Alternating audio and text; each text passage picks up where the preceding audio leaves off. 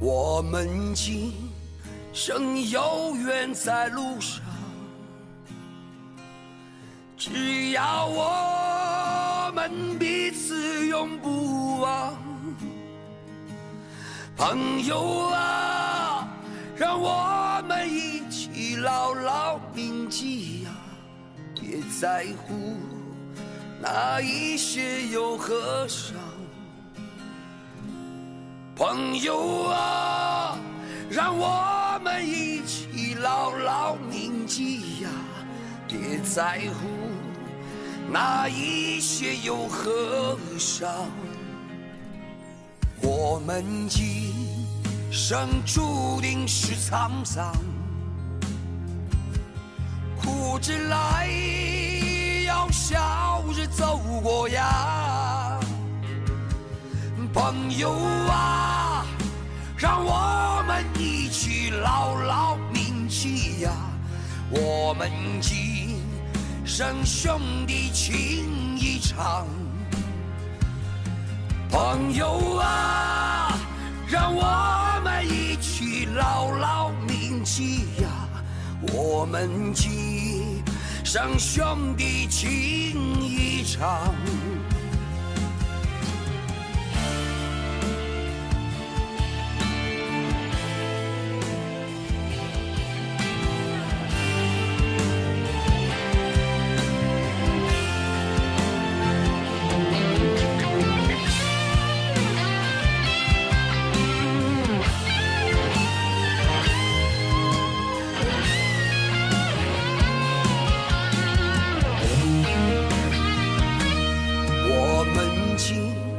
生有缘在路上，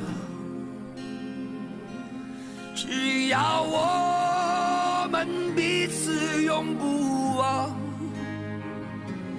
朋友啊，让我们一起牢牢铭记呀，别在乎那一些又何伤。 That's right.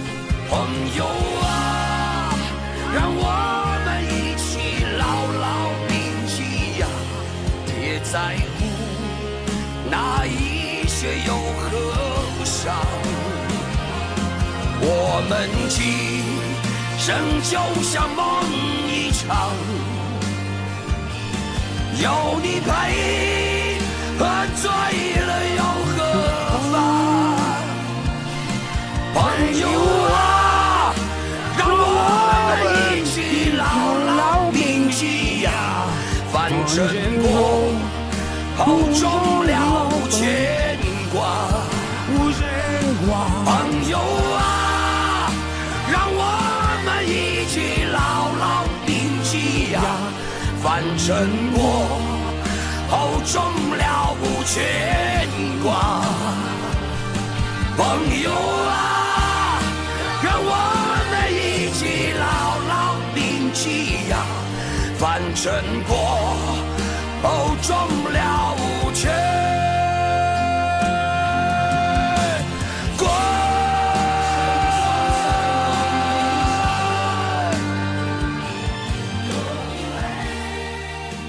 What a God, what a man.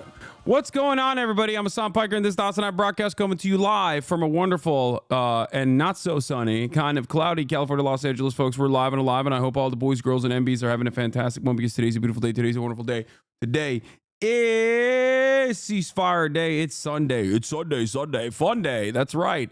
It's the 19th of January, Sunday, 2025. First day of the ceasefire. Hopefully it holds, inshallah, in Gaza. And also TikTok is on ban. We're going to be talking about a lot of stuff today. It's not a normal Sunday. Normally every Sunday we do a little bit of Sunday fun day, but I want to let you know that today is going to be a little bit of a different of a Sunday. Someone said, I'm Israeli 18M and as a big streamer who represents a lot of people, I truly want to know, what do you think I should do regarding the Palestinian-Israeli conflict, you say? Don't join the military, become a conscientious objector, and join the ranks of like-minded folks at Mesarvot, right? That's the name of the organization. Anyway, we have the South Korean rioters as well, but do not join the IDF chatter. You will, if you join the IDF, it'll break your brain. You will not have a good time with that. It's going to mess you up. You're going to do a lot of awful things to a lot of innocent civilians. And then even if you recover from those actions, you will never fully recover mentally from those actions. All right. Anyway, all right. Folks, we're live. There's a lot to talk about. Okay. You know, I just started off with a banger, Jin Sheng Yuan. It's the OG Chinese national anthem, pretty much the real one, right? And not the fake one. Told you. I also have a new TikTok, of course. We'll talk about that in a second as well.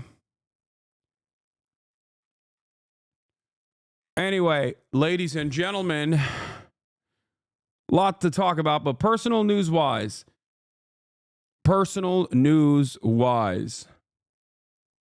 okay, in terms of personal news, ended the broadcast last night and something devastating happened, as you guys know. This is part of the broadcast where I tell you about my personal news, about what I do in between the time period where I press the stop streaming button and press the start streaming a button, okay? And let me tell you, a lot has happened. First and foremost, okay, TikTok was banned. I was devastated because normally I will put something on the telly, you know, Zom 100, which I already caught up with.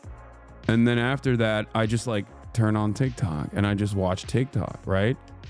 I watch tic-tac-toe, you know? And they banned it. They took it away from us for 12 hours. It was terrible. Okay. Where am I going to get my immortal science of Marxist Leninist Xi Jinping thought, socialism with Chinese characteristics? Where am I going to get that steady dose of propaganda? Where am I going to learn? When am I going to get influenced into learning Mandarin? Okay. It's my treat. I need it. Marvel Snap was taken out. All this stuff. It's devastating, right? In any case, in that process, I actually dove deep because I'm in an anime hole right now. I have like a couple things I'm watching. I'm watching Mashal, which is really good. I also am looking for a new show. And the show that I found is, honestly, I'm genuinely shocked at how good this anime is. And no, it's not Farron, but it's a legitimate masterpiece. I'm saying this right now. It is a legitimate masterpiece, and it's shocking that not a single person has said this name yet in the chat. Okay? An actual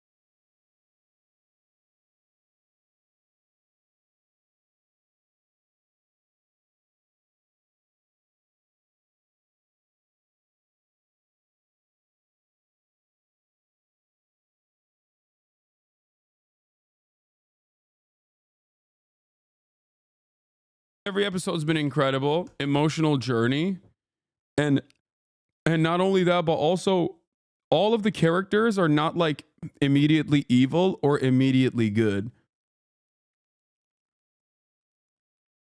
Like that's something that I also appreciate, because a lot of animes have one-dimensional characters, people who are just like good or bad.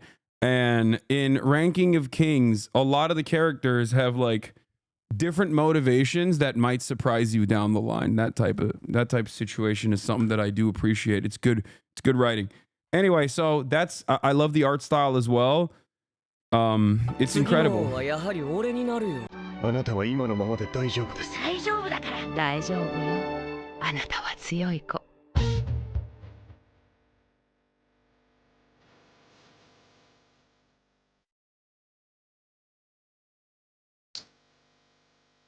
何しに行ったんかな、ボスの息子よ。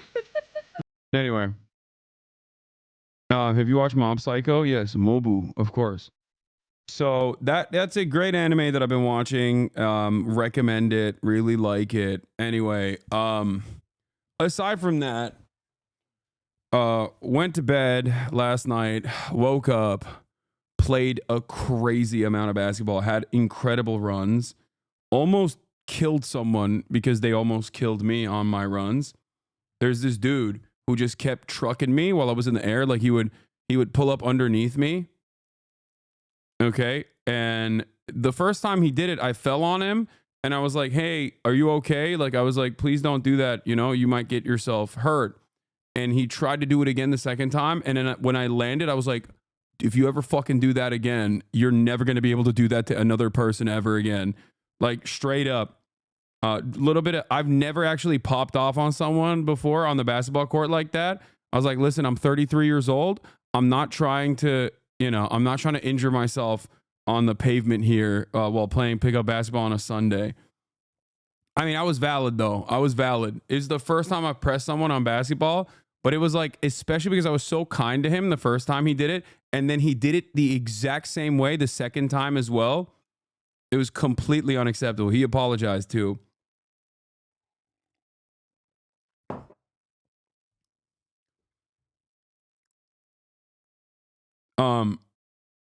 Careful, I have old man bones. No, dude, what are you talking about? When you go up for a layup and the person can't catch you and they just hit you directly, they like slam your body on purpose to push you. They're doing that to make you land on your head, okay? They're doing that to kill you. They're doing that to basically hurt you. It's completely unacceptable. It's a flagrant foul. And it's especially ridiculous on pickup ball, on pavement. You know what I mean?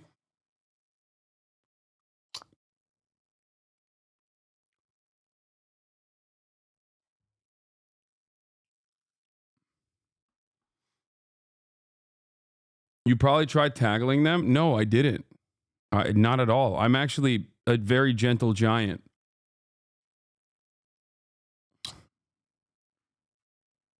Anyway.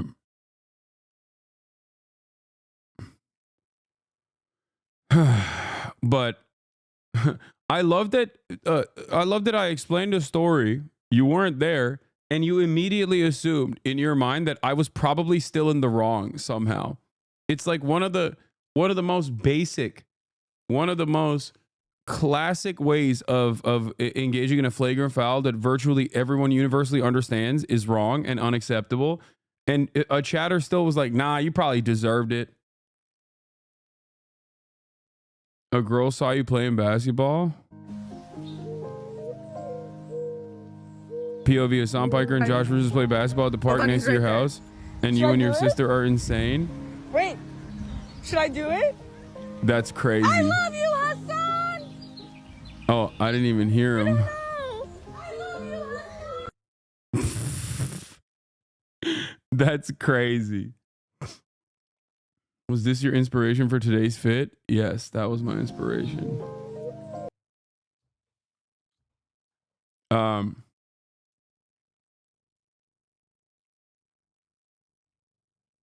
Maybe TikTok should stay banned. No, this is why TikTok shouldn't be banned. You know what I mean? This is why they want to ban it though. At least they didn't get weird with it and follow you. Yeah, true. Kaya, moment from yesterday, she looks flabbergasted at you. But you probably got like more the muscle spank? support that way too. Yeah. Kaya! No, hey, leave it. Where did you find that? Get out of there. What is that? It's just Oh, wasn't it candy? Someone just like discarded their candy. She's looking back at me like, how could you do that? How could you spank me in my butt like that? Just kidding. I've reposted your thirst talks too much. Access denied.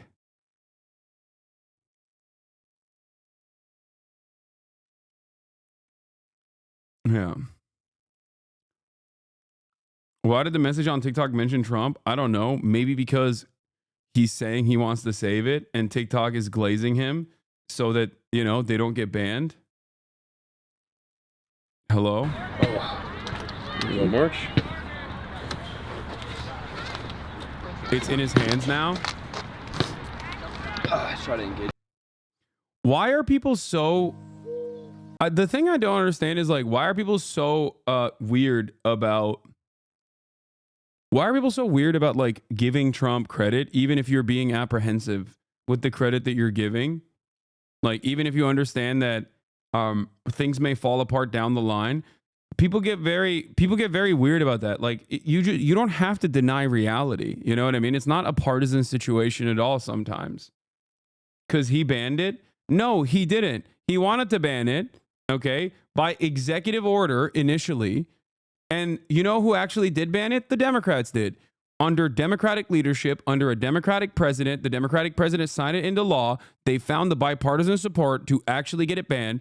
A major thing that actually pushed it over the finish line, helped the TikTok ban cross over the finish line. And the legislative side of things was specifically the influence of the pro-Israeli lobby and their efforts, because they hated that there was too many people talking about Palestine on there. Okay, ironically enough.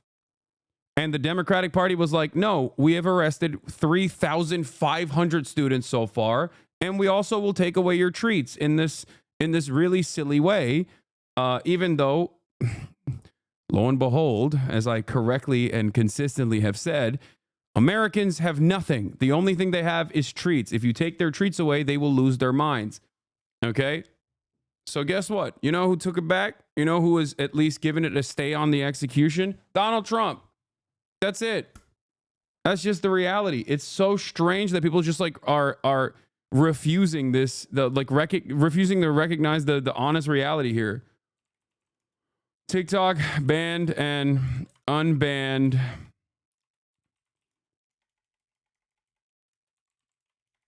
Dems give Trump another insane W right before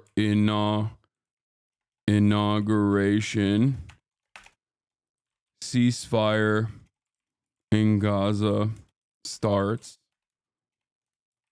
today.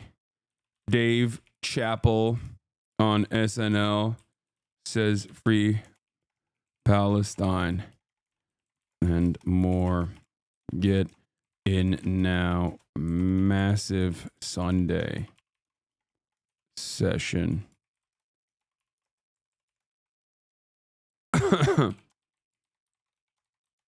It's so strange to me that people would...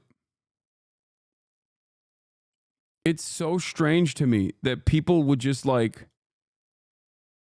actively deny reality in the interest of some like weird partisan thing, in the interest of like maintaining some kind of like partisan perspective at a time when like the Democratic Party has like abandoned you.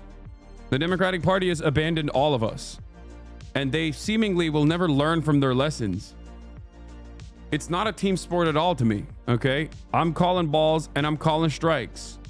Trump is great at creating a mess and getting credit for cleaning it up, but yeah, this was an easy layup from Dems, just like Gaza and immigration. No, I think that I think that in terms of who is most responsible for TikTok getting banned, it's not Trump. It's not. Trump was nowhere near power when TikTok got banned through Congress. Like, what are we talking about? Yeah, he initially wanted to ban it via executive order many years ago when he was president. He couldn't do it. Okay. And guess what?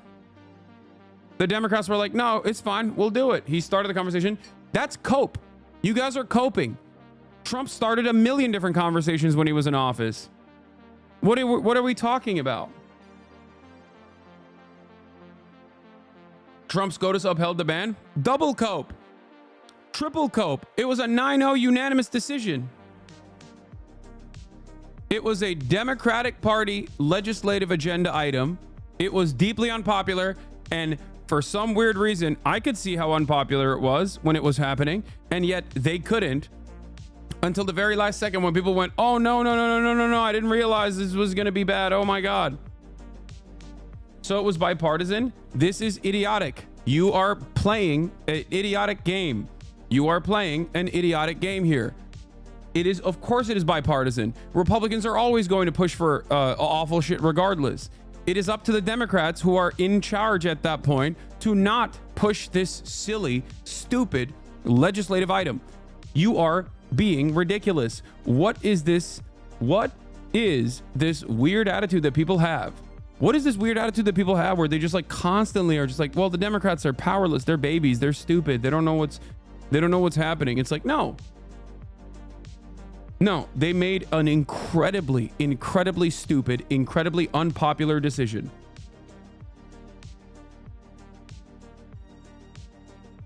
I'm beginning to feel like a lot of the reasons why the Democrats get away with this is because of the mentality that is baked into our minds. Anyway, do we have a blast off meme or not? This does not mean that the Republicans are good. The Republicans are evil as hell. But the Democrats are also evil. The Democrats are also incompetent. They're stupid.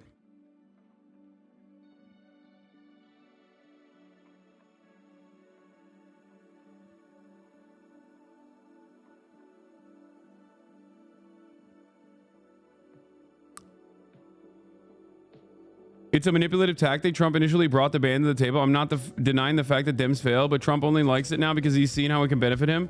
Guys, good luck. Good luck trying to actively deny the reality that like every average dumb person, 170 million of them can see in broad daylight. I'm sorry. Is the reason you have more smoke against Dems than Republicans because they're the opposition party? The reason why I have more smoke for the Democrats against the Republicans is because, first of all, that's not true. I have more smoke for Republicans than Democrats always. But the reason why I'm yelling at my chat right now is because they refuse to recognize reality. And there is nothing that is more annoying to me than a group of people who routinely undermine the reality that is in front of everyone's eyes, where they just like look for an alternative way to message around it, where they're like, no, you don't understand. It was actually Trump that wanted to do it. Okay, so we should just kept the ban in place. Why didn't he keep the ban in place? Why is he saying he wants to give it a stay of execution? Why did he successfully give it a stay of execution as the incoming president? Please stop. Please, you cannot. This is not a politically sound way to operate, but more importantly than that, more importantly than politics, this is also, you're basically training yourself to deny reality at the behest of a party that has abandoned you, instead of trying to get your party, if you are a Democrat, to wake the fuck up. Okay?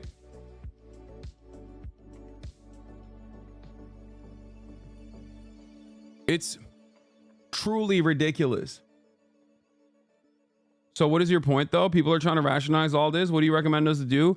I recommend you to all open your eyes and don't lean into false narratives because you feel as though it is more beneficial for the Democratic Party in an effort to defend the Democratic Party and their incompetence. It's so silly. It's so stupid. Anyway, do we have a blast off meme or not?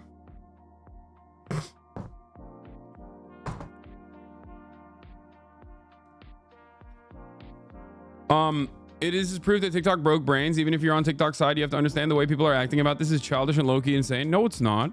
I think you're being childish and insane if you don't recognize that an application that 170 million people were using to communicate with one another, more importantly than that, 7 million small businesses had started on. 7 million people were relying on TikTok for, you know, income. And it's not just like dance people, okay? It's not just like people doing dances and making money off of doing advertising. Even then, that's just like one of the only viable economies remaining in this country. So what the fuck are you supposed to do? But outside of that, there's people that are making, you know, belt buckles. There's people that are making bags. There are people that are making things and selling it on the TikTok shop. And you're just gonna rip that away for what reason? For no reason whatsoever? Ridiculous. It's completely out of control. The people that think like, no, it's actually totally understandable. We should entertain stuff like this. We should entertain ridiculous things that the Democratic Party does like this. Why? Because I don't like it personally. Come on now.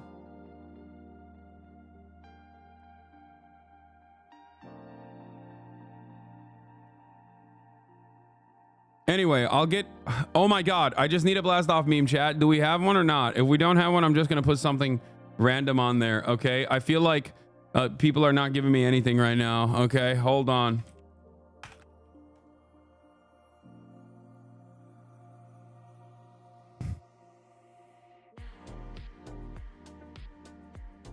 I'm just finding my own. It's fine.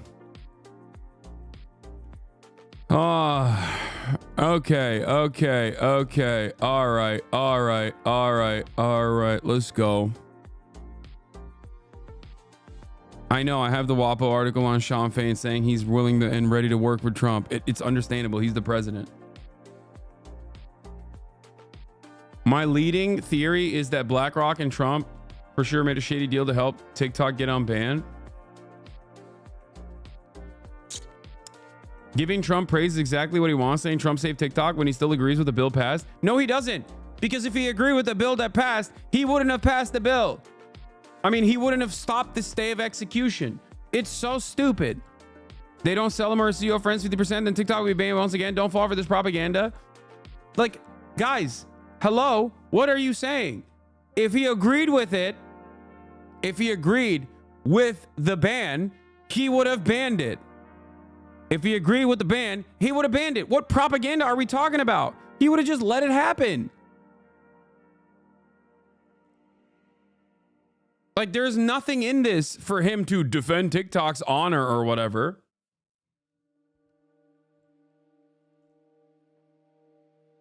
I don't think you guys understand how comprehensive of a bill this was.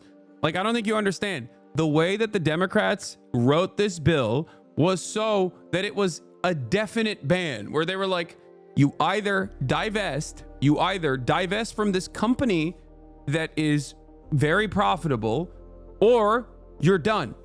And not only, like, they wouldn't even punish TikTok directly, they would punish every other American corporation for having its hands on TikTok. Servers that run TikTok servers would get punished. Okay? Apple would get punished for having it on the App Store. Google would get punished for having it on the Android Store. This is a very comprehensive piece of legislation that extends beyond the next 4 years. It was a 5-year piece of legislation as well. ISPs would get punished. $5,000 per person that is actively using TikTok. With 170 million people, that is like $800 billion in damages.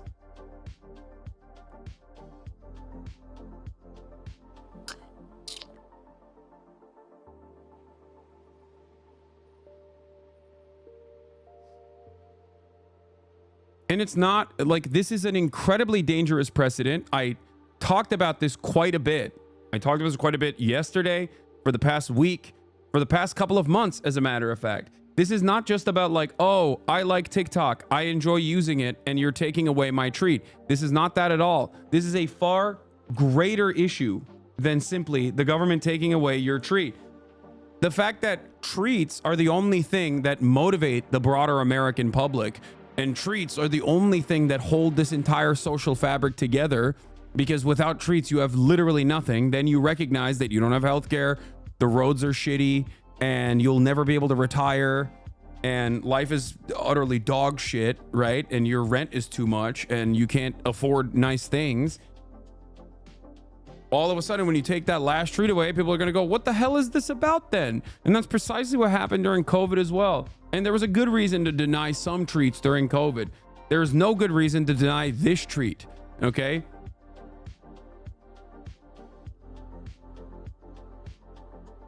It's so shocking to me that personally that liberals have this tendency to look at something when any politician actually responds to public pressure in a positive way. Okay, they go, that's bad, that's automatically bad, I'm gonna yell about that, I'm gonna be against it. Inherently, I'm anti that because a bad guy did it. Trump is still a very bad guy. He is not a good guy at all. Okay, he's a horrible guy. Starting Tuesday, ICE raids are going to start in Chicago. You'll see how bad of a guy he is then. Trust me. Okay? But there is no reason to look at the situation and deny reality. It doesn't make any sense. It does not make any sense whatsoever to look at this situation and not recognize who the real perpetrators are and how they, in the most incompetent ways possible, gave Donald Trump a massive opportunity to present himself as this savior of this incredibly popular app against the incredibly unpopular thing that Congress had done in a bipartisan manner that was still, at the end of the day, signed into law by the Democratic administration. This is in the hands of the Democratic Party.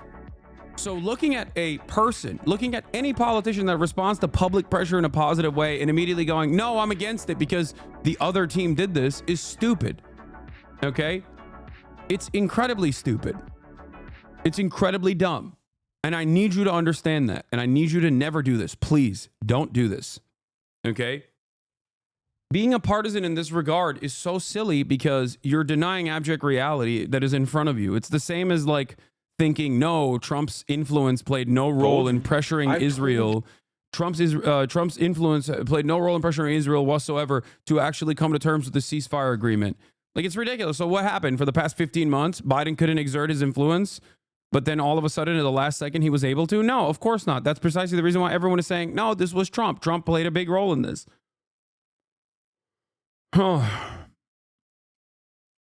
Having said that, of course. The grift to the right begins. Yes, dude, I'm grifting to the right.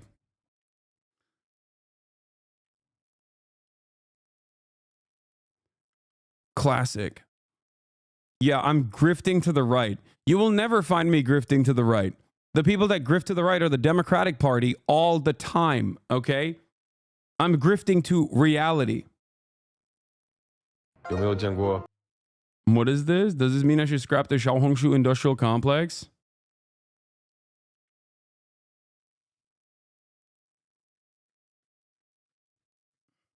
You see Hutch trying to talk shit again?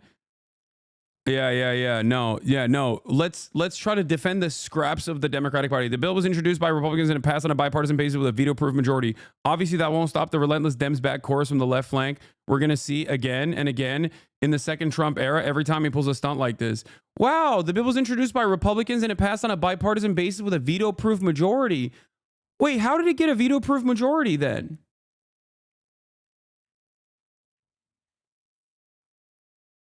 How did it get a veto? Wait, I didn't realize that. Oh my God. I had no idea that the Republicans actually had a veto-proof majority in Congress and were able to get this legislative item passed on their own. Oh, never mind. It's because I'm not an absolute moron who's wrong all the time about politics that I recognize that this is still in the hands of the Democrats under a Democratic leadership with Democrats that actually signed on for it. That's what a bipartisan bill is, okay?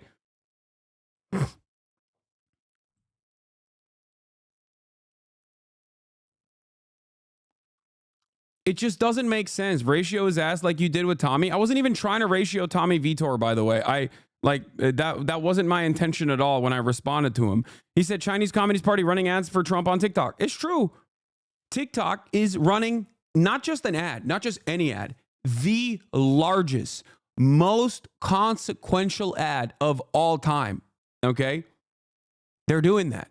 And the way that they are able to do this and the reasons for why they're doing that is because Trump said, we're not banning TikTok, at least for now. Okay? One must look at who's responsible for giving this massive W to Donald Trump. The Democrats handed him the easiest W of all time if he's smart enough to seize it, is what I said. I didn't intend to actually, like, you know, dunk on Tommy Vito or anything like that. This wasn't intentional at all. Yeah, no other will ever care that Trump got paid to flip-flop on it because Congress didn't really explain why it felt necessary to do so. I didn't even see his response, but I don't, this response I don't agree with entirely either. Because like I think Trump is not doing this because he got paid for it or whatever. Trump is doing this because he understands that TikTok is popular. That's it. And it's an easy W for him. He personally thinks TikTok played a role in him winning this election, in him basically getting 34% of the youth vote, as opposed to like in prior elections, never reaching that percentage at all.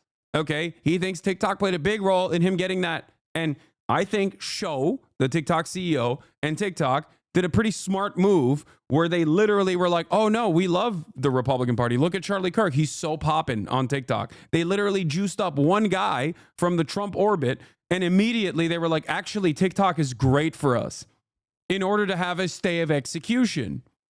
Now, do you think that it would get to that point? Do you think that this would have had to have happened if the Democrats were like, of course we're not banning TikTok? What are we, fucking stupid? If they had said, no, we're not doing that, and instead we're actually smart, just like Trump is in this regard, and said, no, we're not banning that. Republicans want to do censorship. Republicans want to take away your First Amendment rights. Republicans want to take away your treats. Republicans want to ban a platform that has 7 million small businesses who love small businesses. If they had done a massive propaganda campaign like that, I'm certain that, one, this ban wouldn't have even been a conversation. It wouldn't even been a point of contention. And if it was ever a point of contention, it would be one that would benefit the Democrats because they could actively bully the Republicans for being fucking annoying losers who are censorious. But they didn't do that. They didn't do that because they were scared. They were scared because the ADL looked at TikTok and said, everyone is doing Hamas propaganda on there. Get to work right now. Okay? They tagged it along with I believe it was a spending bill. It was a must-pass bill that they added this over to. It passed with bipartisan support. Democrats signed off on it. Some Democrats didn't, right? But enough of them signed off for it for a veto-proof majority. Joe Biden voted for it as well and pushed for it. He signed it into law. And here we are. And because it became increasingly the reality that it was going to get banned, and people were like, what are you doing? This is our livelihoods. All of a sudden, in the last second, they were like, just kidding. We actually don't want it banned. Can you imagine a world where you push for something, okay? You push for a piece of legislation. That legislation passes. Your president votes on that legislation. Then it goes all the way up to the Supreme Court. You don't have a Supreme Court in that situation, right? The Supreme Court is not even on your side. And yet that conservative Supreme Court unanimously votes to enact the legislation that you pushed. And literally a day after that, right as you are on the way out of your administration, on the last day of your administration, you go, we were just kidding. We were just kidding. We were kidding 36 hours. Let's just leave this to Trump. He can deal with it. I cannot imagine a worse way to fucking legislate. I can't imagine a stupider thing that a party could do. And this isn't like, Hasan, you're a dreamer. You're just dreaming big. You want pie in the sky ideals. Like, you are just ideologically minded on this issue. Like, no, it's just bad politics, man. I'm looking at exactly what the Democrats are doing and telling you that they're doing bad fucking politics. They are playing like they want to lose. It's terrible. It's terrible politics. If anyone else in any other job had this level of performance, this much of a glaringly obvious fuck up, they would be fired. They should be fired. It is crazy. And when the Democrats fuck up, when the Democrats fuck up, we suffer, okay? Because when they mess up, when they suck, when they're bad at their jobs, then Republicans win, okay? They might not care about that because they're politicians. And as long as they can keep getting their donations, as long as they can keep farming donos off of all of the awful cruelty that the Republican agenda represents, they're fine. As long as they can keep sending their children to the best schools and make them work at these same mega corporations that they end up getting money from to deregulate those specific sectors, they're fine. You are not fine. When Republicans control the government and do awful shit, you're not fine. You suffer.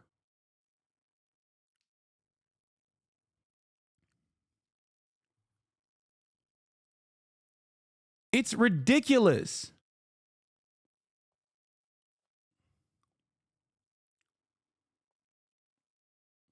It is completely ridiculous. It doesn't make any sense, dude. It's mind-boggling, okay? And I don't understand. I don't understand how people can't see the glaringly obvious reality here. I don't get it. Yeah, just 33% of all Americans express a favorable view of the Democratic Party, an all-time low in CNN's polling dating back to 1992. 4 years ago, in the immediate aftermath of January 6th, attack on the Capitol, the Democrats' rating stood at 49% and the Republicans at 32%.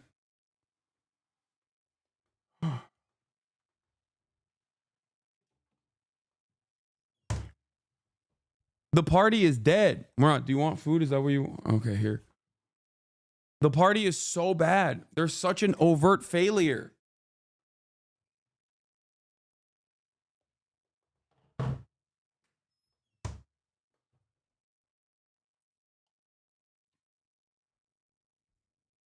Anyone that defends this kind of ineptitude is ridiculous.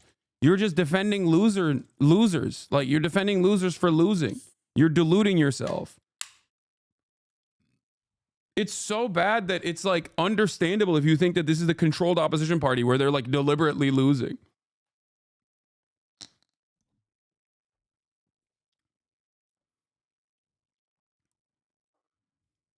I can't begin to explain this. And it's actually stuff like this. This is no motion, okay? Just so you understand. This is one, a denial of abject reality, a refusal to understand how anything works. But last but not least, this is what you see on MSNBC at a time when they are failing, okay? Why are you doing MSNBC talking points on fucking Twitter, man? Why are you doing that? Do you have no mind of your own? Are you a goddamn robot? Are you getting paid by the DNC at least? Please, Hutch, tell me you're getting paid. Because if you're doing this for free, I don't know what to tell you. Like, if you're doing this for free, you're such a fucking loser. Not only are you wrong, but you're not even professionally wrong. At least Matt Iglesias is professionally wrong, right? He gets paid to be wrong. He gets paid to defend the Democratic Party. He gets paid to push them right. And then he goes, after he gets all of his wishes demonstrated by the Democratic Party, and they fucking lose, understandably, because that's a dog shit way to run a campaign, he still turns around and says, no, they didn't just go right enough. That's the problem.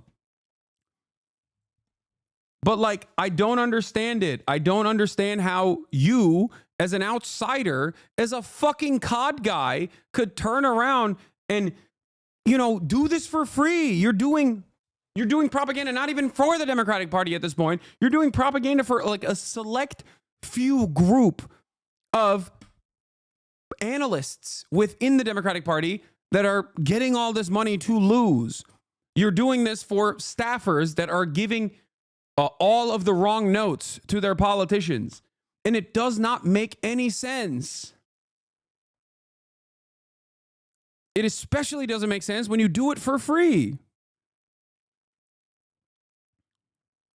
I don't get it. I genuinely don't get it. I think for a lot of people, I'm going to be as charitable as I possibly can be and try to analyze or interpret what's going on in front of me here. Okay? I'm going to assume that because we are so cynical at this stage after multiple decades of Reaganomics, after the devastation caused by neoliberalism, we at this point, I think, genuinely consider any kind of, like, some people, not we, as in people here, but I think there are some liberals out there who falsely assume that politics is about being paternalistic and also doing things that the population doesn't want. And the more unpopular this is, the more bitter this pill is to swallow, the more real politics is happening in that situation. And I think a lot of these guys play catch up, where they basically look to the Democratic Party and don't actually interpret why this bill is passing or what the reasons are from the Democratic Party. They just simply play catch up and defense after the fact, no matter how bad it is.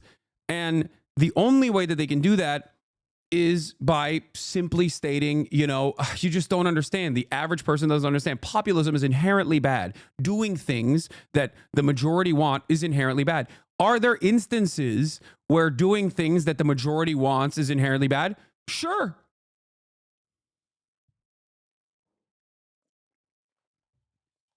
Sure, there are. Sometimes good governance dictates you do things, especially if you have a grand design, if you have a big plan, right? Infrastructure, let's say. You're going to build a massive web of bullet trains. That's going to be an expansive project. That's going to be an expensive project. You're going to have to do eminent domain throughout that process. Some people are not going to like that. Sometimes a good government is supposed to do those things, okay? At the behest of a larger agenda that is overtly good, okay? That is beneficial for commerce, that is beneficial for improving people's material conditions. This is not one of those instances. Banning TikTok is not one of those instances. Not only unpopular, but it's also fucking stupid. It's a bad piece of legislation. It's bad politics and it's bad policy. And Democrats love doing bad politics and pairing it up with bad policy. It does not make any sense. So it doesn't make any sense to defend this sort of thing. I don't understand it. I really, really, really don't understand it, especially because, like, that kind of commentary that Hutch is engaging in here, playing catch up and, like, defending Democrats' incompetence once again, and claiming that this is me actually, like, giving credit to the Republicans and not just, like, addressing reality, okay? Doing political analysis and addressing the reality that everyone can see too, by the way, okay? But infinitely better writers who have spent multiple decades in these institutions write much craftier pieces, think pieces on the New York Times anyway. So you're not filling a void either. Not only are you wrong, but you're not even good at being wrong, and you're not getting paid to be wrong. So I don't understand. Just give it up. Wake the fuck up. Exercise a little bit of critical thinking and stop just defending the Democratic Party like a bot, dude.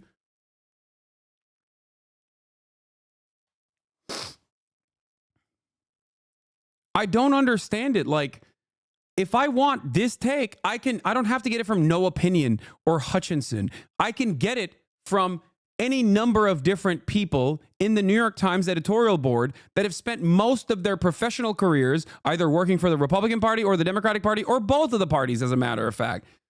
Okay? And they get paid a lot of money to do that. They got paid a lot of money working in these parties, and now they get paid a lot of money to defend the incompetence of said parties by doing PR for them. It doesn't make sense. You're a COD player. You have the opportunity to look at what's going on and not be wrong all the time. You have the independence and the freedom. And with all of that independence, with all of that freedom, you just still choose to churn out Matty Iglesias style propaganda. And you don't even do a good enough job with it. At least Matty Iglesias get paid for it. It makes no sense.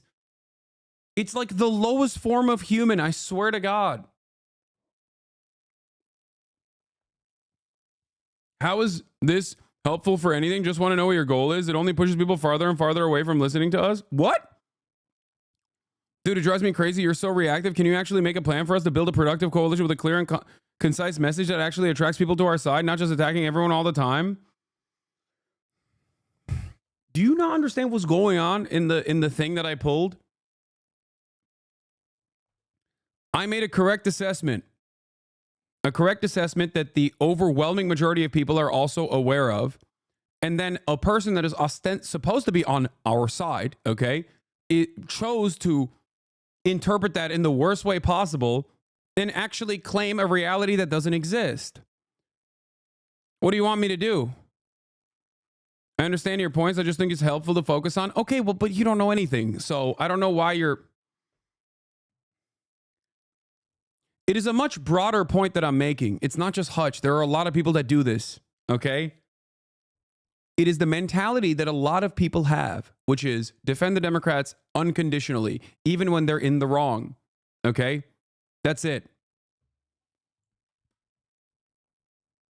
And it's inappropriate. So that conversation that I'm having here is not just about Hutch, okay? It's about everyone that has that same tendency to immediately rush to defend the Democratic Party, even if they are operating in an incompetent manner. It makes everyone look delusional, okay? That's it. If you do this out in the wild, people will look at you like you're crazy.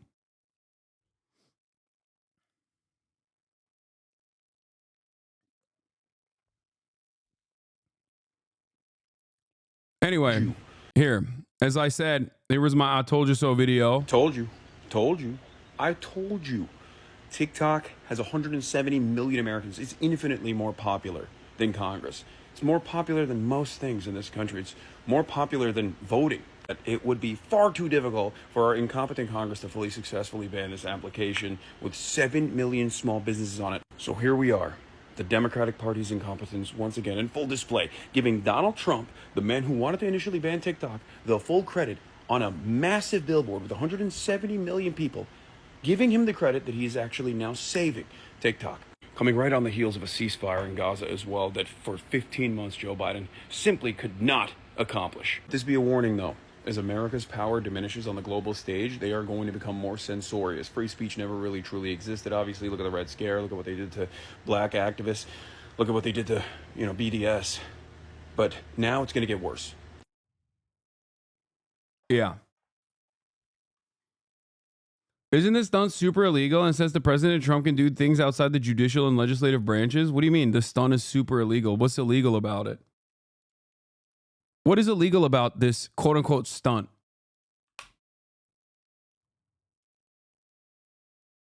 What's illegal about it? Told you. Is a sneaky thirst talk?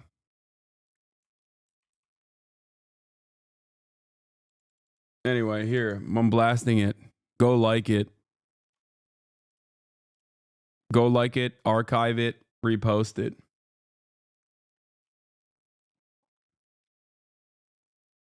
This just proves our laws don't mean shit. It's who's in power and who's willing to use that power. Americans have acute, severe TikTok withdrawal and is showing cold turkey and they're fiending. It's not healthy. China bad. USA. Yeah, I mean, this is a great take as well. Yeah, you Dem loyalists were wrong about the significance of Gaza to Americans, wrong about the political relevance of the TikTok ban, wrong about the validity and intensity of popular hatred of corporations. You don't know anything when it counts. Please exit all civic life forever. It's true.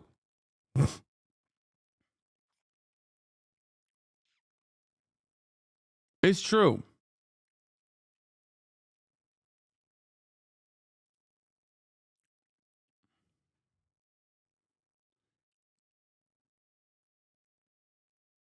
And I'm already seeing thank you Trump posts from my apolitical friends. I want to die in a video game. If you're angry at that, understand who's responsible for it. Because who gave Trump this opportunity? Who? Who gave Trump this opportunity? The Democrats did. They did. I want a competent actually anti-fascist Democratic Party. I want a real counterbalance to growing fascism in this country. The Democrats are refusing to do that. Okay? They're refusing to do that. And I keep screaming and I keep kicking and I keep demanding that the Democrats actually do that so that we don't have a ridiculous Republican administration. It's ironic that people will try and claim that I'm an accelerationist, that I want Trump to win or some dumb shit, when it's exactly the opposite. If the Democratic Party listened to any number of different things that I was complaining about, we could have fucking had a much different outcome here in this election cycle. But no. But no.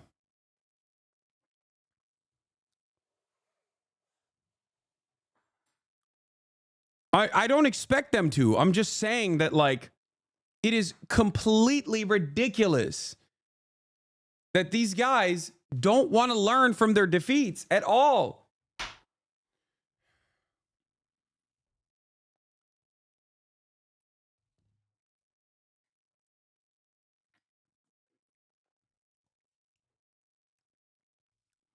Can you explain the data behind saying that the ban is unpopular?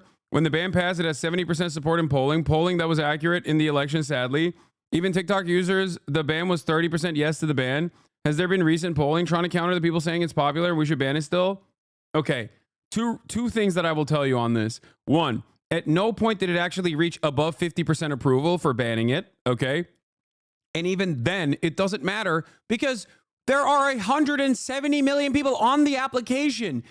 How many times do I have to explain to people that in the United States of America, especially, people that claim that they want something, that they think that like banning something is going to be good, once facing that reality will very quickly change their minds. We just went through this with abortion. We just went through this with fucking Roe v. Wade. I don't know how else I can explain it. There were people who were like, I'm voting for the Republican Party, but maybe this abortion ban, not a great idea. They literally went back to their own states and with resounding margins turned around and solidified constitutionally enshrined abortion protections in the same states. Clearly, the people that were like, oh yeah, I'll vote for the abortion ban, I think it's a good idea. Once it was a reality, we're like, oh my God, it wasn't a good idea at all. It was a very bad idea. Let's change this immediately. This is the reality in America all the time. People will say, I want something. And when that thing happens, they go, oh my God, I had no idea how devastating this was going to be. This is part of the benefit for reactionary politics, is that Republicans can get away with a lot of awful things, with an agenda that is just inherently bad, okay? An agenda that is harmful to so many Americans because many of them don't realize the damage until it's far too late, once it's implemented. And a pretty sizable chunk of people never even recognize it. So that's number one. Number two, even on that front, it never actually passed 50%. Okay? That's a good angle to come at it, people. The public as a whole is very bad at hypothetical situations. The what if questions, they just generally get wrong. Yes, look at climate change. People can't comprehend something unless it's like tangible, unless it's like A to B, okay? Especially as a broader population. That's number one. Number two, okay? Number two, even then, there wasn't this like mass approval of banning TikTok. Okay? There wasn't like this overwhelming sea of support to ban TikTok. How can you say that when the fucking application is the most popular application? Like, what are we talking about?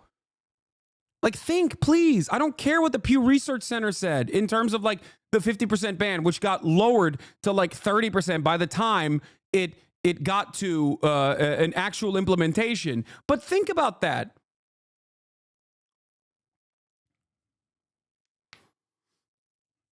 Think about that, please.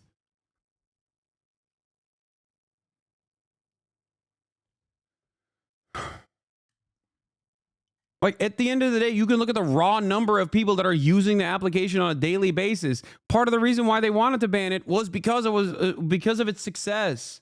Just because people use it doesn't mean they don't want it banned. Dude, that is so dumb. That is so dumb. I use TikTok all the time and I want it banned. The amount of users means nothing. Do you think the overwhelming majority of TikTok daily users in the 170 million actually wanted it banned? So why are people celebrating this then? Why is this a benefit to Donald Trump? If this was truly a fucking popular decision, why is this being treated like an ad for Donald Trump? This should be a major L for Trump. That Trump saved TikTok should actually be a bad thing. But you understand that as a good thing. You understand that as a good thing because you recognize, regardless of what you're saying right now, to try to prove a fucking stupid point on your in this moment, you also understand that this was objectively an unpopular decision by the Democratic Party. What you're saying doesn't even make logical sense. If TikTok's ban was a genuinely popular thing, then right now everyone would be dunking on Trump. They'd be like, oh, this fucking idiot. I can't believe he saved TikTok. He should have never done that. We love that TikTok was banned. We want it to be banned. Right? Right? Don't you think?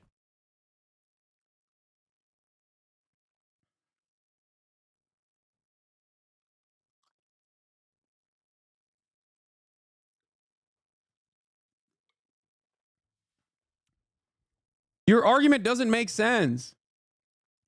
The argument that you're trying to put forth doesn't make sense.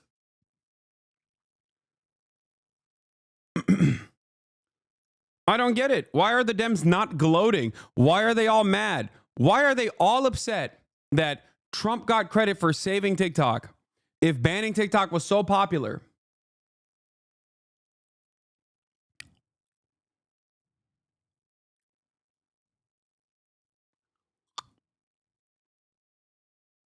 You actually don't believe Trump initiated this? What are you talking about? I 100% believe Trump initiated this. What do you mean? Trump, look, here's what I think, okay? Here's what I think. AIPAC gave the final push to get this across the finish line. It was tied to a must-pass bill. It got passed. Joe Biden signed it, celebrated it, thought this was a major W. Then the Supreme Court took it on and gave a unanimous decision to finalize this ban. In that process, there was an election cycle, however. In that election cycle, Donald Trump actually started posting on TikTok. So did the Democrats, as a matter of fact. Weirdly enough, even though it's a major national security problem, it seems like neither party actually had an issue posting on the fucking platform while they were actively trying to ban it, right? The difference is between the two parties, one party was being hypocritical by posting on TikTok, while the other party, on the other hand, was posting on TikTok and getting glazed. Okay? Donald Trump, in that process, realized that TikTok might not be so bad. In his mind, he thought, because Charlie Kirk was, seeing a tremendous amount of success on the platform, and Charlie Kirk directly has access to Donald Trump, and many other right-wing content creators were telling him, TikTok is good, TikTok is good. He decided this was actually beneficial for him because he reads the fucking room. That's it. It's not a superpower. It's literally not a superpower. But for some reason, if you are in DC for a long enough time, just trying to understand what like the overwhelming majority of people enjoy or like becomes this impossible endeavor.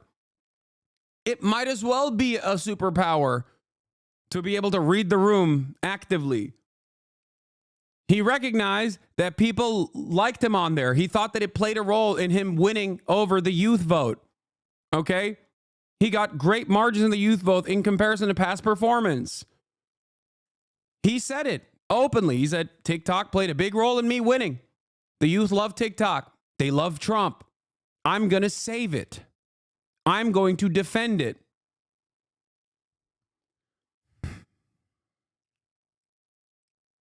And that's all it takes. TikTok glazed the Republicans, reposted Charlie Kirk memes. Show is still, the CEO is still reposting Charlie Kirk at Greenland or whatever. Okay. And they're doing that because they don't want the application to be banned.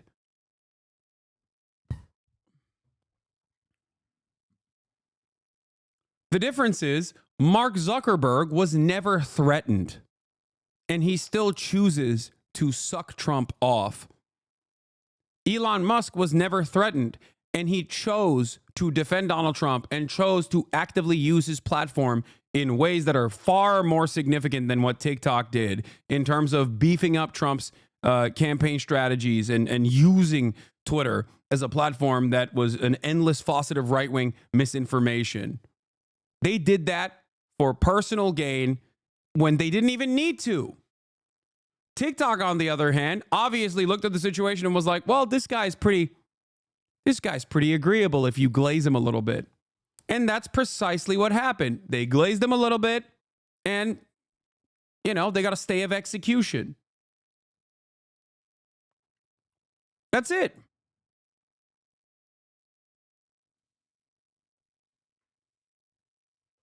That's it.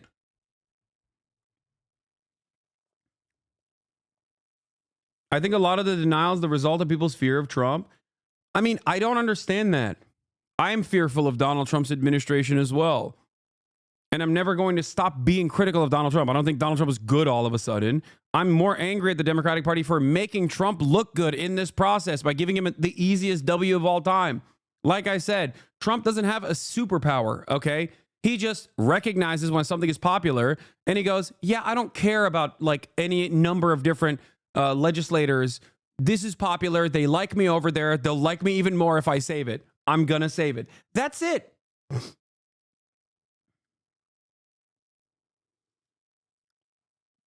I'm asking companies not to let TikTok stay dark. I will issue an executive order on Monday to extend the period of time before the law's prohibitions take effect so that we can make a deal to protect our national security. The order will also confirm that there will be no liability for any company that helped keep TikTok from going dark before my order.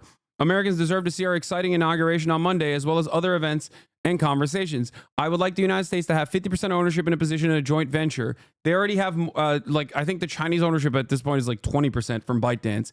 By doing this, we save TikTok, keep it in good hands, and allow it to stay up. Without U.S. approval, there is no TikTok. With our approval, it's worth hundreds of billions of dollars, maybe trillions. Therefore, my initial thought is a joint venture between the current owners and or new owners, whereby the U.S. gets a 50% ownership in a joint venture set up between the U.S. and whichever purchase we so choose. Donald Trump's Truth Social, 10 a.m. EST.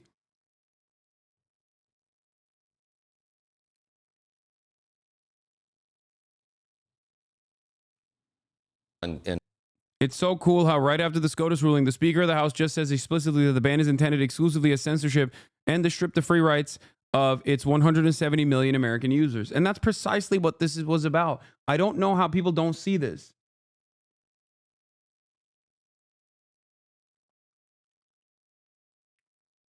No, he's not saying nationalize TikTok. It doesn't matter what he says in terms of like what they want to do. I think that they're probably going to have a very similar structure that currently exists, but they're just going to aesthetically make it seem as though it's different. Like the ownership is different.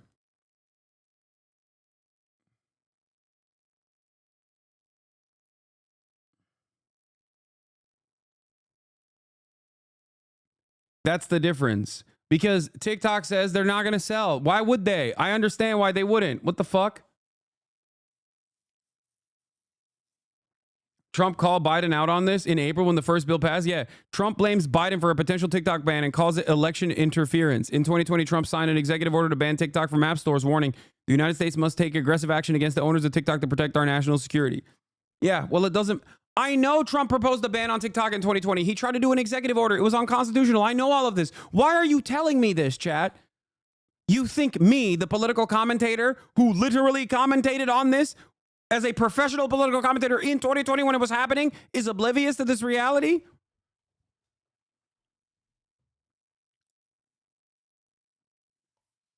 I know.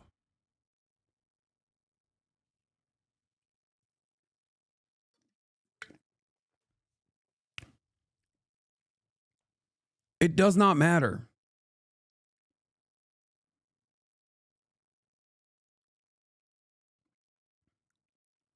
saying Trump initially wanted it banned and he doesn't anymore doesn't change the equation even a little bit. Okay? TikTok CEO Shou Zi Chu is expected to attend tonight's Make America Great Again victory rally at Capital One Arena. Yeah, of course.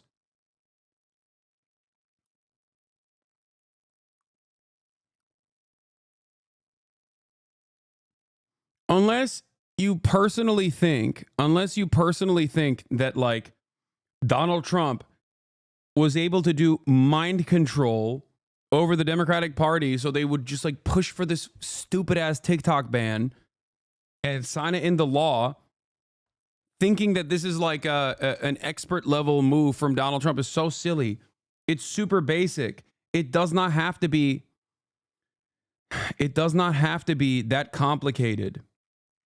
Politics can be as complicated as you want it to be or as simple as you want it to be. If people want something, and if you know, an application, a treat that 170 million Americans use, okay, is the easiest W of all time. It's an incredibly easy W. It's an easier W than COVID lockdowns, because COVID lockdowns were appropriate. That was an instance where the government was actually operating in a paternalistic fashion at the behest of the citizens, okay? And even then, it was deeply unpopular because people couldn't go get haircuts. People were losing their minds, okay? People did not have access to their treats. Don't you understand? That causes societal collapse in America. That's the one thing.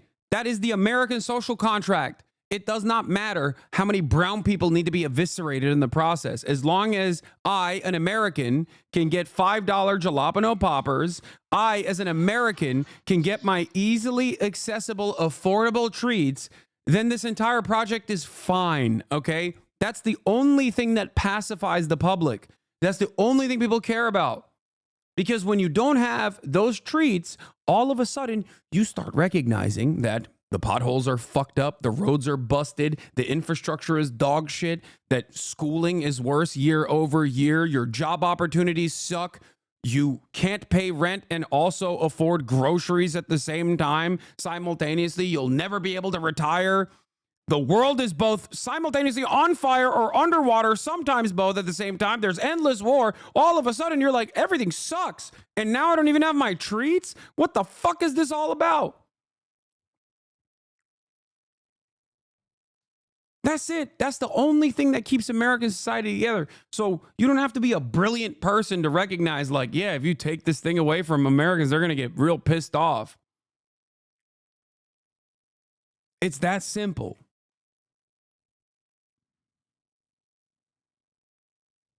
Also, not only is this just a treat, but there is no valid, unlike the COVID lockdowns, there is no valid reason to try and, you know, restrict Americans' access to this social media application. Okay? That's the other problem here. Because if there was a valid reason, I would at least entertain the idea. If there was a valid reason, if they actually had a real, comprehensive, valid reason to do this, okay, then it makes a little bit more sense. But there is no real valid reason to do it. Oh, I'm sorry. Too much Israel criticism is not going to be enough for me. Oh, people are too excited about Luigi Mangione on there. We got to do something about it. Because that's like one of the real reasons, okay? That they just can't like put their thumb on the scale in terms of like what gets posted on there. And that's a big problem. Wear the MAGA hat, man. Shut up. No, I'm not going to do that. Yeah, I mean, this is a timeless classic, you know? The last decade has been the Democrats clinging onto the rule book going, but a dog can't play basketball while a dog fucking dunks on us over and over again. It's a classic for a reason, because it is exactly what keeps happening. The institutionalism defenders, the institution understanders, the rule abiders, the norms respecters, constantly getting destroyed by the Republican Party and going, but what about the norms? But what about the rules? I don't understand.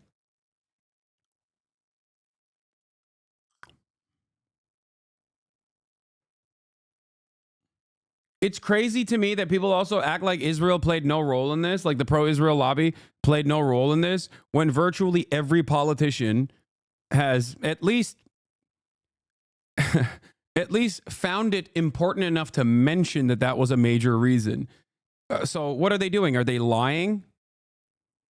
Are they lying when they say they did this for Israel? I guess maybe they're just lying. Gallagher is well liked by Democrats and his GOP colleagues and respected as an expert on the issue. His efforts appeared to stall in 2023, but were revived in part by the fallout from the October 7 attack by Hamas on Israel, according to people close to TikTok and close to lawmakers. TikTok's users quickly inundated the platform with videos about the attack and Israel's war on Gaza. Some lawmakers say TikTok appeared to favor pro-Palestinian and anti-Israel content and renew calls to ban the app in the U.S. TikTok spokeswoman said that the videos that lawmakers are concerned about were created by its users, and the company argued it has been fair in moderating pro-Israel and pro-Palestinian videos. October 7 really opened people's eyes to what's happening on TikTok and its differential treatment of different topics, said Krishnamurti, adding that the coming election also fueled concerns. People are concerned about interference using TikTok. Here's Mitt Romney also Typically, saying the that Israelis are good at PR. What's happened here? US Senator Mitt Romney suggested TikTok was manipulating public opinion by boosting pro-Palestinian posts. If you look at the postings on TikTok and the number of mentions of Palestinians relative to other social media sites, it's overwhelmingly so. I'd note that's of real interest, and the president will get the chance to make action in that regard.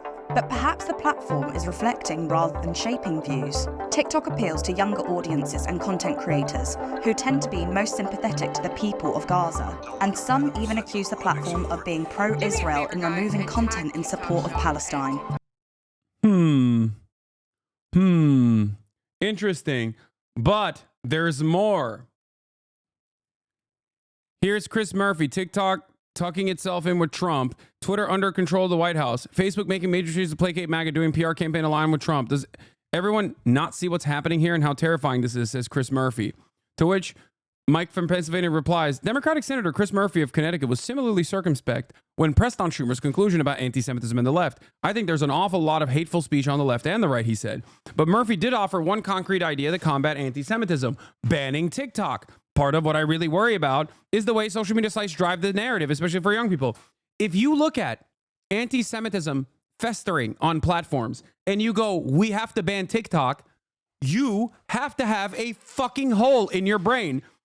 It is ridiculous that you're posting on the anti-Semitic website, like the premier website for people that love posting Hitler gifs, going, we have to apologize to this guy.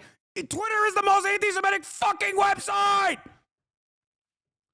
What the fuck? This is what makes me so angry about this fucking process, too, because there are valid concerns with social media in general, whether it be breaking the minds of Americans and having a steady flow of misinformation run rampant, data privacy issues. All of these are real fucking problems, okay? But you want to know something? Every platform does it. So solve it by legislating on those issues rather than using those issues to say, this is why we must ban TikTok. That is what is so frustrating about this, okay? It's just a lie. That's it. Part of what I really worry about is the way that social media sites drive the narrative. TikTok is talking about Gaza. The way that TikTok is talking about Gaza is designed to divide Americans from each other. While Murphy had previously been reluctant to embrace a ban, the events of the last 2 months have pushed him toward the view that it's probably time to say that we shouldn't have a Chinese-owned social media company force-feeding divisive information to our kids.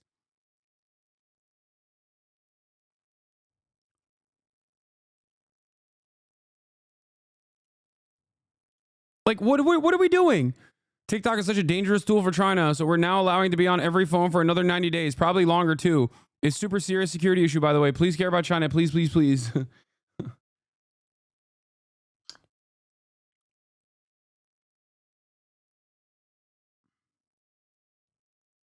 Yeah. Here is the ADL.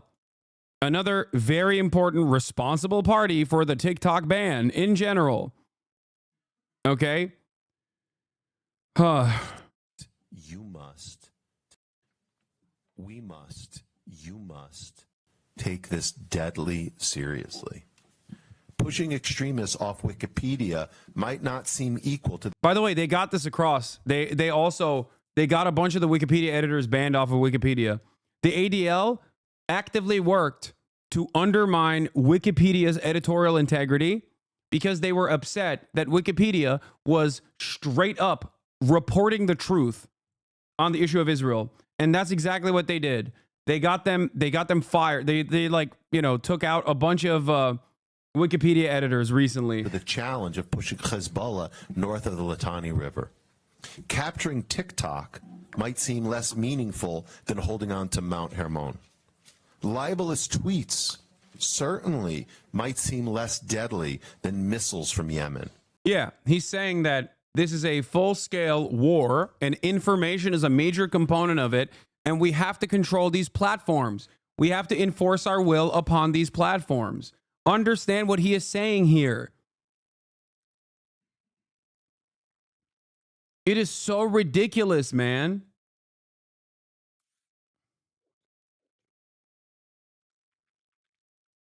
But this is urgent because the next war will be decided based on how Israel and its allies perform online as much as offline.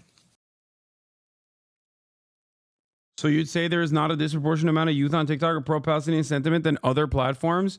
Than on other platforms? Wait, what? No, I'm not denying that. I'm saying that that is the reason why they want to ban it. Hello? Do you have an issue with that? Do you have an issue with that? Okay, that's what I thought. I was confused. No, there is definitely not a disproportionate amount. There's just like a proportionate amount that reflects reality, okay? What are we doing here at this point?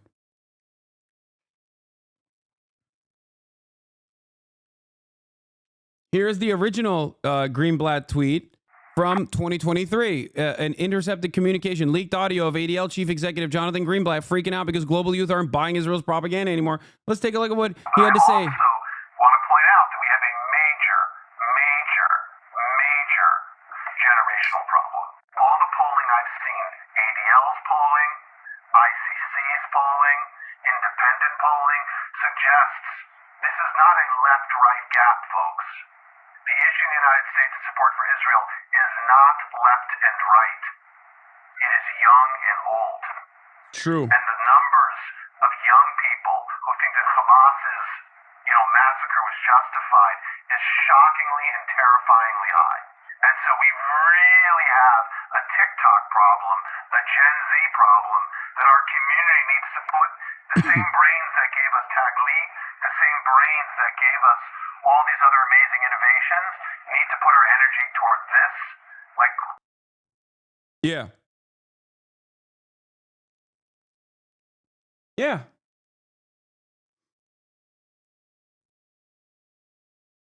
Like, they're actively and openly stating it. They're like, yeah, we want to ban it because people are seeing the truth about what Israel is doing, and that's completely unacceptable. And we can't have that. We can't have that. And we've been chasing this left-right divide. It's the wrong game. The real game is the next generation, and the Hamas and their accomplices, the useful idiots in the West, are falling in line in ways that are terrifying. Last thing I'll just say, we saw a dramatic change in the language of the activists here in America on October the 8th. The language of groups that we've long tracked, who've long been problematic, like Students for Justice in Palestine and Jewish Voices for Peace, they flipped like they're talking about young Jews, by the way. Like, they're saying young Jews are too pro-Palestinian, and they're getting radical in the face of like Israel's genocide. It's completely unacceptable. Also, long tracked. Think about that. They've been tracking the statements of students for Justice for Palestine. They've been monitoring Jewish Voice for Peace, like anti-Zionist activists. Interesting. To like Iranian propaganda. The language I could show you from their toolkits, because our analysts are in their groups. Like they literally have, they're like, we have spies. We have spies inside of these groups. We have spies inside of groups like Jewish Voice for Peace. We have spies inside of groups like Students for Justice for Palestine. Isn't that weird? This is supposed to be a civil rights organization, chat. A civil rights organization.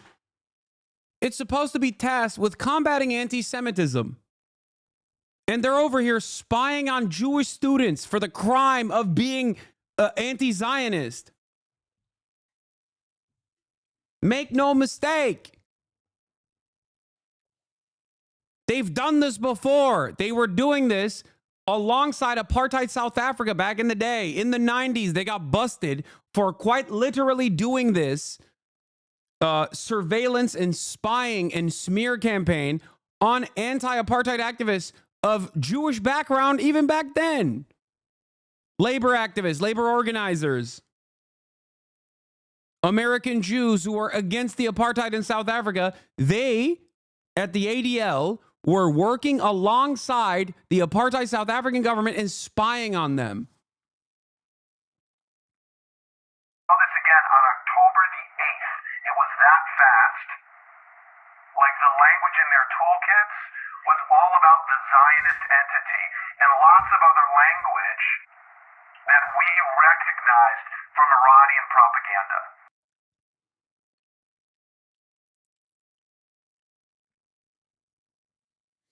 What does South Africa have to do with Israel? Great question. Well, they were both very important, valuable allies during the Cold War. They're both fascists and they're both apartheid regimes. They relied on one another for developing nuclear capabilities.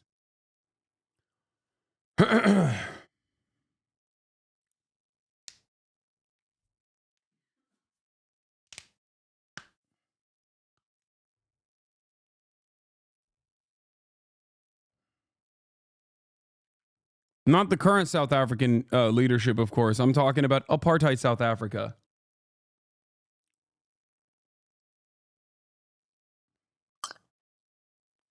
People calling that chatter a dumbass as if most people don't.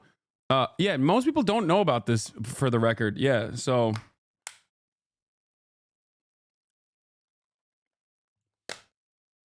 That's why I said, good question. Second paragraph, last sentence.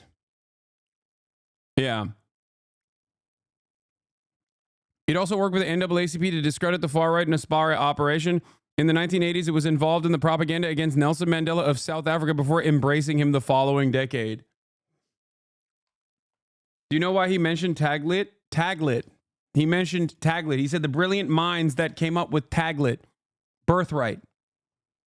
He's saying birthright is an incredibly valuable, an invaluable tool of propaganda for young American Jews. He's saying the brilliant minds that came up with the concept of birthright to do pro-Israeli propaganda should also be able to, deal with this TikTok issue.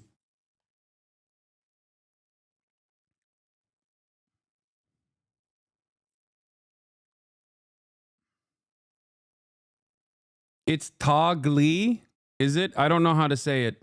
Taglit? Taglit, sorry. I mispronounced it. What is this? We need to talk about TikTok. TikTok, if you will, it is the 24/7 news channel of so many of our young people, and it's like Al Jazeera on steroids.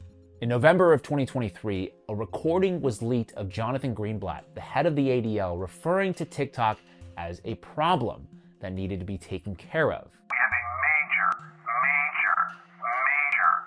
generational problem. The issue in the United States of support for Israel is not left and right.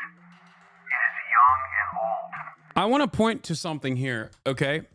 Make no mistake. there are other factors from other sectors that want a TikTok banned as well.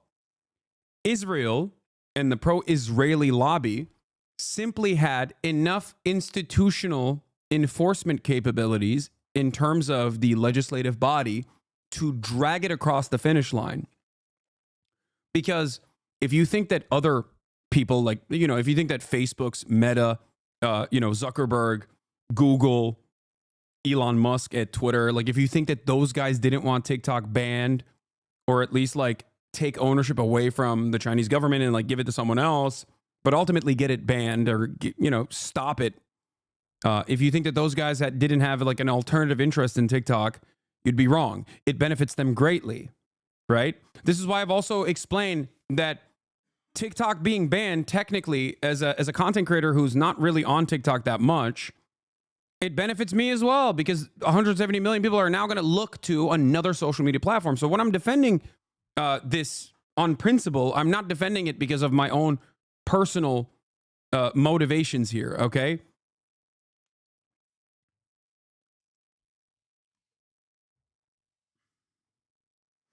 Is someone texting you to add more context? Yeah, dude. The Jews, right? They're texting me to add more context. Is that what you're trying to, is that, you know, what you're trying to say here? Is that what you think is going on? Or do you think I care about the truth and I want to make sure that people are not simply looking at this issue with a reductive, people are not looking at this issue in the most reductive ways possible. Okay? If you think it's just because of Israel, then you're wrong. That's not the only reason. Okay? That's not at all what I meant. Why did you say that? Why did you mention that then?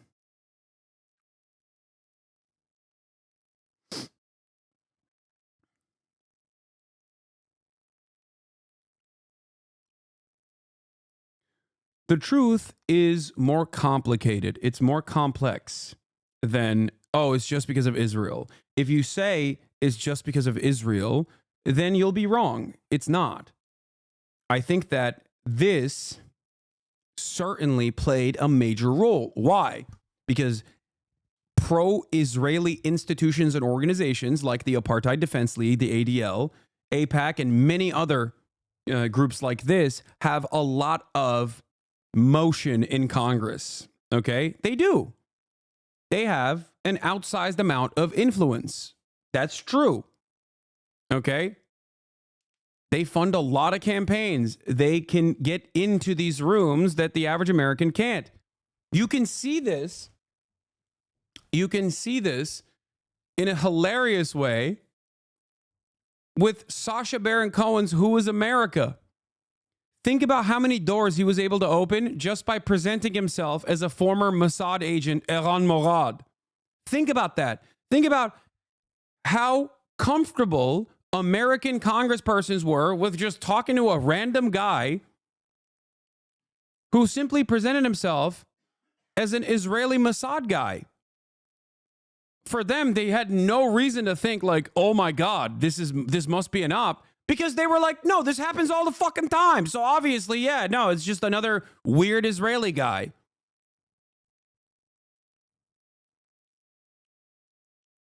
That's it. Like, it's silly to think about because it was like presented as a comedy, but there is some very serious truth there. He was able to open virtually every door. He was able to interview Dick Cheney, dude.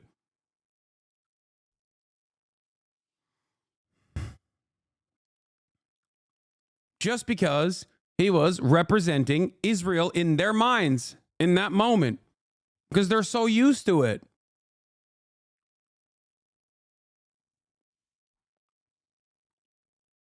And so we really have a TikTok problem, a Gen Z problem, that our community needs to put the same brains that gave us Tagli, the same brains that gave us all these other amazing innovations, need to put our energy toward this, like, fast. Now, one interesting side note here is that I came across an ADL report expressing frustration that they couldn't access TikTok's analytics the way they can with every other big tech company. Like, should they be able to do that? Anyway, now we're about a month into this war, and all these studies started coming out, making claims about the proliferation of anti-Semitism on TikTok. The most notable one from a statistician and tech executive named Anthony Goldblum. He tweeted out on November 30th that a study he commissioned concluded 30 minutes. Bro, look at this. X being the lowest. Come on, dude. I'm on all three of these platforms. Who are you lying to? That's the other side of this that is so fraudulent, okay? Please understand how fraudulent this study is, okay? All you need to do is just click on Twitter and spend 3 seconds on the platform. Now, why are they saying Twitter is the least anti-Semitic out of all these platforms? Why are they saying that? Because it's owned by Elon Musk, who is, ironically, more overtly anti-Semitic than Mark Zuckerberg is, and certainly more overtly anti-Semitic than any other person that owns any other social media platform. But he went to Israel. He went to Israel and he was like, oh, dude, this is, you know, he did it. He was pro-Israel. If you're pro-Israel, you can be as anti-Semitic as you want. Okay? That's the real grift. Because these guys are way more invested in combating anti-Zionism instead of anti-Semitism. Now, make no mistake. Do I think personally that there are no anti-Semites who present themselves as anti-Zionists? Of course.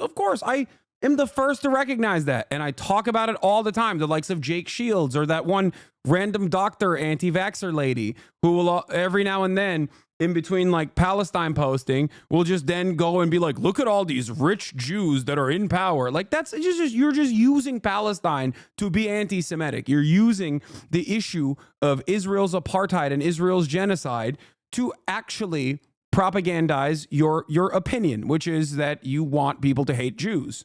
Okay? Clandestine Owens is another example of this. So just understand that while there are people who are prominently featured in mainstream outlets and on all these platforms that are overt anti-Semites, okay? Overt anti-Semites that present themselves as simply criticizing Israel, in terms of the way that most normal people analyze the situation, that is not the case. Okay, in terms of the on-the-ground organizing, that is certainly not the case. If you think that like Jewish Voice for Peace, If Not Now, or Students for Justice for Palestine are run by like rugged anti-Semites, you are a delusional loser. Okay? So why is it that Twitter is seen as the least anti-Semitic website on this study? Okay? Why? Why? It's because the far greater danger for Israel is not the increased anti-Semitic, the increased anti-Semitism in the Western world. That benefits Israel's apartheid project. Okay? This is precisely the reason why I have time and time again explained to you that Benjamin Netanyahu will link up with overt anti-Semites in the West all the time.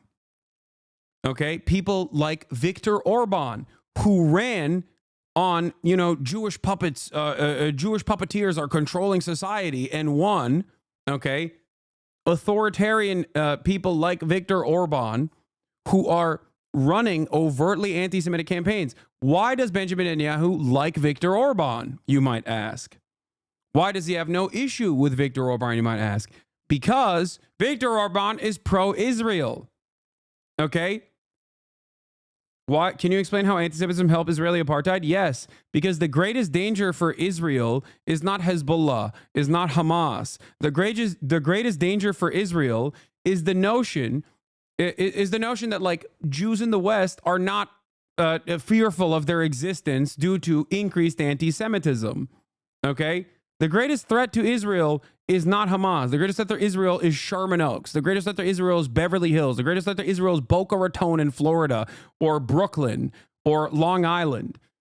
Because if people are just like, yeah, I'm American, why should I care about this stuff? What are you talking about? If American Jews were to be like, yeah, I don't really associate with Israel like that. I don't really understand why we're just like giving them unlimited weapons. I'm an American, which is normal to think, by the way, and many people do think that. Then all of a sudden, Israel can't exist in the violent ways that it does as an apartheid regime. That's why it's so important. That's why the propaganda is so important. You're like, the Holocaust happened, and it did, of course, and that it can happen again. It can happen again. It's going to happen any day now. That's why Israel has to be a demographic majority Jewish ethno-state, because you have to have Israel as a demographic majority Jewish ethno-state, because if it doesn't exist like that, then, you know, Holocaust 2 is going to happen at any moment, is the prevailing domineering argument that pro-Israeli people make. Crazy you have to clarify? I do have to clarify for two reasons. One, because there are people who unfortunately are so fucking insane that nowadays people do question these narratives, okay? Like as though it's a fucking narrative and not the truth. And two, the reason why I have to doubly clarify it is because people will regularly clip me out of context to try to present me as an anti-Semitic person because of my arguments against Israel behaving as an apartheid state, being an apartheid state.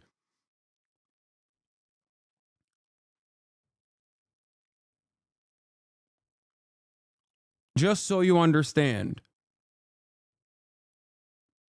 Israel does not have an issue with overt anti-Semitism rising in the Western world. Okay? Here. I mean, here's Joe Biden elevating that same line. Without Israel, there's not a Jew in the world that's secure, is an insane statement made by the president of a country that has the highest number of Jews outside of Israel. Like, what are you saying? I think without Israel, there's not a Jew in the world that's secure. And he said this time and time again. It's like when you're the American president and you say that, it sounds like a threat, dude. You know?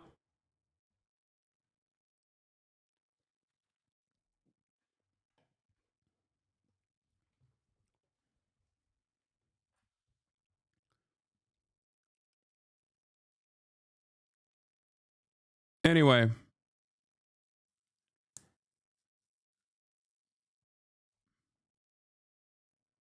What? Hey, HasanAbi, is there a study done on your vids on YouTube for being ad blockaded? Just got on for today after watching a 27 video and saw 4 3-minute long ads as opposed to other videos from other popular content creators. Similar lengths, but 3 ads at most. And your longer videos are horrible. Am I the only one who gets this, or is it normal? You think my longer videos are horrible? What?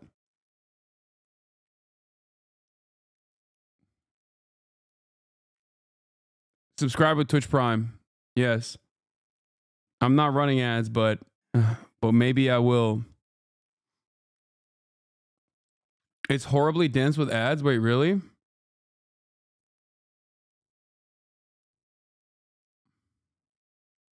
Yeah, I don't know what's going on, but it probably isn't my videos.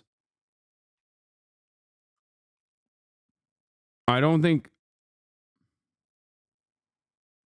Were they talking about my YouTube channel, or are they talking about a fan channel? They might be talking about a fan channel.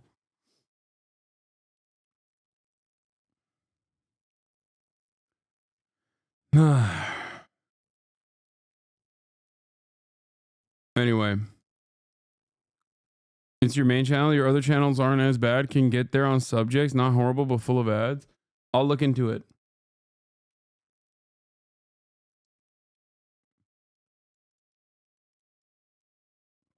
Now, the idea, your YouTube is trash, Lazlo. The idea that like Israel is the safest place on the planet for Jews is also obviously insane, considering how violent the Israeli government is and how it constantly is trying to do upkeep for an apartheid where there are 5 million indigenous people that they're dominating in perpetuity. That's already a ridiculous thing. The shadow says, right, the place where Jews are conscripted to fight nonsense wars and the biggest Jewish massacre since the Holocaust happened is the only place where Jews are safe. Exactly. Exactly. It's not safe at all. It's a constant war zone, and it doesn't have to be a constant war zone. It's only a constant war zone because the Israeli government can't maintain it without being a constant war zone. You're always going to have friction if you are trying to dominate 5 million indigenous people in real time. Like, that's insane. So, it's a ridiculous idea, and it's constantly defended by ridiculous people who are pro-Israel. But like I said, this benefits the propaganda this necessitates the propaganda Israel must put out. Okay, in terms of you know, Israel being an inherently violent settler colony. Okay, because that's what it is, both historically and in contemporary society. Israel behaves as a violent settler colony, and in order for Israel to keep defending itself on the propaganda front, they have to keep saying like, oh no, if this doesn't happen, if Israel doesn't behave this way, then, you know, Holocaust 2 is going to happen. This is why I took a very long way to explain this, but this is the reason why, one, the Israeli government does not mind anti-Semitism growing in the Western world, because they can use that to tell all of the Jews that live in America or in the Western world to come to Israel, or at the very least offer material support to Israel, or at the very least offer Hasbara, defense of Israel, online. Okay?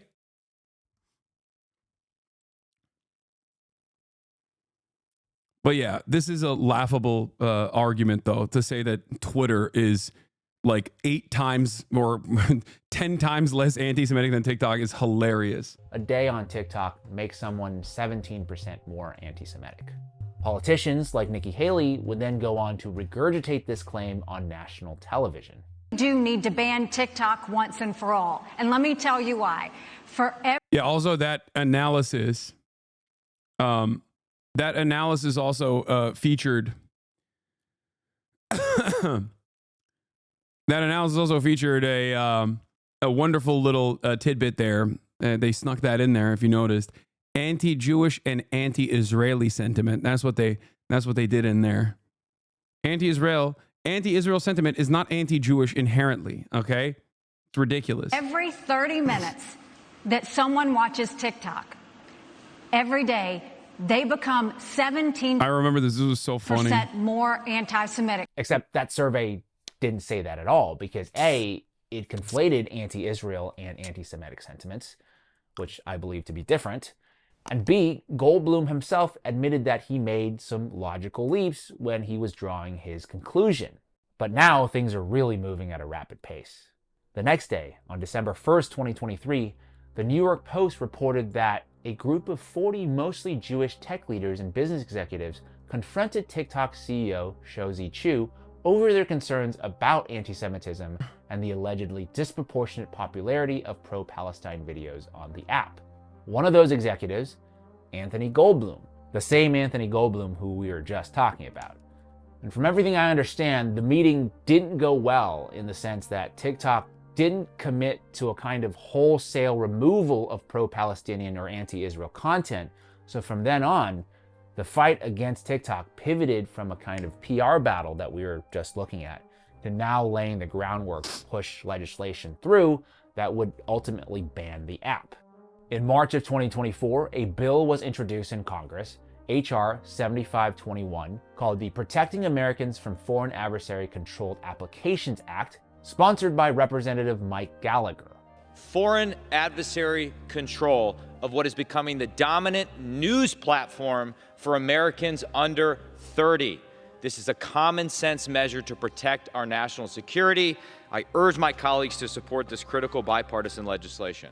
The argument is one we've heard before. TikTok, owned by the Chinese company ByteDance, could pose a threat to US national security by harvesting user data, and its algorithm could also be weaponized to, quote, brainwash Americans. Now, these concerns I do think are valid in a sense, but I think it's worth noting that companies like Facebook and Google engage in similar data collection practices, and then look at how, oh, he replied to this tweet. We have had a lot of questions about why we labeled the chart anti-Semitic / anti-Israel and not just anti-Semitic. Different people, previously the CEO of Kaggle, what the hell is Kaggle? Different people have different views on which questions count as teasing out anti-Semitism. So we went with a more conservative chart title. For those interested, these are the raw questions that were asked in the survey. Jewish people can be trusted just as much as American people in business. Jewish people are just as loyal to America as other American people. I am just as open to having Jewish friends as I am to having friends from other sections of American society. Compared to other groups, Jewish people have too much power in the media. Jewish people talk about the Holocaust just to further their political agenda. Jewish people chase money more than other people do. I'm comfortable spending time with people who openly support Israel. Okay, one of these is not like the others. Israel has a right to exist as a homeland for the Jewish people. Israel is, okay. The first 6, I'm like, okay, that's like, you know, pretty good at assessing anti-Semitism. And then it immediately goes into the last 5, which are all like truthful statements that will be designed as calling you anti-Semitic. That's crazy. Israel has a right to exist as a homeland. Israel has a right to defend itself against those who want to destroy it. Israel and its supporters are a bad influence on our democracy. Israel can get away with anything because its supporters control the media. Okay, this one is like still anti-Semitic. And then Israel treats the Palestinians like the Nazis treated the Jews. I mean, this is just objectively true. Is fact. Factually accurate.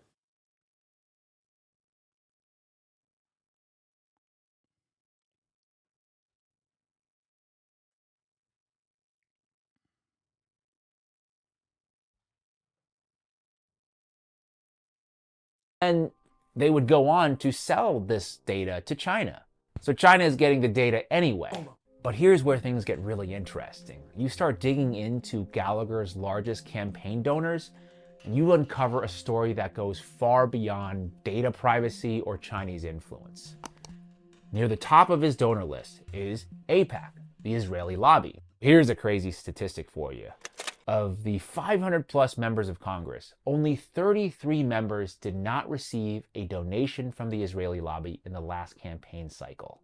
So essentially, when Israel wants something from America, they usually get it. Now, another contributor I want to draw your attention to, Palantir Technologies, which is a defense contractor co-founded by billionaire Peter Thiel. Palantir just happens to work very closely with the Israeli military, providing advanced surveillance and targeting software used extensively in their war on Gaza. And one of their consultants, a man named Jacob Hellberg, was responsible for writing the bill. Yeah, it's incredible. A defense contractor who profits off Israel's war were also the ones behind drafting a bill that would, in effect, stifle criticism of said war, which is a clear conflict of interest, no? At around the same time, the Jewish Federations of North America penned a letter to Congress urging lawmakers to ban TikTok due to anti-Semitism. Not one mention in their letter about China or data privacy. TikTok runs all sorts of videos that portray the Israelis acting towards the Palestinians in barbaric ways. And when young people see these videos on TikTok, they obviously become remarkably sympathetic to the Palestinians, and they think badly, to put it mildly, of the Israelis. So the lobby would like to shut down TikTok. On March 23, 2024, HR 7521 passed with largely bipartisan support. Looking back, I was fully expecting the bill to pass the House very, very quickly and easily, because there are a lot of bills that pass the House and don't make it through the Senate. The Senate is meant to slow things down. But 1 month later, on April 24th, the act passed in the Senate, again, with overwhelming bipartisan support, and was signed into law by Joe Biden on the following day. Like I said, I had never seen a bill go through Congress with that kind of speed and velocity, with very little opposition or debate. It's wild. And maybe even wilder, by that summer, Mike Gallagher, the representative who had sponsored the bill, was now working for Palantir as their head of defense. Ooh! He didn't even finish out his term. He just resigned from Congress and took a job there. I know, all of this sounds like a crazy conspiracy theory. In fact, the ADL did call this a conspiracy theory. The Atlantic also called this a conspiracy theory. They even name-checked me in their article. Quote, "The entire world knows exactly why the US is trying to ban TikTok," James Lee declared on March 16th. Not bad for your boy here, huh? And honestly, this would remain a conspiracy theory. I don't know if I would have made this video if they hadn't come out and confirmed their true motivations. Typically, the Israelis are good at PR. What's happened here? Some wonder why there was such overwhelming support for us to. That's why it's so funny when people will be like, "Oh, dude, oh, dude, it seems like we're broaching conspiracy theory territory here," and it's like, okay, but you're saying it. Like, why are you allowed to say it as long as everybody understands you're pro-Israel and it's a good thing? But like, when I repeat it, you're like, well, that's it. Some anti-Semitism happening here. It's not Jews, man. It's Israel, okay? That's the most important thing for people to consider here. Like, if fundamentally you think that like Israel is doing this at the behest of Judaism or Jews, you're wrong. Okay? Shut down potentially TikTok or other entities of that nature. If you look at the postings on TikTok and the number of mentions of Palestinians relative to other social media sites, it's overwhelmingly so among TikTok broadcasts. So I'd note that's of real interest. And that's where we are today. China or Israel? I'll let you be the judge.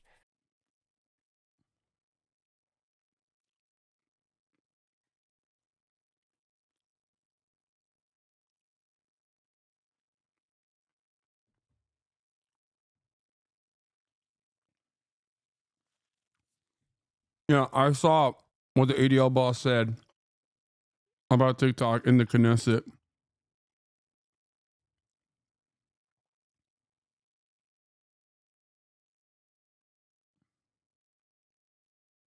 What is this? The new anti-Semitism, the Arab global conspiracy. Sure, I'll maybe take a look at it. But also, there's a possible rug pull going on with the Trump coin, which we'll cover in a second. Hold on, let's hear what our boy Michael Penis is saying, though. I'm not gonna watch this, man. I'm not going to watch this, okay? Take an hour off. Please stop spamming it. You know that you're being annoying. Well, you're spamming it because I haven't looked at it. And you also simultaneously have, like, you simultaneously keep saying, like, oh, I'm being annoying, I know, but can you please watch this? Take an hour off. I think we will enforce the law. And when President Trump issued the Truth Post and said, save TikTok, the way we read that is that he's going to try to force along a true divestiture, changing of the hands, the ownership. It's not the platform that members of Congress are concerned about. It's the Chinese Communist Party and their manipulation of the algorithms. They have been flooding the minds of American children with terrible messages, glorifying violence and anti-Semitism and even suicide and eating disorders. It's so funny to say this, like, as though Meta didn't have a massive lawsuit in their hands for eating disorders and also anti-Semitism, but Twitter is great. I mean, crazy kind of stuff. And they're mining the data of American citizens. It's a very dangerous thing. The Chinese Communist Party is not our friend, and we have to make sure this changes hands. I'm really heartened to see that Google and Apple and Microsoft have taken the steps to comply with the law. There needs to be a sale of full divestiture from the Chinese Communist Party. And I think President Trump is the one that can make that deal happen, so we're excited about it. No, I think we will. Why don't MSM bring up that exact point? Because they're not interested in the truth. What do you mean? Especially as it pertains to Israel, which is an incredibly important foreign policy asset. Okay? When has the American government, or when has the American media apparatus strayed away from State Department propaganda? Never. The answer is never. There's like very rarely do you ever see something that is like overtly critical.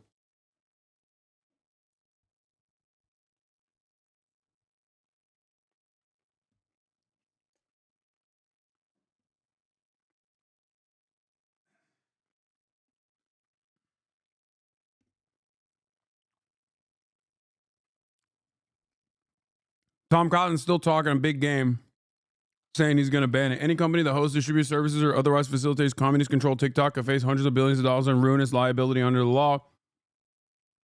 Not just from the DOJ, but under securities law, shareholder lawsuits, and state attorney generals. Think about it.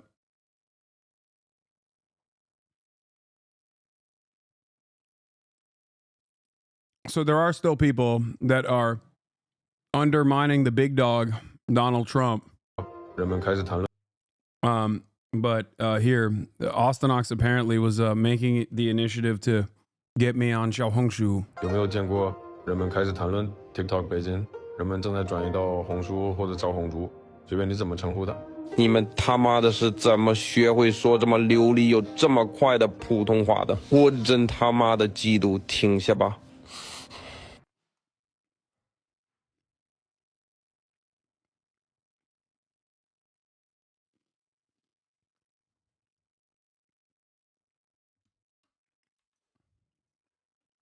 有没有见过？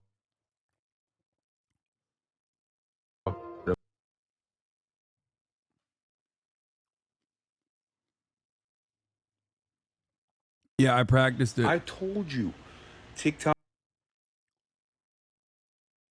Anyway.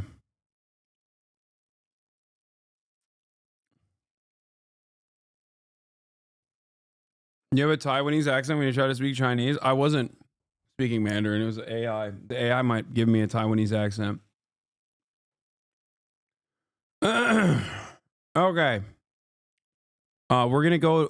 I'm going to finish off the TikTok stuff, and then I'm going to go to Gaza ceasefire. Breaking news from TikTok, the social media app, saying it is in the process of restoring service after going dark for more than 170 million American users late last night. In a statement, the company says President-elect Trump gave it the clarity that service providers would not be penalized. Congress passed the bipartisan bill last April that led to a current banning of TikTok, but it was Trump who signed an executive order, you'll remember, in August of 2020 to step up pressure on the Chinese-owned app to sell to an American company. Now, Trump is saying he wants the U.S. to have a 50% ownership stake between ByteDance or new owners. Joining us now for more on this, cybersecurity and data protection expert Caitlin Sarian. Caitlin, thanks for taking the time and being with us. Let's start by getting your reaction to TikTok's announcement on a restoration of service. Yeah, I mean, I've been in shock for the last 48 hours. I was in denial. And then last night when it went out, I was in shock and I just kind of stared at my phone. I'm pretty excited to see what happens in the future. And this is looking good for the 170 million of us that are on TikTok. But yeah, I mean, I think it's been a roller coaster of emotions for a lot of us that are content creators on the platform. So online, you are known as Cybersecurity Girl. You create content specifically educating your viewers on topics like data protection and privacy, things of that nature. Congress and the Supreme Court say this is a national security risk, not necessarily just TikTok, but apps owned by foreign adversaries or companies that are from a foreign adversary. Do you believe Americans' information is really at risk here? Well, as a cybersecurity professional, you know that everything is a risk, right? You always have to take a risk-based approach. So every service, every website, every app that you use and download, every time you're giving your information to someone, no matter who it is, you have to take a risk-based approach.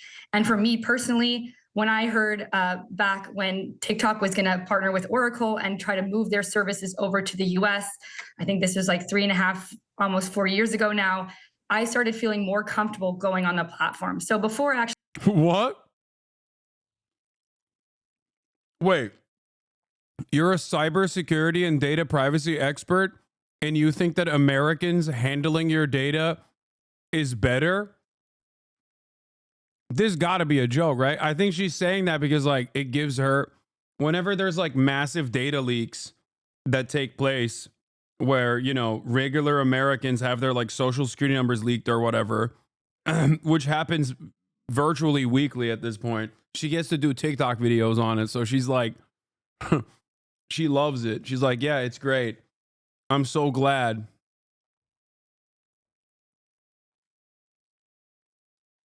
What? actually didn't go on the platform. I took that risk-based approach. I said, you know, I don't feel comfortable giving my data to China at that moment in time. When I heard that TikTok was starting to partner with Oracle, I decided, hey, my risk-based approach it's okay because I feel like my purpose is bigger and I'm going to be able to reach a larger audience. And that was my risk-based approach. But every single individual has to take that approach, no matter if it's TikTok, whatever app you're using, and just knowing who you're sharing your information with, there's always a risk, especially when it comes to China or other foreign adversaries as well. Yeah, you know, I think most Americans, I mean, I get personal texts to my personal phone from politicians asking me, you know, all sorts of things. Like, everybody gets my information. So I think a lot of Americans are like, wait a minute, everybody has our information. But this is different. This is about foreign adversaries and what they could possibly do. You worked at TikTok, right? I want to know if you think, could you ever? Wait, I'm sorry.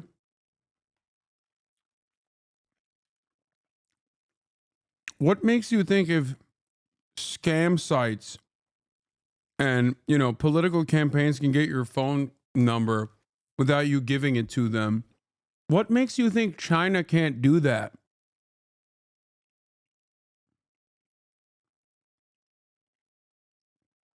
You kind of answered your own question there, where you're like, Americans are pretty, you know, Americans are pretty annoyed with the lack of data privacy in general, but it's basically become like a normal part of our existence at this point.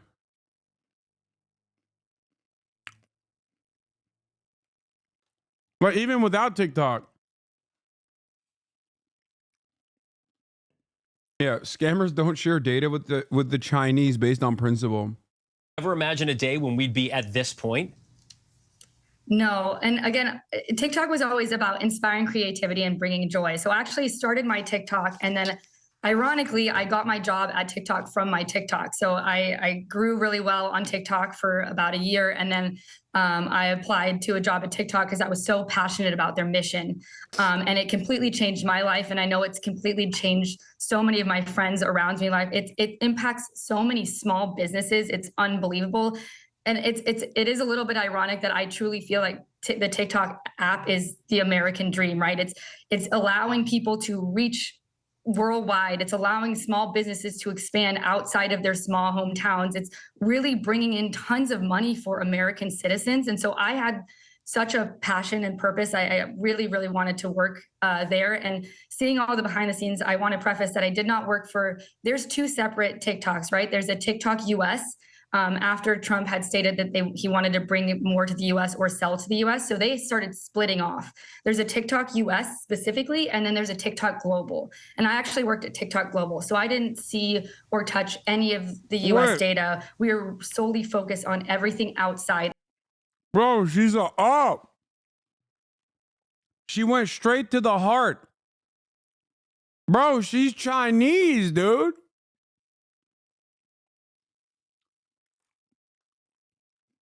Wait, what? She said, I'm not even working for TikTok US. That's for the birds. I'm straight up tapped in. Okay. Secretary of the Communist Party of China has me on dial-up. Of the US, so all the other countries that use TikTok. But the team that I know that worked at TikTok US, like dedicated individuals, ex-FBI, ex-CIA agents, and then they are, again, partnering with Oracle. So I really felt comfortable with them. But again, it's a risk-based decision. Obviously, I don't know what the Supreme Court saw. I think there's a lot of stuff that's going on behind the scenes that I didn't have any privy of seeing, and a lot of the American citizens don't, which is why most of us are very confused and hurt and upset and shocked.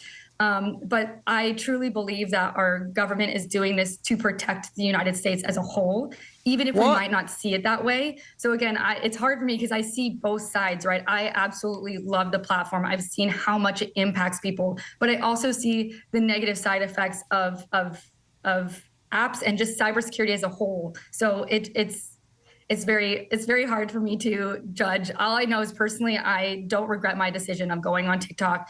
It's completely changed my life, and I know it's changed so many other people's lives as well. Caitlin Sarian, thanks so much for taking the time to talk to us about it. I do appreciate it. Yep, no problem. Thanks for having me. This morning, President-elect Trump is set to have breakfast with GOP senators before. Bro, what?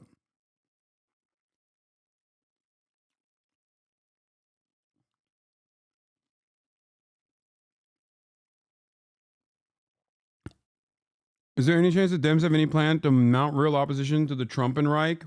No. So far, it's been looking real bad. What? Oh, yeah. This is from that same Knesset meeting where he said some unhinged ass shit. He said, We've got to start. He said that the pager terrorist attack in Lebanon was a genius act combating anti-Semitism, and we need to see more of it or something. Doing things differently. And the same goes here in Israel. This means that the problem won't be solved by yet another new Knesset task force. It won't be solved by the government just throwing money at the problem. It won't be solved by the IDF spokesperson's unit issuing updated talking points or suddenly using TikTok. Like us in America, you need to adopt new strategies, to experiment with creative tactics, to study the results and scale what works. Maybe it's a whole new IDF unit, call it 8300, to lead this fight. But we need the kind of genius that manufactured Apollo gold pagers and infiltrated Hezbollah for over a decade to prepare for this battle. We need the kind of courage that executed Operation Deep Layer inside Syria and destroyed Iranian missile manufacturing capabilities to undertake this mission. This is the kind of ingenuity and inventiveness that have always been a hallmark of the State of Israel, that have always been a characteristic of the Jewish people. I know we can do it. Civil rights leader, by the way. An American civil rights leader.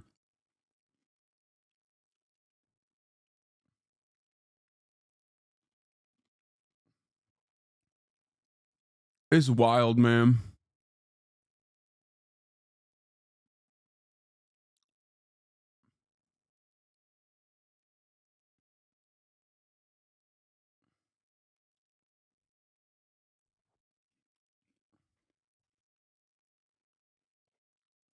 Laura Trump.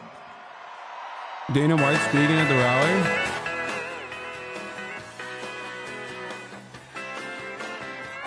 Liberalism is dead. This is true.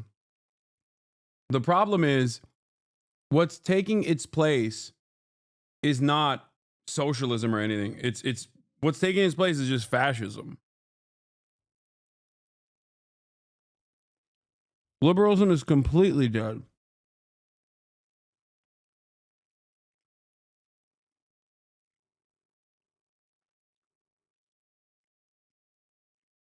Mm-hmm. The rise of the ultra-right in the U.S. Ultra-right.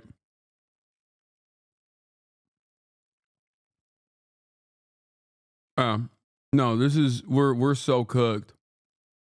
For visiting Arlington Cemetery for the changing of the guard and the laying of the wreath.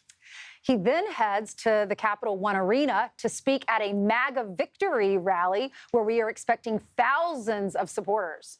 Griff Jenkins is outside of said arena and joins us right now.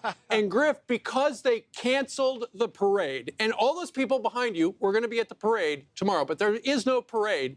So they want to be able to see the president, and that's why some of them started standing in line a couple days ago. That's right. Good morning, Steve. And this crowd is growing here. The weather's not even bad. You can see they are ready for that MAGA victory rally. President-elect Trump's going to speak. Vance is going to speak. Elon's going to speak. They're going to hear from all sorts of musical acts, Kid Rock, the Village people, Billy Ray Cyrus. But let's start talking to people here. What's your name? Where are you from? My name is Barbara. I'm from New York. And why did you come, and are you ready for this rally? I'm absolutely ready. I went to the MSG rally, but I'm going to tell you something. I came to America 47 years ago yesterday, and now I'm here today to witness, well, tomorrow, the 47th president. You can't make that up. What does this mean to you? It means a lot to me because my great-grandfather was a miner, okay? And then my grandmother was born in West Virginia. So then my father came here with my brother. They worked hard, and they brought all of us back to America. And we came here for the better tomorrow the American opportunity, the land of opportunity. That's what we came for. And you got a tattoo going here too. Where are you from? I'm from Scranton, Pennsylvania. Why are you here? Town Jessup. I'm here for the 47. We made it. We worked really hard to get here. To the people put a mandate, right? So I'm just so proud, and I want to see Trump and make it official. Did you get that tattoo because of Pete Hegseth? Well, Pete Hegseth, yeah, you're right. But look I have the 45 right here, and I'm going to put the 47 somewhere. All right, here. Great to talk to you. Look, come with me for a second, guys. You can see literally this line goes. Dude, we are so insane. We're just unwell. We are not well, dude.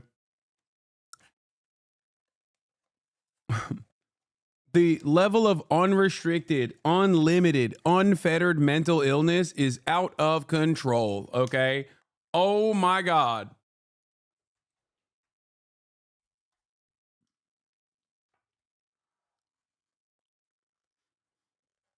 Who is we? We, man. We. America. Americans. Yeah, I'm not speaking French. I'm saying we, bro. This is us. Look. Look in the mirror. And when I say we, when Europeans go we, that's just a you thing. Make no mistake, you have your own version of this. When America gets a cough, Europe catches a cold, okay?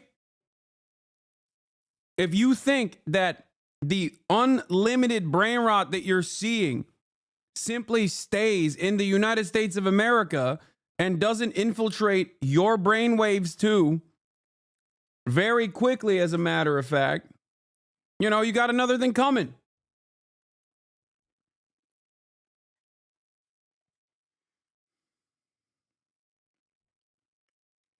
It's so funny, Hasan, being a fascist again. What?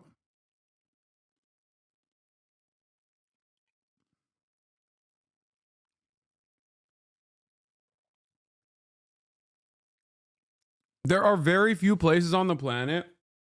There are very few places on the planet where you're not being impacted by this. Maybe if you live in China, or maybe if you live in like Mexico. But I mean, Mexico is going to be impacted by this too. I just don't know what that brain rot looks like right now in Mexico. Select Latin American countries not as impacted by the brain rot.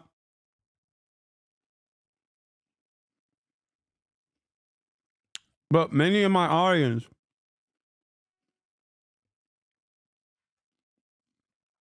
much of my audience is in the Western world. You live in Western liberal capitalist democracies, right? Many of you take the social safety nets that you have currently, albeit diminished, for granted.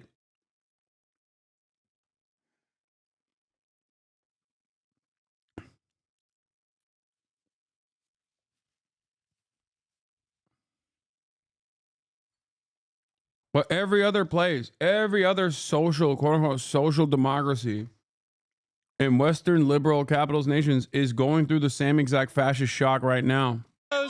4 blocks down here. Look at this. Wait, what's that move right there? Keep going down, man. It's going to keep going forever and forever down. All right, we'll keep going. Let's keep going down here. We got people fired up. What's your name? Where are you from? Come here. I'm not going to bite. What's your name? Jerry Smith. And you're from North Carolina. Why'd you come? Just to see President Trump get inaugurated. What would you say to him if you could talk to him? I'd say, do a good job, keep God first. What do you hope is the accomplishment of President Trump? What do you hope this administration brings for you? I hope that he returns America back to faith, Christianity, and hope for all of the people to have a wonderful life. All right, so that's a little bit of what this crowd's saying out here. We'll send it back to you guys. Bro, these guys are all going to hell. Okay.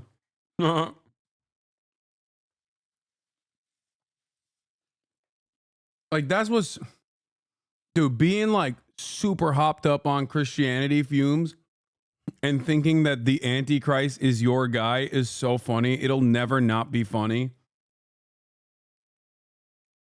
Just totally ridiculous, dude. Anyway, Gaza ceasefire, ladies and gentlemen. Let's talk about some good news. The Teflon Don done did it again. Before people yell at me and get mad, obviously I have a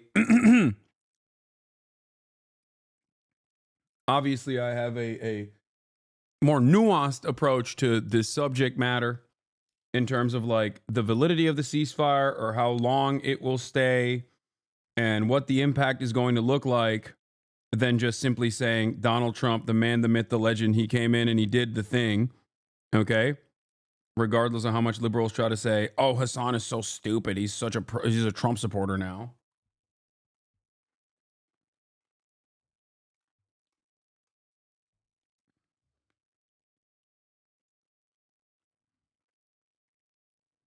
Let's take a look. Outside the car, Hamas fighters and a huge crowd. Huddled inside, 3 Israeli hostages. Handed over to the Red Cross on their way back to their families after more than a year in captivity. In Tel Aviv, they'd gathered to watch history unfold. I just can't believe that this day is finally here and that it didn't come already a long time ago as well. I just can't imagine what these girls have gone through and can't wait to have them back in our arms. I can't explain what we feel. I can't explain. We're like just like a big family. That's all I can feel. I don't know them, but they're like my sisters. I can't explain. It's insane. Amongst those freed today, Emily Damari, a British-Israeli dual national and a Tottenham Hotspur fan, kidnapped on October the 7th from kibbutz Kfar Aza. My beautiful, funny and brave daughter, who I love to the moon and back, deserves to come home. I need to hug her again, and I need to see her smile. Also released, Doron Steinbrecher. Come on, chat. Chat be like, oh, Tottenham fan. Send her back. Calm down, man. Calm down. This is y'all are fucking stupid. First of all, Ested is a Spurs fan as well. Friend of the show, Ested. Also a Spurs fan. I didn't realize I had so many goddamn gooners in this chat.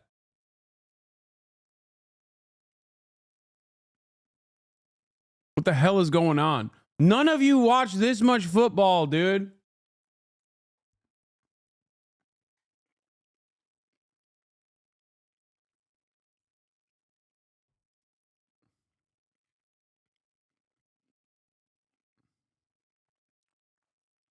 Veterinary nurse, again from Kfar Aza. And Romy Gonen, shot and abducted at the Nova Music Festival. We spoke to her mother after a previous ceasefire deal collapsed. We were so sure she will go out at Friday, and it was devastating. To wake up at 4:30 and follow the news and then see there is no list. In Gaza today, as the ceasefire began, smiles, selfies, and most of all, a sense of relief. Here, they chant patriotic songs. My homeland, you're a paradise. Victory, victory, shout these boys. Some of the widest smiles on the faces of Gaza's paramedics. I'm sorry, man. How can you not feel how can you not feel elation and joy when you see these people who have gone through the absolute worst thing, like historically imaginable, the absolute worst thing, a genocide, having a sense of having a sense of hope and optimism. Now, on the one hand, I don't feel that this ceasefire will hold in terms of like the first phase into the second phase. I do not trust the Trump administration to actually maintain any sort of maintain any sort of like dignity for the Palestinians in this process. I don't think that they're pro-Palestinian even remotely.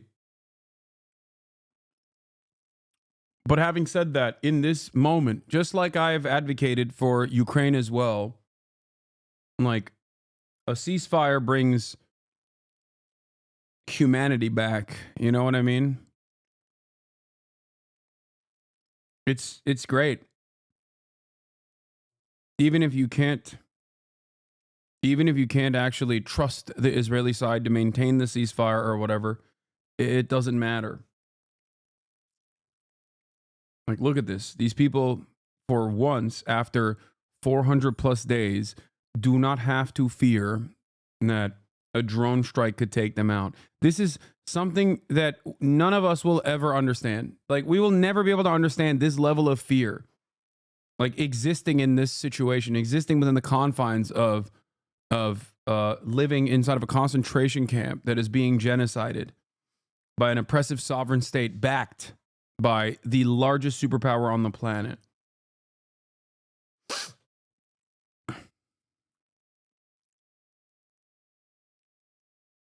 So no matter who's doing it, no matter how they're doing it, no matter how they push for it, I will always and forever be grateful for those who seek out peace, even if it is for a brief moment. Okay?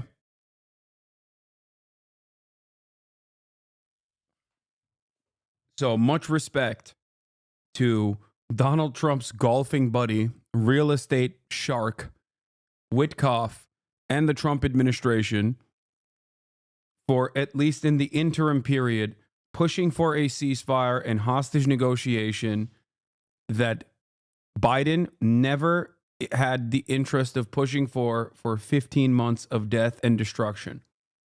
Okay?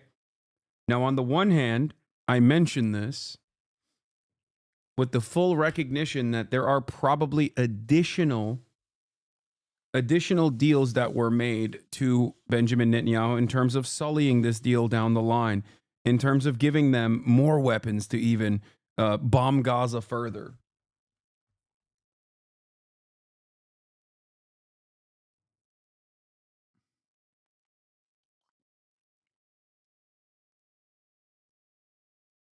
Trump wants normalization with Saudi Arabia. West Bank's annexation is a no-go.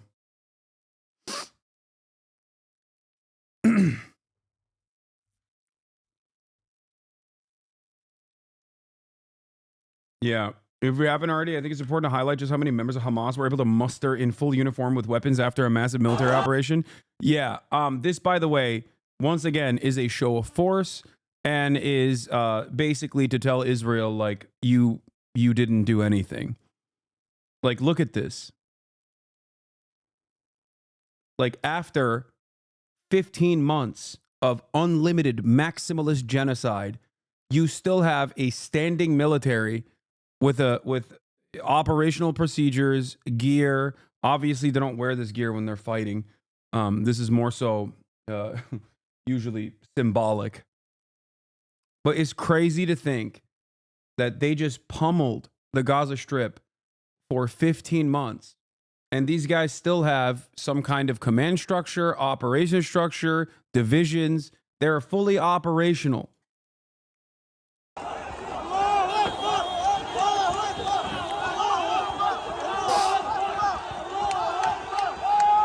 Like, look at that.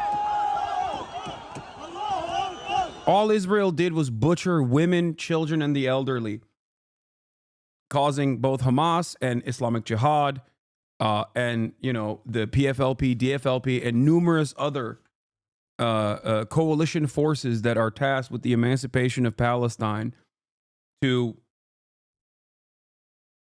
genuinely increase their ranks. It's not about Hamas. Hamas is all but a name. But if the goal is to end Israeli sovereignty over Palestinians, one, that is a righteous goal. Two, it's an understandable goal. And three, it will take the shape and form of numerous different names but the goal will still remain because the people have a worthy cause. Emancipation is a worthy cause. That's it. That's it.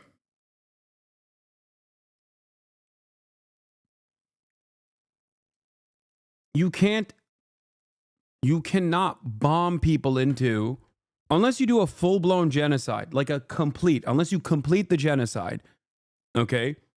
You are not going to be able to successfully undermine millions of people's interest in emancipation. That's it.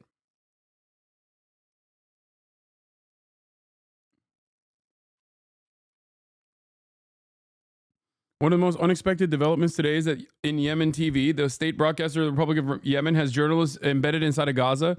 Here's a Yemen TV journalist asking an Al-Qassam fighter to send a message back home to the people of Yemen. This is a message to this is a message from the resistance fighters to our brothers in Yemen. All our greetings, all our greetings, all our greetings to our people in Yemen. Yemen is a crown on the heads of the people in Gaza. Yemen is a crown on our heads. All greetings to Yemen. All respect to them.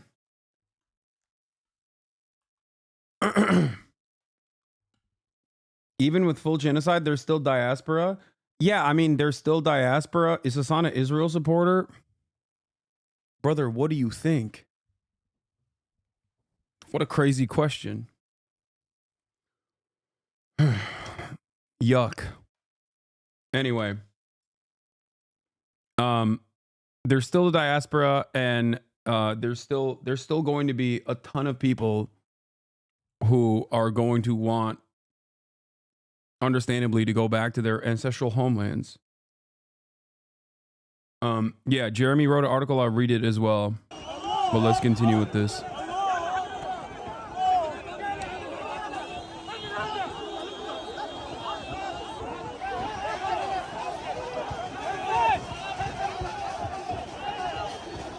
Bro, they got the social media division going too. Look at this guy. Look at this guy.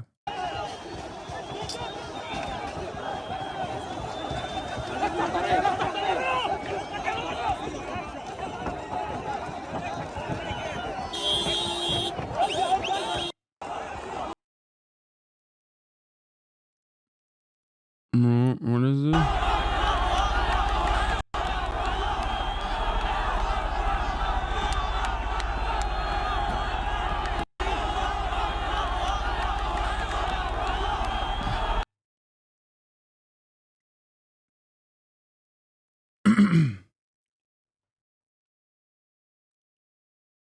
Hamas releases a video showing the Israeli hostages. Oh, the hostage release video, you mean? Okay. Let's get back to this is from NTV, but let's get back to where was it? Oh, damn, you got Trump out there too. Let's get back to the coverage here first. They've spent the past 15 months witnessing unbearable horror. Now, Israel's bombs, at least for the moment, have fallen silent. It's over, he shouts. I really hope so. Parading on the streets, Hamas fighters putting on a show of force. Despite the bloodshed, they're trying to portray the fact they're still standing as a victory.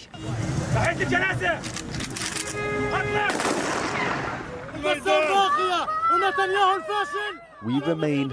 Netanyahu is a failure in the dustbin of history, this man proclaims belligerently.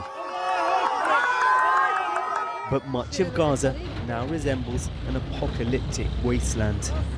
Displaced families today began to return to the north of the Strip. I'll get to Trump in a second. Ferocious and renewed Israeli offensive in recent months has left destruction as far as the eye can see. Sami Barakat has come to see what's left of the 3 apartments and supermarket his family once owned. We found the place destroyed, as if it had been hit by an earthquake or a volcano. It's indescribable. This street used to be the most beautiful street in the Jabalia area. Practically Gaza's entire population has been forced out from their homes. Sami's daughter Aya is wondering whether to pitch a tent on the ruins of their house. I'm here next to my destroyed house. I look left and right and see nothing that can be salvaged. I'm unable to describe these feelings. No human can. Where will we live? This is the question for which we have no answer. Some here can barely recognize where their homes once stood. Another thing that I worry for in the ceasefire interim period is the random criminal elements that Israel gave weapons to in an effort to further destabilize aid distribution and what they will do to take advantage of the structure. But seeing that there is still very clearly a Hamas command and control over the area, hopefully they will be able to create some semblance of order.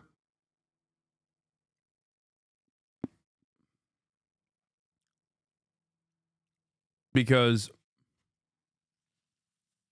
that is the reality, by the way. Like there were literal criminal elements that they were offering American weapons to in an effort to ruin aid distribution.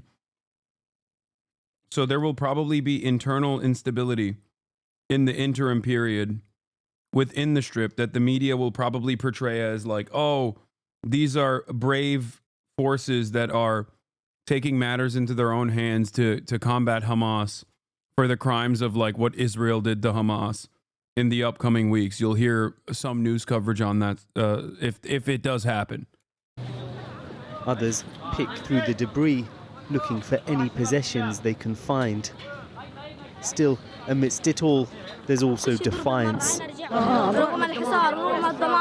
Despite the siege and the destruction, says Mina, we will raise the flag of Palestine, no matter the cost, and we will be victorious. For both sides in this awful conflict, there is now a new hope that more hostages will be released, that the war will finally end. Well, everyone here at Hostage Square hoping to be back here again next week. That's when the next batch of Israeli hostages are due to be released. Meanwhile, currently in the occupied West Bank, preparations underway for the release of around 90 Palestinian detainees. We've already seen dozens of aid trucks entering into Gaza today, delivering much needed vital supplies for people there. At the moment, families in Gaza who've been displaced to the south cannot yet return to the north. They'll be able to do that next week. But there are they're also not allowing celebrations in the West Bank. It's illegal for the Palestinians to celebrate their family members being returned. Still concerns about how long this ceasefire will last, particularly whether it will go beyond the first 6-week phase. Ultra-nationalists here in Israel insist on trying to defeat Hamas militarily, whatever that might mean. You can see from the images today, though, the group's still very much on the ground there. Sek, thanks very much indeed. Well, as you just heard, one of the hostages returned this afternoon is 28-year-old Emily Damari. She was the only British-Israeli citizen still being held by Hamas in Gaza. In the last few minutes, these images of her with her mother have been released. According to witness testimonies from the attack, she was shot in the hand and injured by shrapnel. What do you mean by not allowed? Exactly what you think I mean.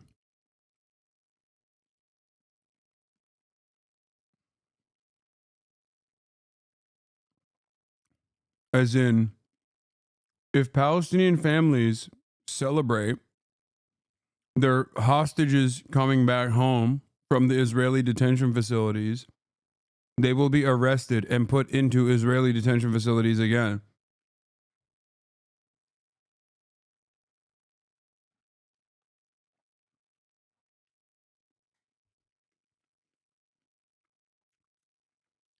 For the record, this isn't new. They did this last time as well.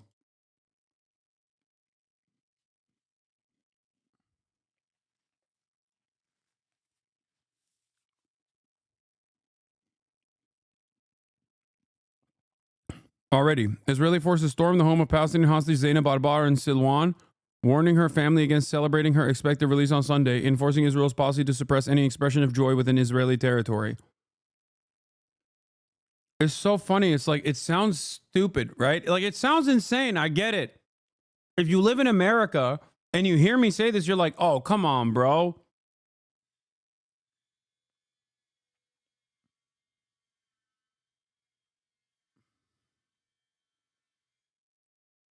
It sounds comically evil.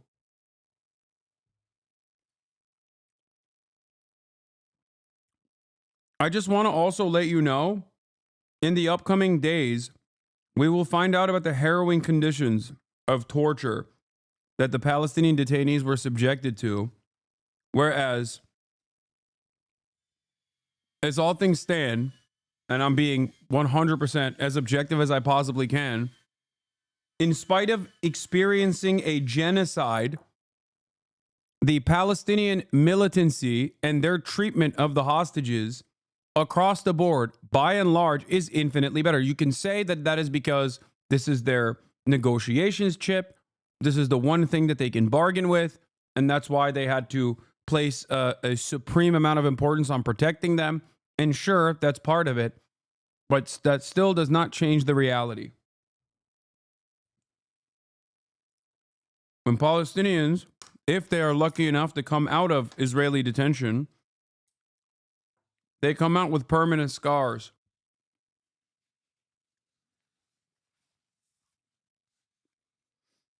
No, the no happiness rule doesn't exist in Gaza. Gaza is not controlled by Israel. The no happiness and no celebration rule can only be enforced where the Israeli military is.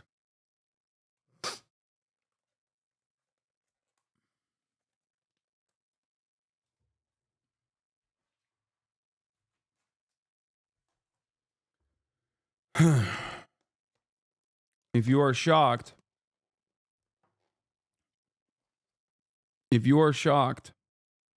that Israel would rob Palestinians of the joy, exhibiting the joy that they feel for finally seeing their family members again, well, let me tell you, this is normal. Very normal for the way that the Israeli government operates.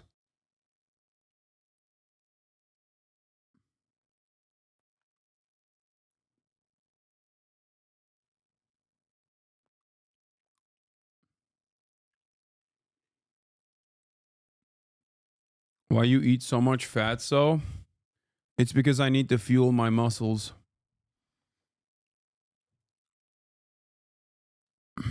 It's what makes your mom, it's what made your mom fall in love with me. All right, let's listen to the next president. I don't want to say this, it's too braggadocious, but we'll say it anyway. The Trump effect, it's you're the effect. Since the election, the stock market has surged and small business optimism has soared a record 41 points to a 39-year high. Bitcoin has shattered one record high after another. The major investment company, That's crazy to say while he's doing a shitcoin rug pull. Properties, has announced that it will be investing between $20 and $40 billion in the United States, and SoftBank, another great company, has pledged between $100 and $200 billion. These are all investments that are only being made because of the fact that we won the election. Can create jobs for hundreds of thousands, even millions of Americans. Today I spoke with Tim Cook of Apple. He said they're going to make a massive investment in the United States because of our big election win. You are the Trump effect. And as of today, TikTok is back. We shouldn't be celebrating decent hostage conditions. No. Did you misunderstand my point? I'm saying that all hostages deserve dignity. The problem is Israel has far too many Palestinian hostages and routinely tortures them, sometimes kills them, while simultaneously claiming that that's what the Palestinians are doing all the time. Have never won the young vote, the youth vote. They win a lot of votes, but they never won the youth vote. We won the youth vote by 36 points. So I like TikTok. I like it. See? I like it. I had a slightly good experience, wouldn't you say? Romney lost it by 40 points. I told you. Not so long ago, we won it by 36 points. That's a very big spread. But I said we need to save TikTok. But I said we need to save TikTok. Tremendous. Who in this audience goes with TikTok? Many? Yeah, very popular. And frankly, we have no choice. We have to save it. A lot of jobs. We don't want to give our business to China. We don't want to give our business to other people. And I said, you know, TikTok without my approval, meaning the president's approval, because Congress gave the president the right to make a deal, do whatever he wants. And they did that a long time ago when they had a different president. They didn't know that I was going to be the president, I guess. So I said, very simply, a joint venture. So if TikTok is worth nothing, zero, without an approval, you know, if you don't approve, they're out of business, they're worth nothing. If you do approve, they're worth like $1 trillion. They're worth some crazy number. So I said, I'll approve, but let the United States of America own 50% of TikTok. I'm approving on behalf of the United States. So they'll have a partner, the United States, and they'll have a lot of bidders, and the United States will do what we call a joint venture. And there's no risk. We're not putting up any money. All we're doing is giving them the approval, without which they don't have anything. So I don't know. It sounds like that works. What do you think? Good? I think so. So whether you like TikTok or not, we're going to make a lot of money. Perhaps most beautiful of all, this week we achieved an epic ceasefire agreement as a first step toward lasting peace in the Middle East. And this agreement could only have happened as a result of our historic victory in November. That was some victory. Was that great? I don't even know which was greater, 2016 or this one. I think this one. Look, Honest Abe Lincoln. We have Honest Abe. We have Uncle Sam. You know, Uncle Sam shook my hand about 2 months ago. He's got the strongest grip I've ever.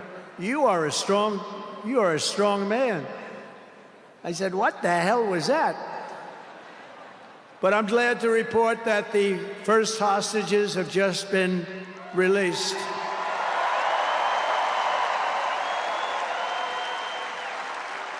And who knows what's going to happen? I know that Biden is saying that they made the deal. Well, you know.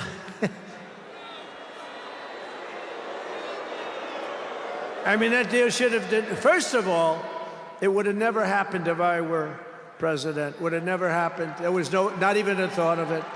Iran was broke. They had no money for Hezbollah. They had no money for Hamas. They had no money. They were broke, totally broke, and they would have never done anything. But they did it, you know. I like to think back to the past. I said, if only the election weren't rigged, all the things that would have happened that would have been so good, but it was. We're not going to let that happen again. I want to thank my friend Steve Witkoff, who I think is here. I know he made a beautiful speech. I heard he made a great speech. But he's an amazing guy. I said, I got to get myself a negotiator. We have to get a good negotiator. A lot of guys are knowledgeable, but they can't negotiate. They don't have the personality or whatever. And Steve does, and Steve's a great negotiator, very successful guy. But he's our new special envoy to the Middle East for helping reach this great breakthrough, and really couldn't have been done without Steve. Where is Steve Witkoff? Is he around here someplace? Because he was so great. There he is. Hello, Steve. Thank you, Steve. Thank you, Steve. What a job. Our incoming administration has achieved all of this in the Middle East in less than 3 months without being president. We've achieved more without being president than they've achieved in 4 years with being president.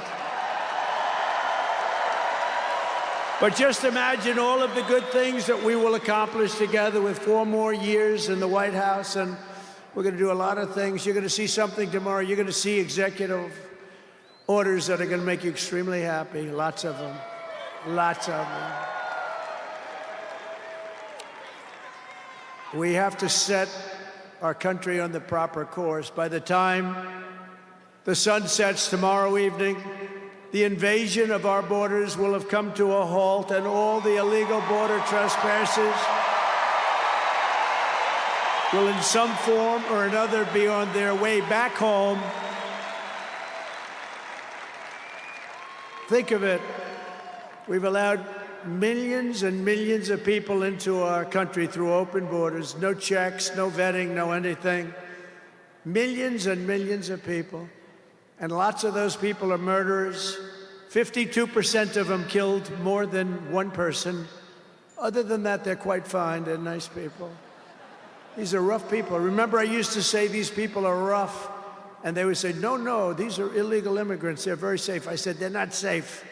Look at what's happened with Venezuela, where they're sending these gangs in and they're taking over apartment complexes in Colorado and then cutting off the fingers of a man who... Oh, it begins. Project 2025 begins. ...desire to call the police. He said, you want to call the police? Hilarious. It is a Trump Gold Blend ad on the side, too. People, and they're getting the hell out of our country. They're out. The border security measures I will outline in my inaugural address tomorrow will be the most aggressive, sweeping effort to restore an incredible, our borders the world has a record ever number. seen. You know, we had the best, safest record number of executive orders coming in on day one. Remember that with the great chart that I put up. I don't even know if they have that chart now. Maybe they do. These guys are good. Maybe they do. Who the? I don't know. I didn't tell them I was going to do this. I didn't tell, but we have some very good people, but I didn't say. But we had a chart, and I looked to my right, and then they said, ooh, that was it. That hurt. What the hell was that? I still have that throbbing feeling in my ear. Oh, there it is. Look at it. These people are amazing. I didn't tell them I was doing that. That's fantastic. Yeah, it's all over the place. I love that. That is the most beautiful piece of paper I've ever seen in my life. You played a part on it with memeing? I played a part of what? Trump winning? Is that what you're saying? Like I played a formative role in Trump's electoral success? Because after his election success, he did two things that I said he was most likely going to do, even before the election.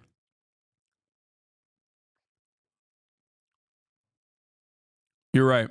That's right. I'm a Trump supporter. I love Donald Trump. And continued, and we're taking in people that shouldn't be here. They come in from prisons, from jail. You don't want ever the argument to be saying the truth makes you a Trump supporter. That's a self-goal, okay? That's a self-own for no reason.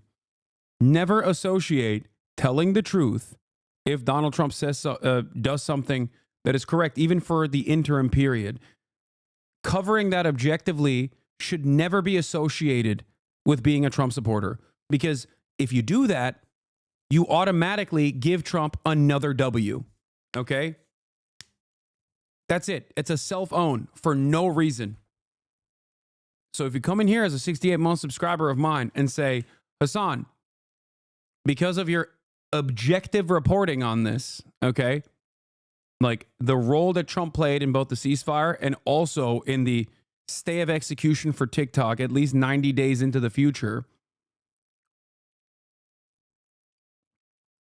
makes you a Trump supporter, makes me feel like you guys are doing the same thing that Israel supporters do, where they associate Israel's most violent actions with Judaism. To the uninitiated who isn't as interested in partisan politics as you are, you look silly. You look stupid. You give Trump additional credit for no reason. Saying that we're not going to treat people who are undocumented across the border as criminals. More than 13,000 illegal immigrants convicted of murder have been released into the United States. My 20-year-old daughter, Kayla Hamilton, was murdered in her own room. Kayla's murderer was apprehended by Border Patrol crossing illegally into the U.S. Kayla's murderer had been improperly released into the United States. Abolish ICE. Yeah, we need to probably think about starting from scratch. More than a dozen people suspected of being Tren de Aragua gang members right here in San Antonio. The gang members had been terrorizing the apartment complex. New details in the murder of Laken Riley. The illegal immigrant suspect. Jay's got to be salivating at this. He's like, this is great, great stuff. And was paroled and released into the country by the Biden administration. If they'd all been properly vetted, that probably wouldn't have happened. 2 men investigators say are in the country illegally from Venezuela are charged with capital murder and the death of Jocelyn Nungaray. Martinez and Angel wrapped his arms around Jocelyn's neck. Is this real? In every single fiscal year since Joe Biden has taken office, there's been around like 20 plus cases of manslaughter and murder. Like, you know, accidental manslaughter, including like vehicle accidents, stuff like that. And this propaganda, I suspect, features every single high profile incident. Like almost all of them. Okay. In this last year, there was 29 total instances of manslaughter and murder. 29. 29, not like 290, not 29,000. What's the source on this? The Department of Homeland Security. This is numbers that come directly from ICE. That's where the source is for the number. Into our country, many other places the same. I would have done the same if I headed up any of the countries. I know most of those guys are smart. They're leaders. They are smart, streetwise people. As soon as I heard they were going to have open borders, I said, if you do believe that, them? every prison all over the world is going to be... You're right. The Department of Homeland Security is also woke. Is that the argument now? That they're woke too? And that's why they're lying about the numbers? Customs and Border Patrol is lying about the numbers. It's right here. Homicide and manslaughter, 29 in the fiscal year 2024. 29 in the fiscal year 2023. In the fiscal year 2022, 62. Fiscal year 2021, 60. Okay? As opposed to the overall homicide and manslaughter number across the board. Like the actual number of Americans dying, or like instances of homicide and manslaughter happening on U.S. soil in these same years, is infinitely higher, like 20,000. Okay. So they contribute, undocumented migrants contribute an incredibly low number. Okay.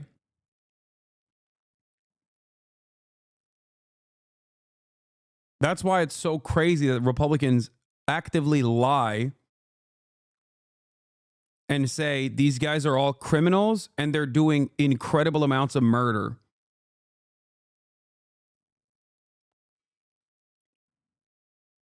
But it's still a non-zero number. Yeah, of course it's a non-zero number.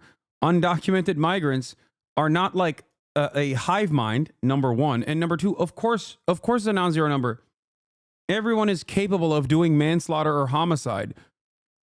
But if your goal is to lower the number of murders, which is what every government's role should be, okay, then hyper-focusing on undocumented immigrants is the stupidest thing you can do. Yeah, also, this is non-citizens. So it's not even just like undocumented migrants. It's actually also legal migrants as well. Legal and illegal total number.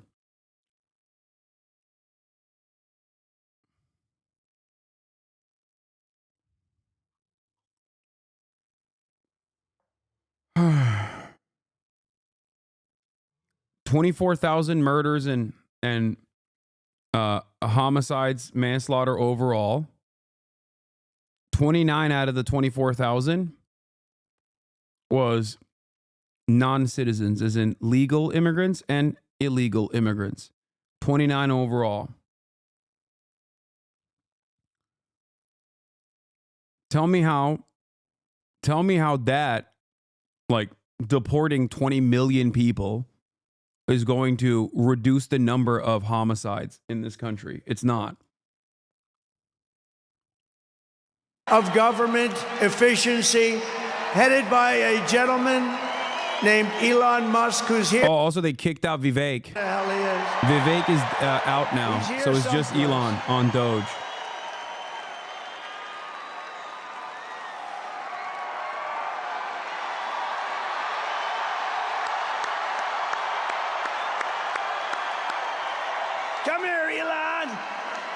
Did you see his rocket yesterday? It was captured.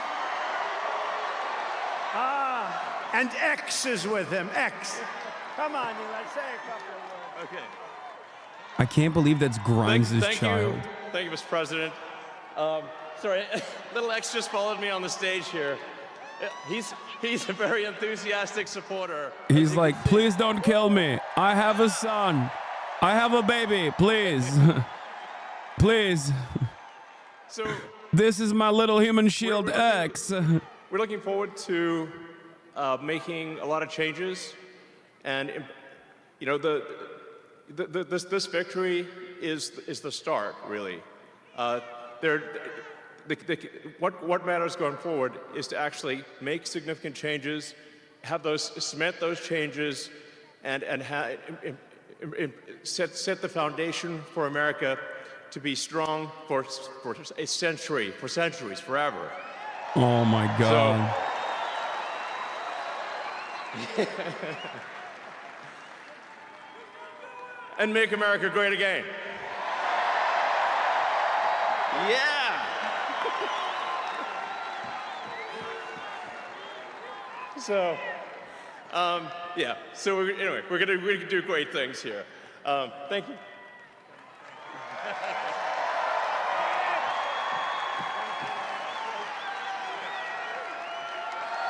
Thank you, Elon. USA! You know, I always say we have to be protective of our geniuses because we don't have too many, but that one is a good one. Now, I watched his rocket come down about... Bro, I'm not... This is why, by the way, what you just saw right there is the reason why I was like, it can't be Adrian Dittman. Adrian Dittman can't be Elon Musk. Because that's how Elon Musk operates. That's how he talks. Beautifully came down. It's tumbling. It's a mess. It's going down. I say, oh, look at that thing. That's a disaster.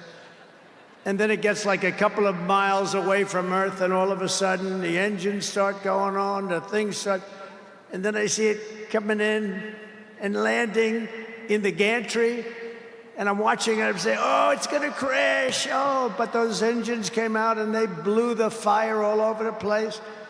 And all of a sudden, those two big arms came and hugged it like you would hug your little baby. And that sucker landed it. Nobody's been able to do that but him. And he's a great guy. And we have him and Vivek and some great people working on a thing called costs. And he's got the credibility to do it, too. Vivek is literally out. Vivek is out at Doge, from what I understand. But he went out to Pennsylvania after that. He landed that rocket nobody had ever seen. By the way, China can't do it. Russia can't do it or come close. It'll be 10 years before they can do it. And the U.S. can't do it except for him. And it's pretty amazing. But he did that, and then he journeyed to Pennsylvania, where he spent like a month and a half campaigning for me in Pennsylvania. And he's a popular guy, and he was very effective. And he knows those computers better than anybody, all those computers, those vote-counting computers. And we ended up winning Pennsylvania like in a landslide, so it was pretty good. It was pretty good. So thank you to Elon. And his son's name, who's cute as a button, his son's name is X. He's the only guy who could get away with the name X. Yeah, Vivek is out. His out. son is a great guy. One thing we know, his son is smart. If you believe in the racehorse theory, he's got a nice, smart son. But thank you very much to Elon and everybody. We've had so much help. Talking about his semen, dog. If you believe in the racehorse theory, his father is smart, his son, his semen is strong. Take the oath of office. Oh, you're going to have a lot of fun watching television tomorrow. Somebody said yesterday, sir, don't sign so many in one day. Let's do it over a period of weeks. Unexpected eugenics? How is it unexpected, dog? Come on. You're watching the Fourth Reich. Eugenics is the most expected part of this conversation. You know that old story. Let's do it later. Then it never gets. It's like saying, an unexpected amount of neo-Nazi propaganda that's coming out of the Jumbotron there. Talking about how brown people are scary and dangerous. Diversity, equity, and inclusion mandates all across the government. and private sector and return our country to the merit system. You know, the Supreme Court ruled that the United States is allowed to go by the merit system, which is what made us great in the first place. That was a big ruling that a lot of people don't even know about, but it was a big, tremendous ruling. And you're focusing on character, competence, and qualifications in all hiring decisions. Now you're allowed to go by competence and ability and genius. You don't have to hire somebody to send up one of his rocket ships that doesn't know anything about what's happening. As a first step toward restoring transparency and accountability to government, we will also reverse the overclassification of government documents, and in the coming days, we are going to make public remaining records relating to the assassinations of President John F. Kennedy, his brother Robert Kennedy, as well as Dr. Martin Luther King Jr., and other topics of great public interest. It's all going to be released, Uncle Sam.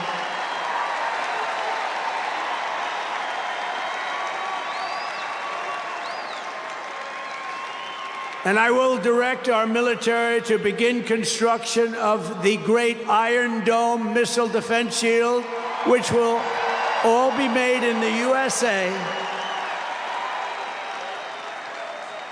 And we will get wokeness the hell out of our military immediately and make it like it used to be. Soldiers. Take a look at this.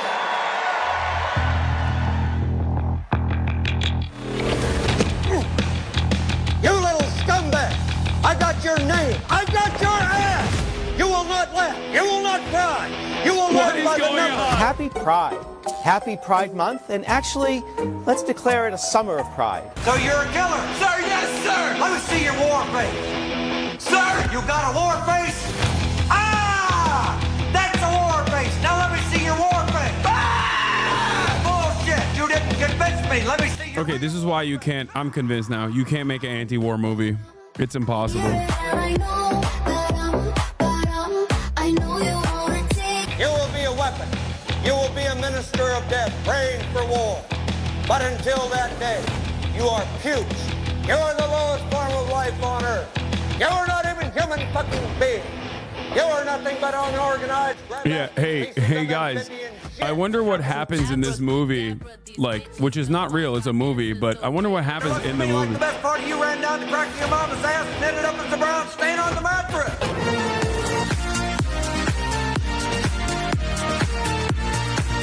You want to know something really funny about this? Soldiers Doing Drag is literally a classic, okay? Like, getting upset at soldiers doing drag is so funny because soldiers, there's never been a time period in history where a unit has not done drag, okay? Here, let me show you a time period. Let me show you a time period when our military was at its best. GIs as dolls. World War II, ladies and gentlemen. The last time that the American military was actually engaging in truly anti-fascist action. And here they are. Doing drag. That's what's so funny about this is like the idea that like, oh man, like, oh, look at our gay ass military now. It's like, okay, dude, sure. To restore the spirit of American Armed Forces, I have appointed Pete Hegseth as our next Secretary of Defense. Where's Pete? Where's Pete? Pete's here someplace. Where is he? Why were they Good doing job, it fun, Pete. etc.? Yeah, for fun. They like you. Drag, and you know, doing this kind of like dress up shit is so normal, and it's so like the last 4 years of the Republican Party making this like a big issue that Donald Trump himself entertained drag when Rudy Giuliani was in drag and Donald Trump walked up to him and like smelled his boobies and whatnot. Like, there's a video of that out there from the 2000s. It's not a thing. This is not like a real issue. He motorboated Rudy Giuliani. Yeah. Vetbot Gaming is right. The military is the most homoerotic organization in America, sometimes in a bad way, too. She will do an incredible job, and she's working with another person who's going to be unbelievable at the FBI, Kash Patel. With Donald Trump. You know, you're really beautiful. The spoof was filmed 16 And tomorrow, years ago everybody when in Giuliani this was mayor very of New York large for a arena will be charity very dinner. happy So it was all with my fun. decision Oh, on you the dirty boy! J6 hostages. It's new. It's new shit. This whole like anti-drag meta is 100% a new invention for the Republican Party. Okay? Okay, you didn't have to play this video? No, I will always play that video. They're up here someplace in one of those beautiful boxes, and their team is doing very well, and Ovechkin is a great player, right? But I want to thank Ted and all of the owners for allowing this to take place. It was really great, and thank you. It's a hell of an operation, great place, fantastic arena. Thank you, Ted. Thank you, everybody. At Homeland Security, we will have a tough leader in Kristi Noem, and we will have an outstanding Secretary of Transportation in Sean Duffy, Congressman Sean Duffy. Great people. And we're going to win so much that Governor Burgum of the Interior, you know, Governor Burgum, one of the best governors in the country, is in We're still charge alive. of The dream is not Department of dead. the Interior. Burgamaniacs, rise and up. the hottest man Dakota, anywhere rise in up. the world for One energy. united Dakota, When I rise announced up. him, people couldn't believe it. You didn't hear Under of the him, but if watchful you're in gaze of the energy bird. business, he's considered the absolute best. Mr. Chris Wright of the Energy Department. He's going to head up the Energy Department. He's the hottest guy in there is. Anybody in the energy business, they said, I can't believe you got Chris Wright. And a man named Marco Rubio is going to be our great future Secretary of State. And Howard Lutnick, a tremendous success on Wall Street, is going to be our Secretary of Commerce. They have to go through these drills, but they're going to. And I want to thank the Republican senators. They've been doing great. And John Thune has been doing a great job in moving the process along quickly. We're going to have a lot of them hopefully approved very quickly. And a very special woman, Linda McMahon, is going to be our future Secretary of Education, which we're going to be giving back to the states. Let the state run education.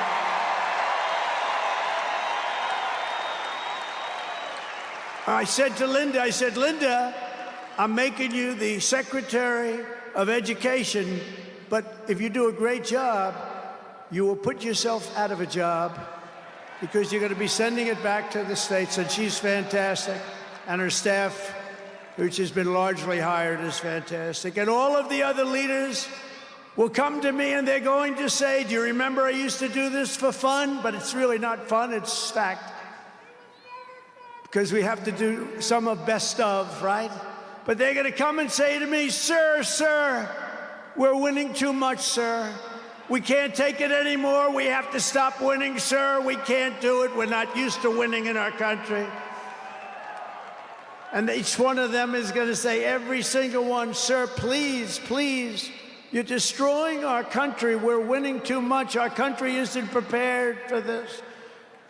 They're not used to winning, sir. And I'll say, no, Linda and everybody, we're not going to stop winning.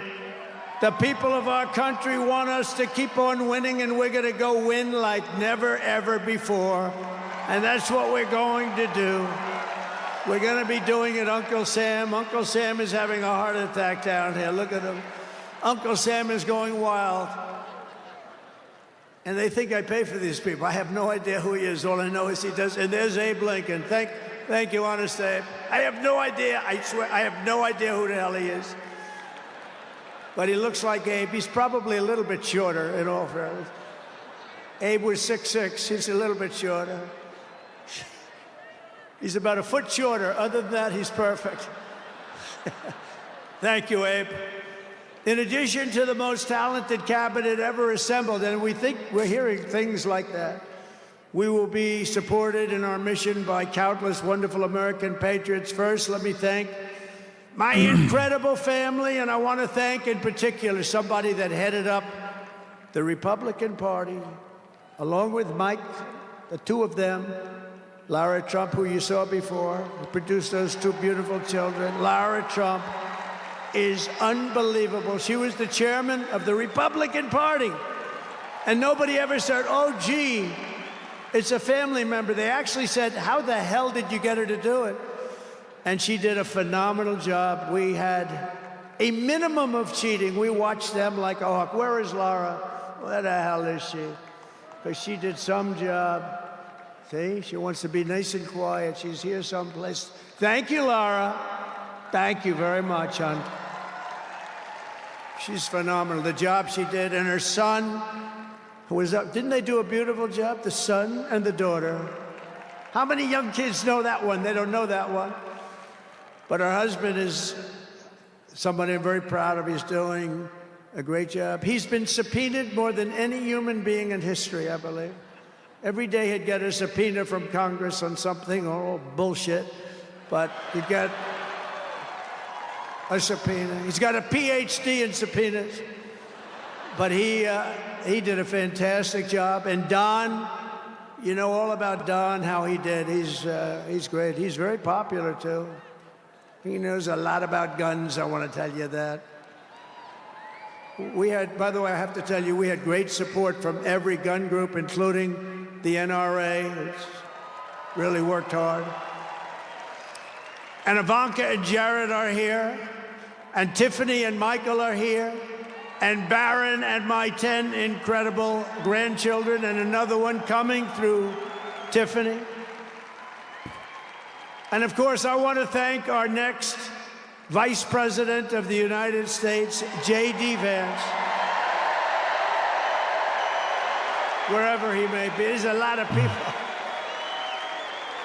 Wherever the hell he is, he's here someplace. It's a lot of people. It's a little tough when you say, where is he? You know, you got a lot of people in here. But J.D. Vance has been extraordinary. And he's got an unbelievable wife, the Second Lady of the United States, Usha Vance. So, Usha, thank you very much. It's a beautiful couple, great people. We're also pleased to be joined tonight by Hulk Hogan, the Hulkster. The Hulkster. One thing, it's not hard to find him. All he has to do is stand up and you say, there he is. But he's great. And Kid Rock, wow. Kid Rock is a friend of mine. Wow. Kid Rock, he's a friend of mine for a long, long time. He did that thing on Budweiser. Budweiser will never be the same when he did the gun with the MAGA hat. This is the president, that was dude. The commercial what are we that everybody doing? Saw. Kid did also a with rock. us tonight is a great actor, tremendously talented guy, John Voight, who's great, and a friend of mine.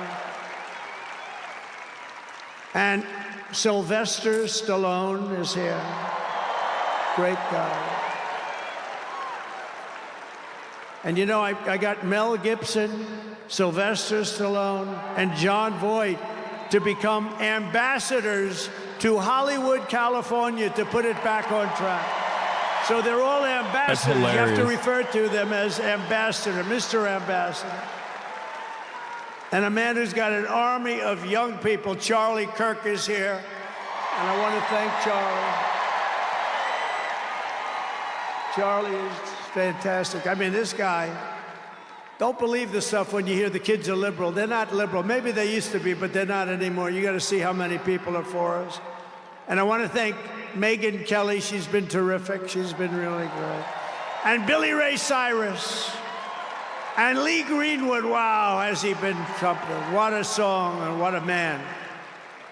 And you know, by the way, these microphones. You see the microphones? I said, what the hell are those microphones doing standing behind me? You're going to have a little special treat at the end of this speech. I don't want to tell you because you'll rush me off the stage. Get off the stage. But you have a little special treat, and I won't tell you, but let's put it this way. It's the people that 30 years ago had a hot song, never hit #1, hit #5. But 30 years later, it hit #1 week after week. And they're here to sing.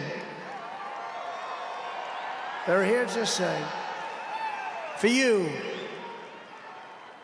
And you won't recognize them. They're slightly larger than they used to be, but that's the way life goes. We can all tell you, that's the way life goes. There's nothing we can do about that. Sebastian Gorka, stand up, Sebastian. I see Sebastian here. There's a patriot. He's been with me through thick and thin, right, Sebastian? Now he's with the administration. Thank you. Great guy.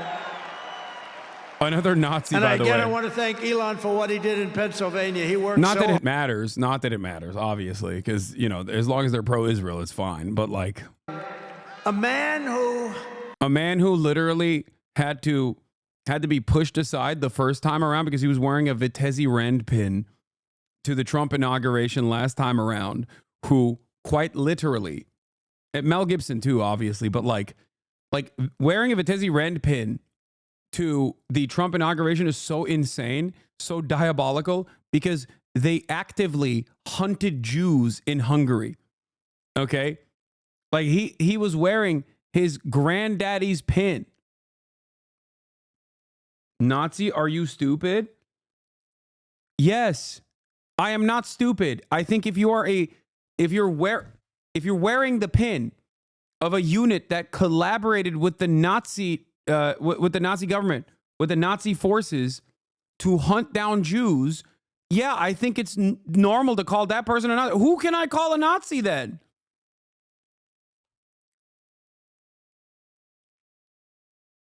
What the hell? Name them. No. Do you want me to name governors, senators, and Congress people? No. I thought you were going to say that. Sorry, governors. No, but we appreciate all of the people at this point are like, you know who was who's the only Nazi? Adolf Hitler. No one else. And our Senate Republicans have been unbelievable, and the governors are unbelievable. The job they're doing. Only Adolf Hitler was a Nazi. Of the crime-ridden cities, and even then he was top misunderstood. 25, every single one of them is run by a Democrat. Does that tell you something? Yeah, only Adolf Hitler was a Nazi, and actually he was a socialist. Cities. Tonight, I also want to send our love to everyone affected by the terrible wildfires raging in California. We're praying for you all. We love you all. We're going to be there very soon. I'm going to go out there on Friday to see it and to get it moving back. We're going to get some of the best builders in the world, and we'll get it moving back. And I also want to pay my respects to the great people of North Carolina. You know, I won it every single time. And they've been treated very badly. FEMA almost didn't know it existed. And we're going to get North Carolina rocking and rolling, okay? We're going to get them rocking and rolling. They've been treated very badly as a state. Together we will rebuild Los Angeles better, more beautiful than ever before. We're going to get it going. We have the best builders in the world. It's the only people that could do it. Nobody else knows what the hell they're doing. And in 2028, the Los Angeles Olympics will be one of the great sporting events and patriotic celebrations in history. I was with Gianni, the head of the Olympics, and because of the wildfires, they're going to do a special job. They're going to really do something very special on the Olympics. And the opposite, some people said, oh, maybe the Olympics can't go there. It turned out just the opposite. They came to see me the other day, and the committee, and it's just the opposite. So the Olympics is great. And Johnny, for the others, you know, the World Cup, Johnny is the head of it. We had our top people, Wasserman. They all came in on the Olympics, and then I saw Johnny. And we got the World Cup, too. And, you know, it's only because they rigged the election that I'll be your president representing you there. You know, I got both of them. I got the Olympics and I got the World Cup. And I said, you know, it's too bad. One was in 2026 and the other was in 2028. And I said, I won't be there. I won't be your president. But then they rigged the election and now we won. So I'm going to be your president for the Olympics and for the World Cup. So, Johnny, thank you for the World Cup. And everybody, thank you for the Olympics. We're going to have a great time. We have another thing happening. 250 years. A celebration like no other. 250 years. And that's going to be taking place next year. So we have a lot of big events coming. And everything we do everything. We take it very, very seriously. But what do we do more than anything else? We put America first. And it all starts tomorrow when I raise my hand on the Bible to be sworn as we'll be sworn in tomorrow. Yeah, we're all going to be sworn in together. That's the way I look at it. It's not me, it's you. Greatest of all time. So we will be sworn in tomorrow. I'll be representing you as your 47th President of the United States.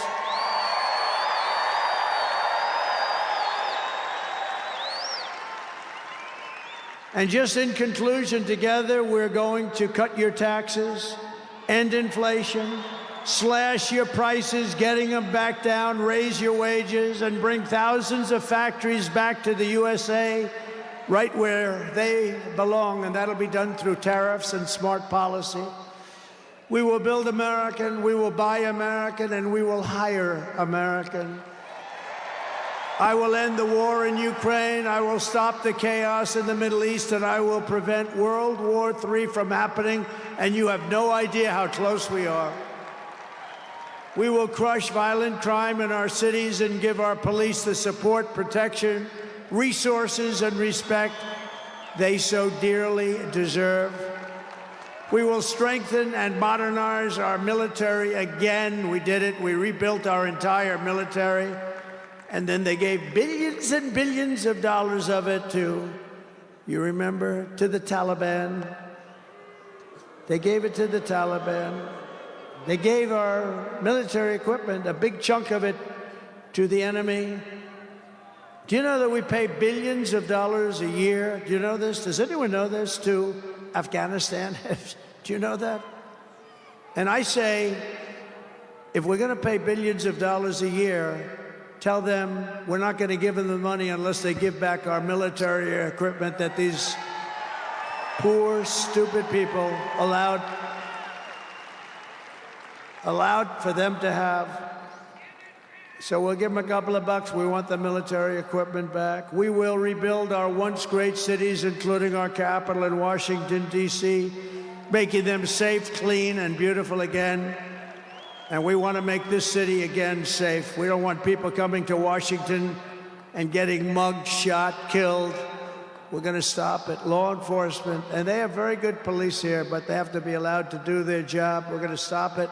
We're going to beautify it. We're going to make it the most beautiful capital in the world.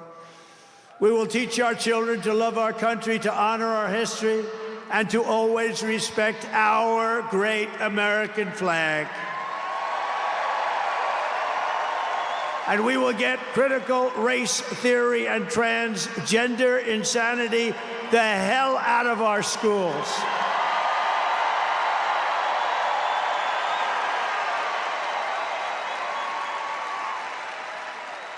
And always remember, this is so easy, this will be done tomorrow. We will keep men out of women's sports. It's over.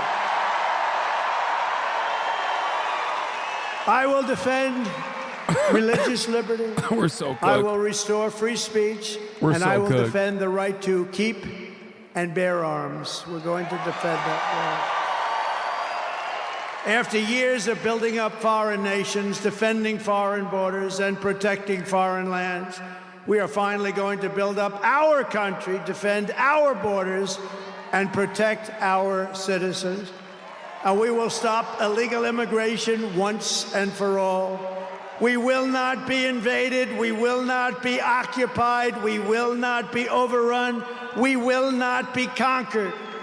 We will be a free and proud nation once again, and that will take place tomorrow at 12 o'clock.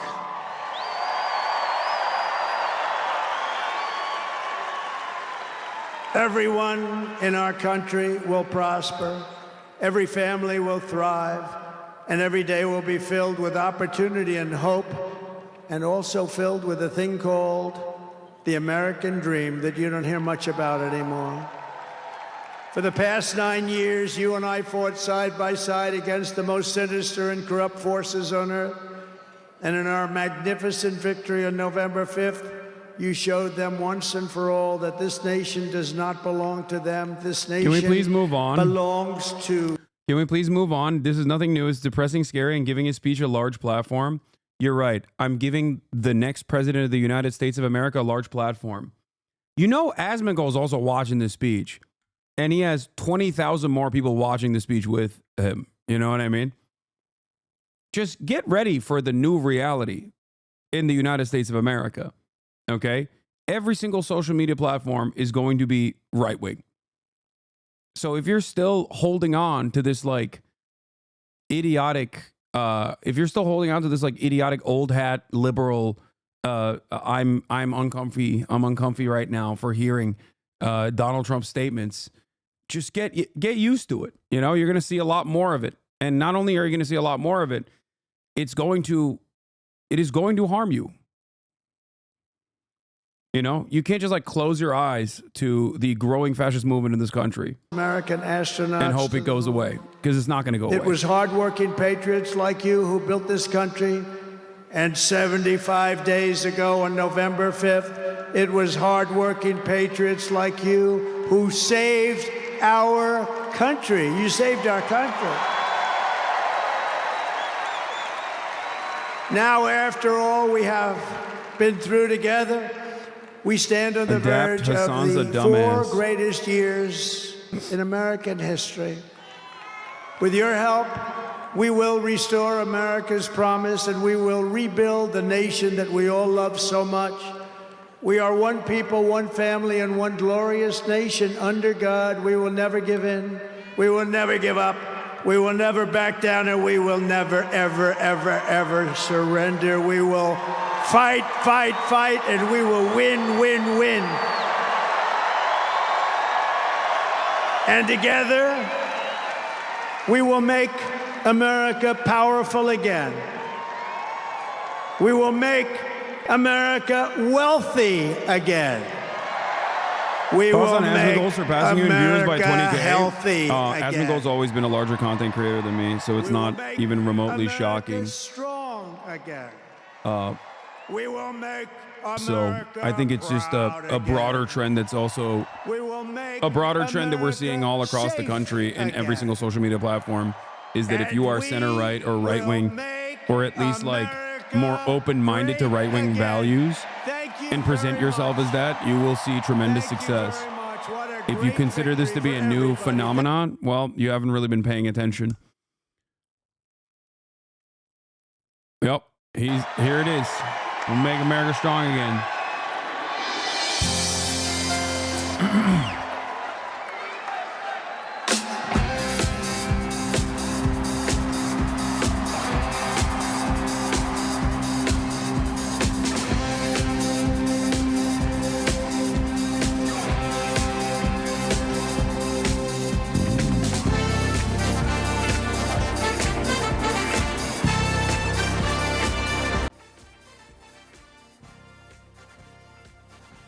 We're saying cooked in this chat. They're saying based in the chat, listening to the speech, the vibe is very different. Yeah, I mean, it's also a moment of celebration for a lot of right-wingers, you know? So let them celebrate for the time being.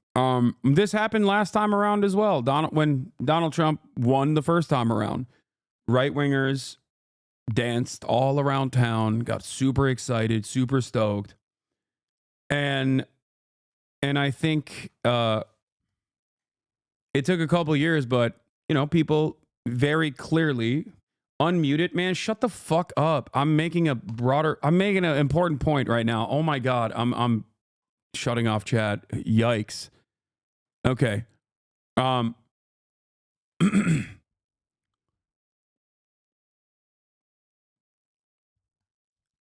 One thing that a lot of people will very quickly realize, or maybe given enough time, they will inevitably realize, is that Donald Trump comes into power. He says he's going to start deporting all the migrants or whatever, and that is going to somehow lead to genuine material improvements for people's lives. But when rent stays the same or gets more expensive, when egg prices go up, right? When all of that happens,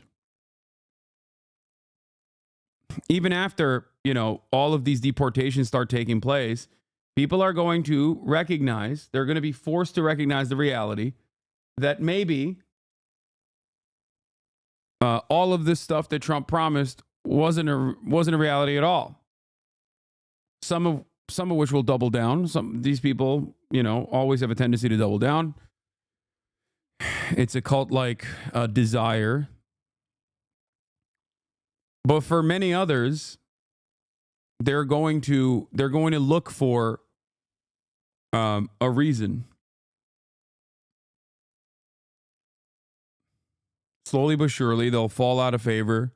They'll fall out of interest with politics in general. The biggest issue here is that there is no competent counterbalance, no competent counterweight to drive people in the direction of who's causing the actual harm. That is the reason why I'm so critical of the Democratic Party and regularly shit on the Democratic Party. And the current duopoly that we have in the American government, it's supposed to be the Democratic Party that actively pushes back against this, that tries to create some kind of defense against the Republicans actively undermining marginalized communities, painting them as the villains because they're an easy target to paint.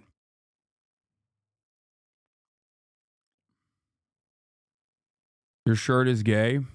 Yeah, I wore it so I could fuck your dad. He loved it. Your dad is gay. I'm your stepdad now.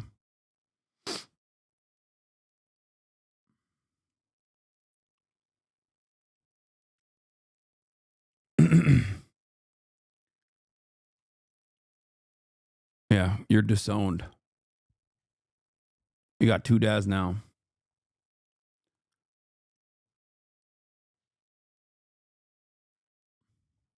This Village People thing right after the military video sure is something. Yeah, they get to be gay. They own all of it, okay? Just like Trump gets to be kind of sympathetic to China at times. Because he has a lot of confidence. He entertains a lot more confidence from his base of support. Why does he entertain a lot more confidence from his base of support?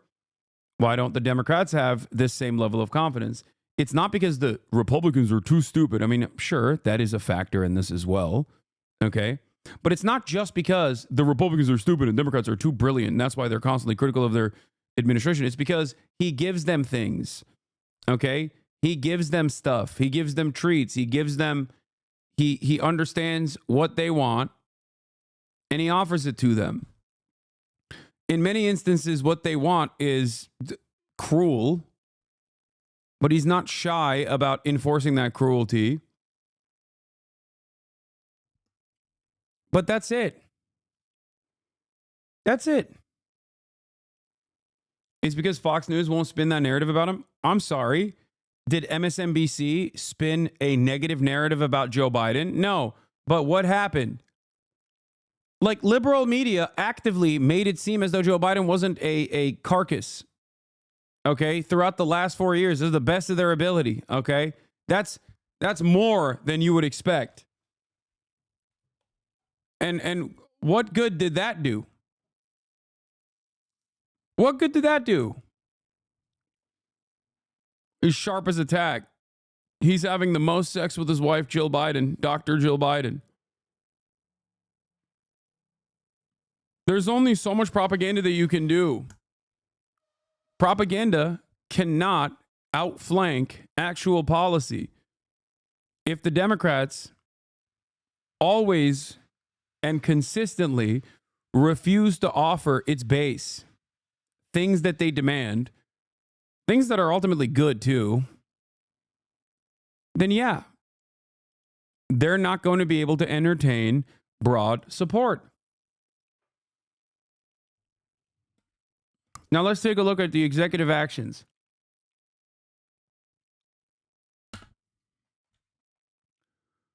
Close the border to all illegal aliens via proclamation and declare a national emergency at the border. By the way, no national emergency for climate change. A national emergency for people crossing the border. Direct designations of cartels as foreign terrorist organizations. Oh boy. Reinstitute remain in Mexico, end catch and release, and direct the military to construct a new phase of the border wall. Fully unleash Alaskan energy. Terminate Biden policies that have constrained U.S. supply. Just giving a nice little gift to his main corporate backers, the oil and gas industry, as he said he would. Drill, baby, drill. Return federal workers to in-person work. Strengthen control over senior government officials and implement a new merit-based hiring review. Suspend security clearances for the 51 national security officials who lied about Hunter Biden's laptop ahead of the 2020 presidential election. This is so funny.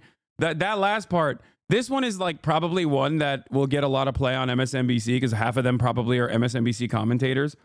But it is such a funny and ultimately very petty thing that he's doing. I also don't really care about this part at all, but hilarious nonetheless. And all DEI programs across the federal government. Establish a new Department of Government Efficiency hiring freeze.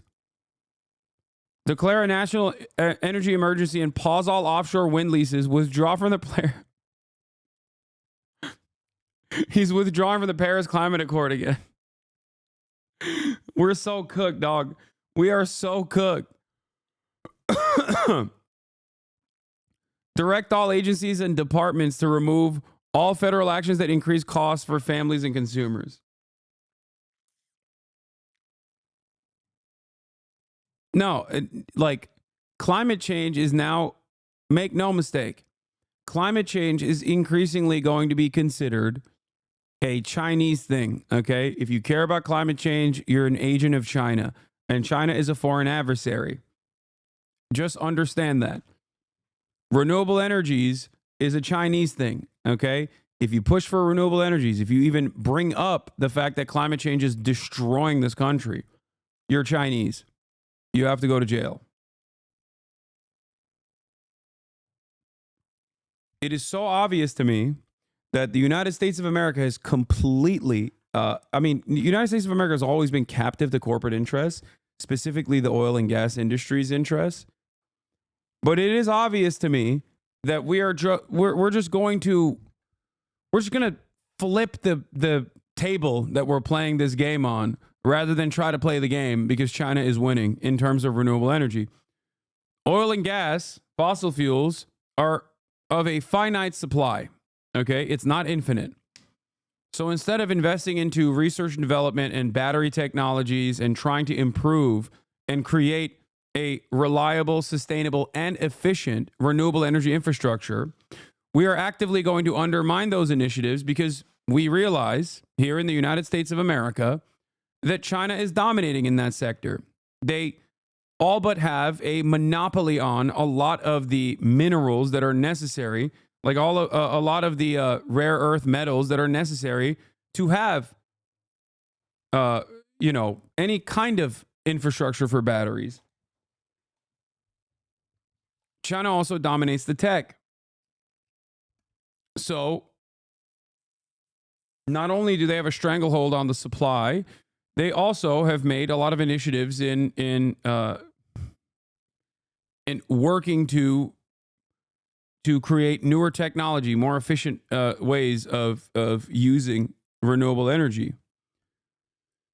So instead of trying to outcompete China, we've just given up on it entirely.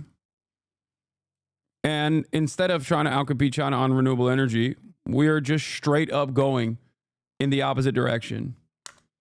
I think America would rather see the entire world burn than allow China to be the leader in renewable technology and try to combat climate change.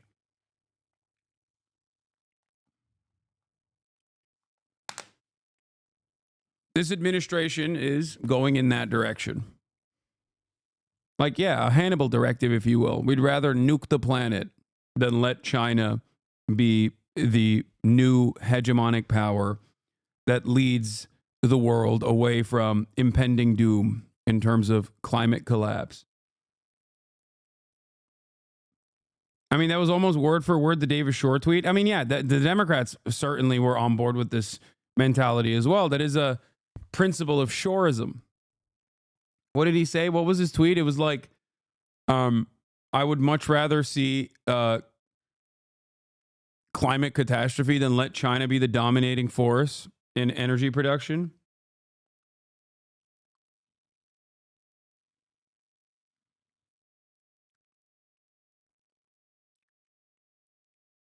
Instead of the Hannibal directive, no one gives a shit about climate change. Is too far gone, idiot. Okay.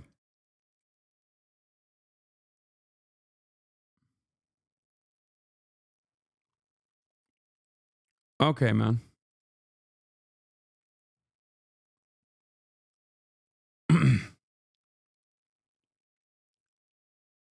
I've never been a Trump alarmist like the resistance people, but I'm genuinely shocked at how much better his foreign policy is shaping up to be than Biden's. Oh yeah, here are some choice quotes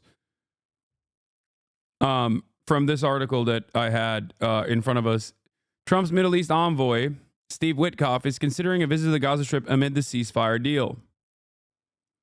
Steve Witkoff, Trump's envoy to the Middle East, plans to be a near constant presence in the region in an attempt to prevent the deal from unraveling.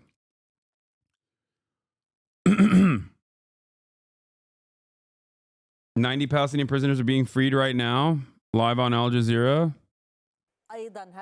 Well, it's Al Jazeera Arabic, though. Anyway, remember, there's a lot of people, radicals, fanatics, not just from the Hamas side, from the right wing of the Israeli side, who are absolutely incentivized to blow this whole deal up, the transition official said.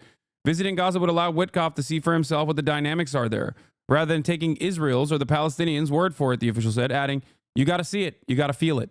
While managing the current phase of the deal and negotiating the next, Trump and his team also are contending with longer-term solutions.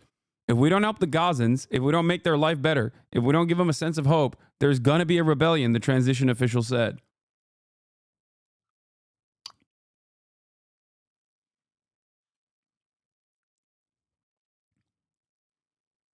It's so sad that, like, someone being truthful about the situation, like, the bar is so low that someone just being like, yeah, dog, you know, we have to give Palestinians a sense of hope so that they don't, you know, revolt, is seen as this, you know, incredible effort in diplomacy. The standard was set so low by the Democratic Party, it's crazy. Because the Democratic Party's envoys in the region were just like so insanely slanted in the Israeli direction. Just so insanely. I cannot believe it. I cannot believe my eyes that they are allowing the Republicans to outflank them on this issue.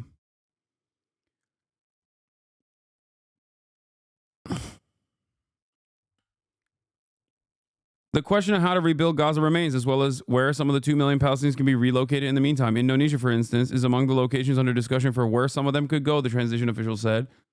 Even the questions of whether Gaza will be willing to relocate is up in the air. The idea of relocation is deeply controversial among Palestinians and fellow Arabs. Many believe that relocating will be the first step in Israel forcing them off their land. Exactly.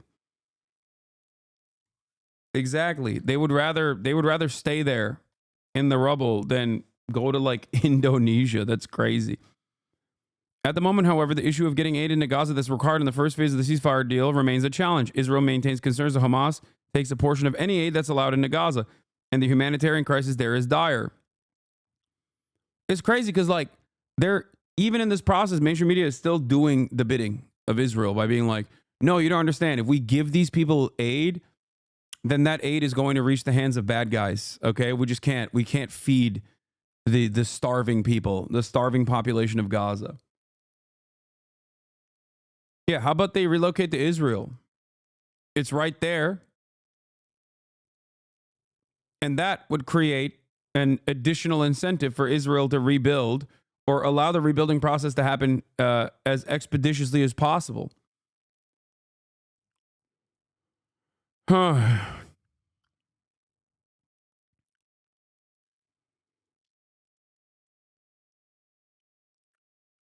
Witkoff, a real estate developer who has known Trump for decades, went into negotiations for a deal, joining President Joe Biden's team that's been working toward it for more than a year with a singular directive from Trump. The transition official said, get the hostages home, and if you don't, come back and explain why. The window for achieving the agreement was narrower than it had ever been. Not only had Trump set a deadline January 20th when he said to be sworn in office, which had not been done in previous rounds of negotiation, several additional hostages had died in the preceding weeks as temperatures in the region got colder and conditions continued to deteriorate, the transition official said. Trump's close allies with Israeli Prime Minister Benjamin Netanyahu, as well as the threat that he would not stop Israel from further bombing Gaza if there was no deal, also hung over the process. Yeah. Witkoff was in search of a reality check from Netanyahu about what he was willing to do and candidly told him what was needed to get to an agreement, including for Israel to send a high-level representative to the negotiations in Doha who could make decisions in real time, the transition official said. He essentially conveyed to the prime minister, if you're not intent on making a deal, then tell me, and I'll get on the plane and I'll go home. In discussions with Israeli officials, he also didn't hesitate to point out that all that Trump had done for Israel in his first term, Trump moved the U.S. embassy from Tel Aviv to Jerusalem, recognized the Golan Heights as Israeli territory, and cut U.S. aid for the Palestinians. At times in his discussions with Israeli officials, he also pointed to Trump's willingness to take political heat to get a deal and implored the Israelis to do the same. To Hamas, the message delivered through the Qataris was, unless you're prepared to die, tell me why you don't see this as the deal that could ultimately lead to the end of the war. So right now that the ceasefire has been implemented, we have to pay close attention to what Israel does in the interim. And also, as the 42 days are up, it is going to get increasingly more stressful.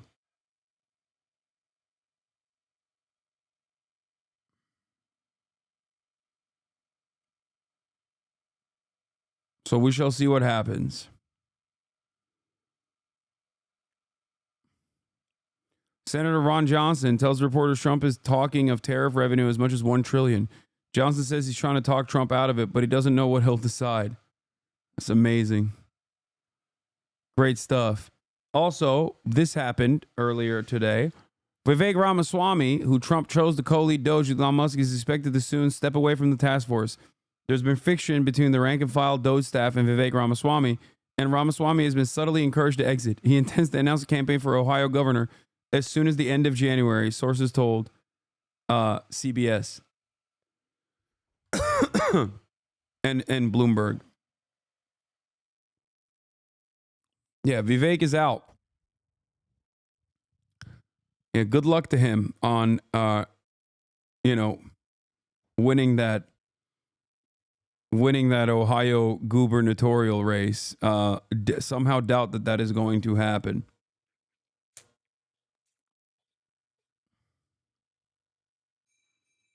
Anyway, let's see Sky News' As the daylight coverage. started to fade in Gaza, a convoy of International Red Cross vehicles made its way to collect the first 3 hostages to be released. In chaotic scenes in Gaza, Doron Steinbrecher, Romy Gonen and Emily Damari, a dual British-Israeli, were transferred from Hamas to the Red Cross. This was the first sign to the outside world that they were all still alive. Their 3 mothers, waiting for them at a reception centre on the border, crowded around a mobile phone and saw the first proof that their daughters were coming home. In Tel Aviv, thousands gathered at Hostage Square to watch the exchange and finally started to believe that this was happening.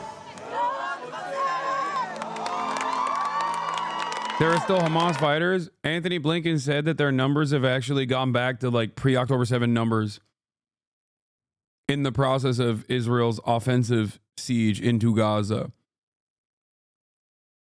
That they've like restored their ranks almost entirely. And it's not just Hamas, it's Palestinian Islamic Jihad and numerous other coalition forces as well. Which is the least surprising thing that has ever happened on the planet. Yeah, when you're like 18, 19 years old and your mom and your uncle and your grandfather all die and your home is reduced to rubble, I would suspect that you would want to fight back against the force that is doing that. There's never been a history. There's never been a time throughout history where people have said, "Oh, thank you for bombing me. Thank you. This is great. I would never want to fight back."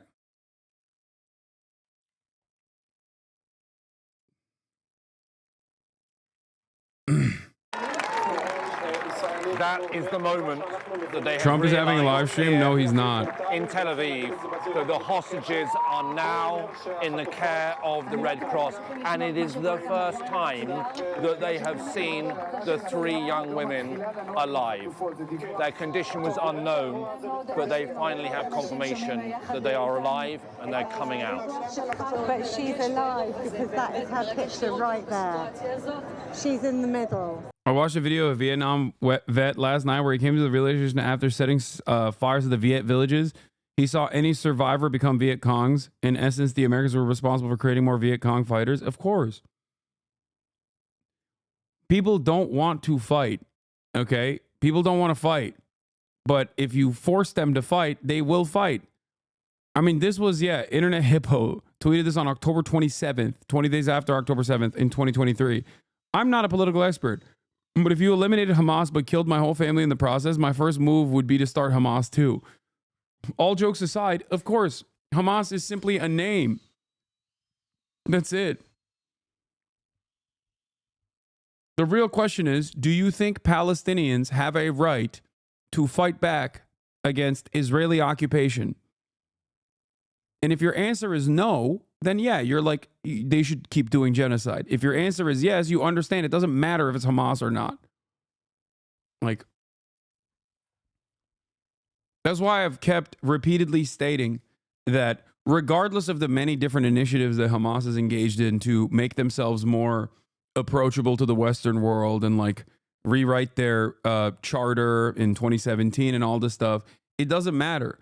It started off as a Islamic charity, like a Muslim Brotherhood associated Islamic charity cutout that turned into a militant fighting force because they were pushed into being a militant fighting force. They didn't turn into a militant fighting force because they were like, as a Muslim, I hate Jews and that's why I love the thought of killing Jews or anything like that. That's not the reason.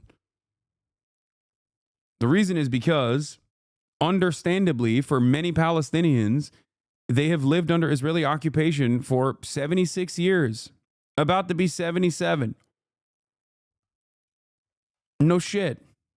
No shit. Palestinians want to, no longer live under this reality.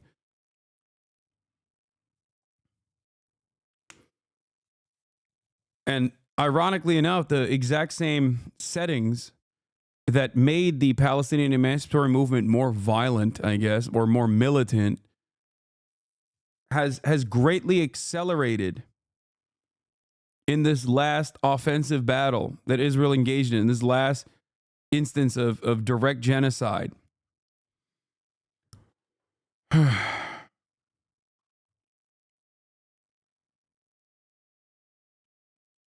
And that's where we're at. Also, Al Jazeera English is just showing Trump's second term. I don't know why. Oh, here. They are abused with the leaders of the gang. Sometimes they are threatened. Yeah, they're not showing the hostages being released. In a Jeremy Scale interview on Dropsite, he says the people of Palestine have no family, no home, but they have a gun. Basically saying, what do you expect regarding the number of Hamas fighters staying the same?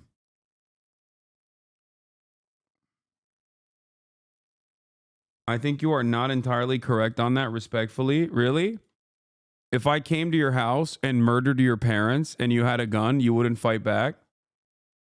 Like, actually, you would just be like, all right, well, I guess you probably had good reason to murder my parents. That's what you would say.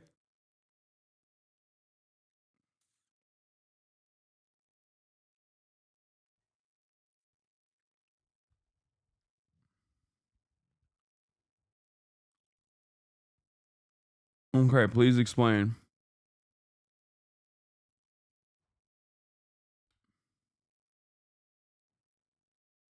I wouldn't. I would call the police. Okay, the police came and killed your dog and then threw you in jail. What do you do then? Do you fight back? Especially when the occupying force doesn't offer any exit ramp to the people that they are dominating. Okay? October 7 did not happen in a vacuum. October 7 happened because of the previous Trump administration's actions that completely cut out Palestinians from the equation. Okay? Just the Muslim Brothers has always tried to fight Israel to liberate Palestine. So any org they would make would turn to that. Okay, how do you explain the PLO or initially what Fatah looked like? How do you explain the DFLP, PFLP, Palestinian Islamic Jihad? How do you explain any number of different non-Muslim Palestinian emancipatory groups, secular ones, socialist ones? Like, the idea that this is unique to the Muslim Brotherhood is so fucking stupid. Come on, dude. How do you explain all of the other Muslim Brotherhood groups or Sunni Muslims that have no interest in actually fighting against Israel, as a matter of fact? Why is it that it's only Shia militancy in the region that happens to put up a fight against Israeli violence in general? You know? No, it's just people understandably have a desire for emancipation. It is the most normal and most human want. She's the one in the middle. Oh my God! Oh my God. The three young women were driven to the Hamas border are Sunni. and handed over to the I'm IDF. not talking about Hamas. I'm talking about other Finally regional back on Israeli militant groups. soil for the first time after they were taken hostage 470 days ago. They have now been reunited with their families and flown by helicopter to a hospital outside Tel Aviv. Israel's Prime Minister Benjamin Netanyahu was told of their release over the phone. This is a big moment, an exciting moment, a big day, many blessings. The ceasefire almost broke down before it had even started. Minutes after it was due to start, and black smoke was again rising over northern Gaza. Hamas had failed to provide the names of the first three hostages due to be released, and so Benjamin Netanyahu ordered that the ceasefire be delayed, and the Israeli military carried out airstrikes. 8 Palestinians were reportedly killed. But in Khan Yunis, Gazans, unaware of the delay, had already started celebrating on the streets. Uncontrollable relief that they are still alive and that 15 and a half months of war might finally be over. Among them, though, were armed fighters and the green flag of Hamas out in the open. Hamas grandma. Images that will convince some in Israel that they are not defeated and that this ceasefire is premature and wrong. Israel's far-right National Security Minister Itamar Ben-Gvir announced his resignation from the government in protest. We deserve better, and the people of Gaza deserve better. We don't want more blood on either side of the border. We want this to end and for people to come home. The Israeli military will remain in Gaza, but are gradually starting to withdraw from the main populated areas. More than 47,000 Palestinians have been killed during this war, and almost 2 million displaced. Conditions in Gaza are almost unlivable.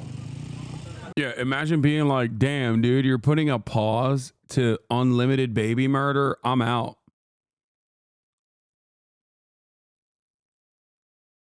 Like, that's crazy. Like, that's what Ben-Gvir said. Ben-Gvir was like, dude, you dare put a pause on the baby murder? I'm done. It's a bridge too far for me. How freaking dare you? Cautiously, people are now making their way home, but finding little. It could take decades to rebuild Gaza, and there is still no plan who will pay for it or who will do it. Massive, indescribable destruction, unlike anything history has witnessed before. It's an unjust and criminal war. But God willing, and with our will, faith in God and strength, we will rebuild and live.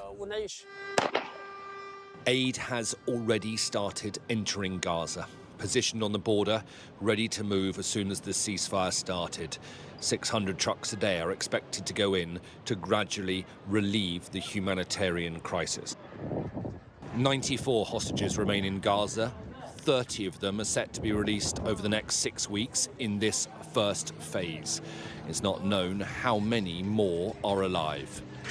Hamas says it is committed to the ceasefire and it is holding for now.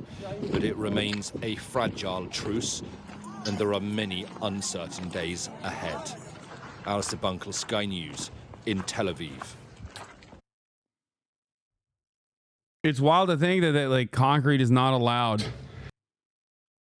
Concrete is not allowed in the strip. So how are they going to rebuild? Everything is flattened.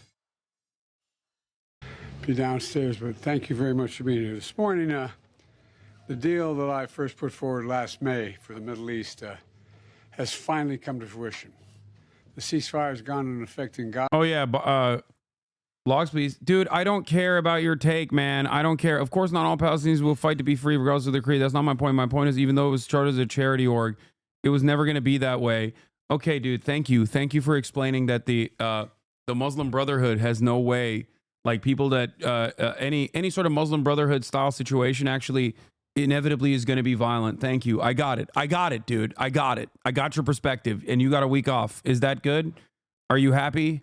You did not enlighten a single person in here. You just basically reframed the same point that I assumed you were making and then got really annoying about it. So now you're banned for a week. Jesus Christ.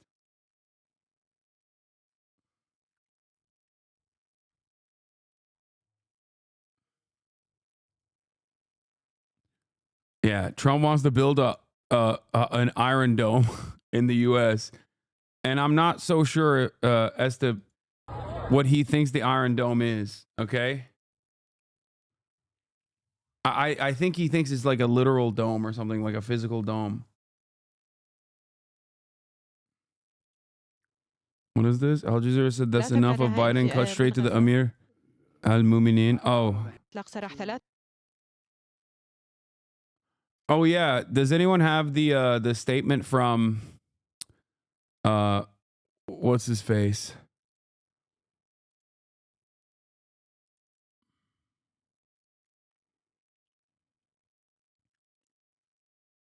Abu Ubaidah.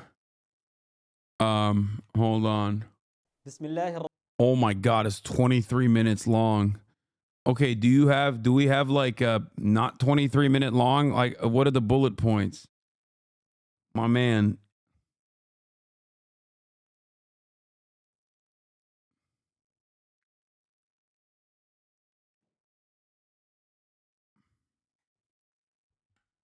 I mean,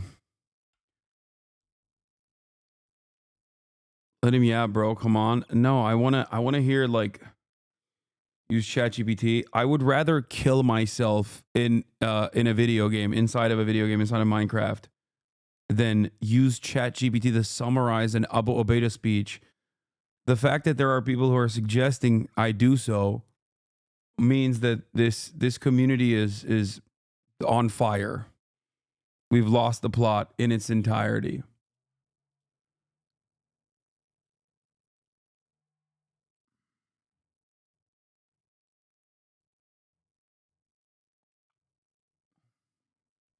Yeah, I might as well ask Grok.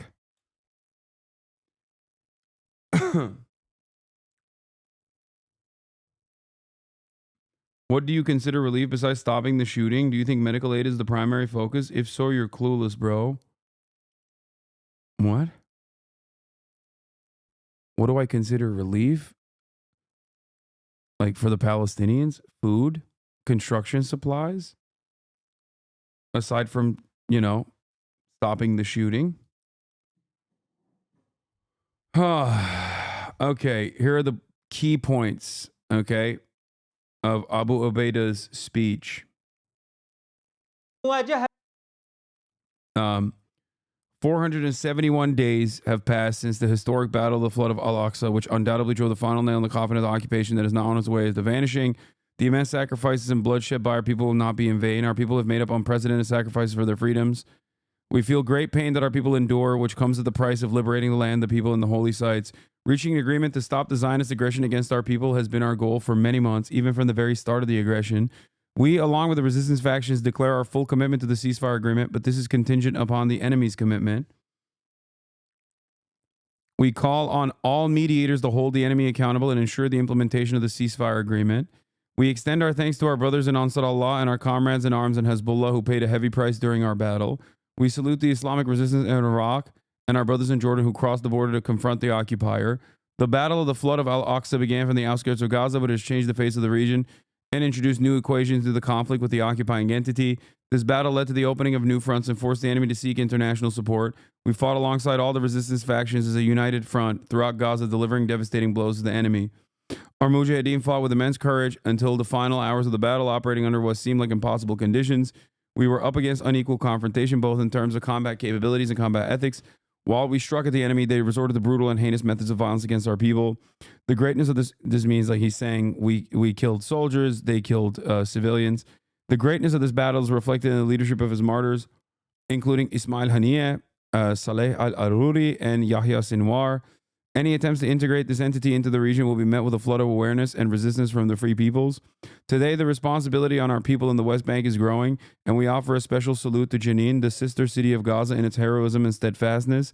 We receive millions of messages of support from across the Arab and Islamic world, and we know that we are one with you and you are one with us. Abu Ubaida's speech marks a reflection on the sacrifices made during the 15-month conflict and expresses a resolute commitment to the resistance while calling for the implementation of the ceasefire agreement and continued unity among resistance groups.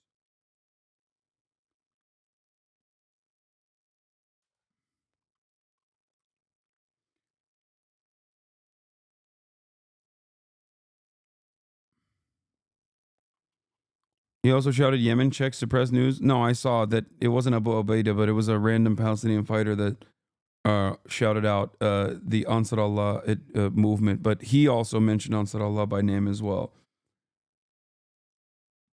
Purely speculation, obviously, but do you think Kamala had won if Kamala had won, the genocide would just keep going and going all throughout her term? I don't know. And we will never know.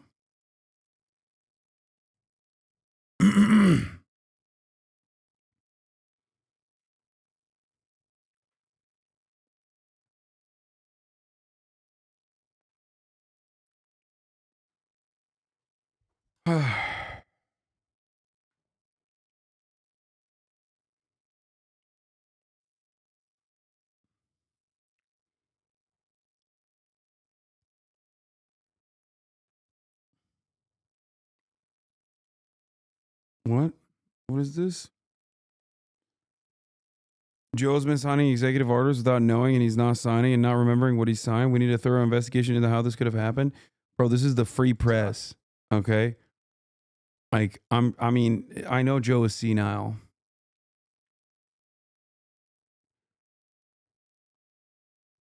Can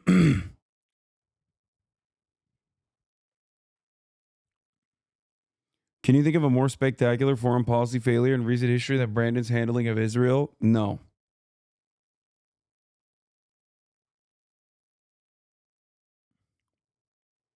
No, I cannot. This is the only time I've seen one singular administration come close to the death and destruction that they oversaw. Nowhere near as bad as George W. Bush still, but like, you know, in modern American history, like, Genocide Joe really did his best to outflank Trump. Nixon and Cambodia, I'm talking about modern American history. It's pretty crazy.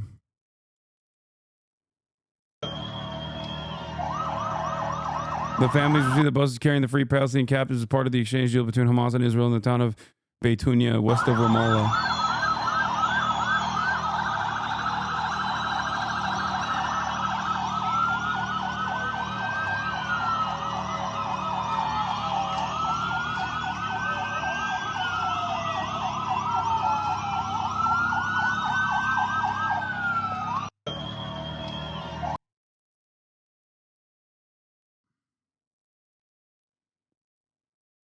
Do you remember much of the Bush administration? Yes, of course I do.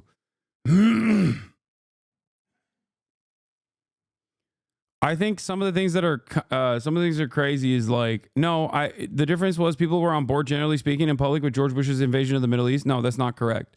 They were in the beginning, but people soured away from that pretty quickly as well.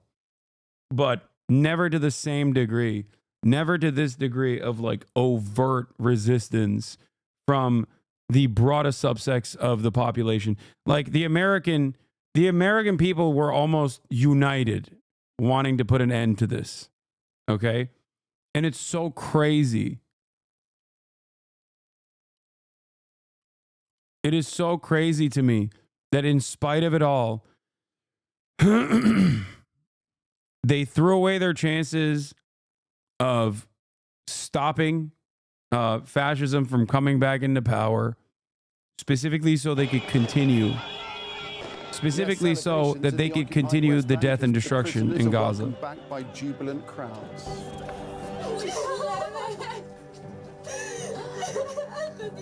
This comes after 3 female Israeli captives held in Gaza are reunited with their families after being released. They were handed over to the Red Cross in Gaza City on the first day of the agreement between Israel and Hamas.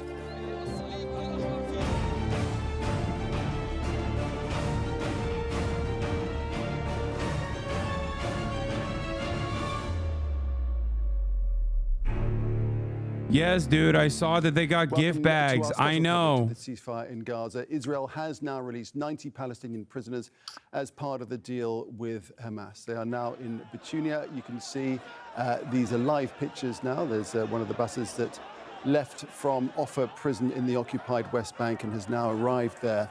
And prisoners have been disembarking. Hamas gave him gift baskets, and everyone keeps talking about it. The 3 Israelis that were released. Palestinians coming out onto the streets in the hundreds and hundreds to welcome the 90 Palestinian prisoners who in the past hour have been released from Offa prison. The buses in Beitunia now, some will be making their way on to Ramallah, where they will there too be reunited with their loved ones. Crowds have been cheering and welcoming them back. We've seen fireworks in the skies. Women and children are in this first phase of release that has also seen 3 Israeli captives released and reunited with their families. Let's hear now from Camille Nedelec, who has more on day 1 of the ceasefire deal. Free after 15 months in captivity. 3 Israelis are handed over to the Red Cross by Hamas's military wing, the Qassam's Brigade, in the hours after the ceasefire began.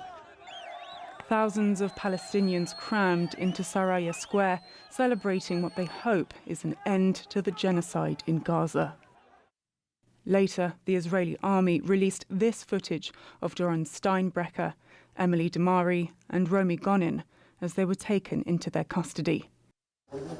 And then these images as they were reunited with their mothers. Joy, too, in what has become known as Hostage Square in Tel Aviv, where many had gathered month after month to demand their government do more to end the crisis. It was very stressful days, and not knowing if she's going to be on the list or not.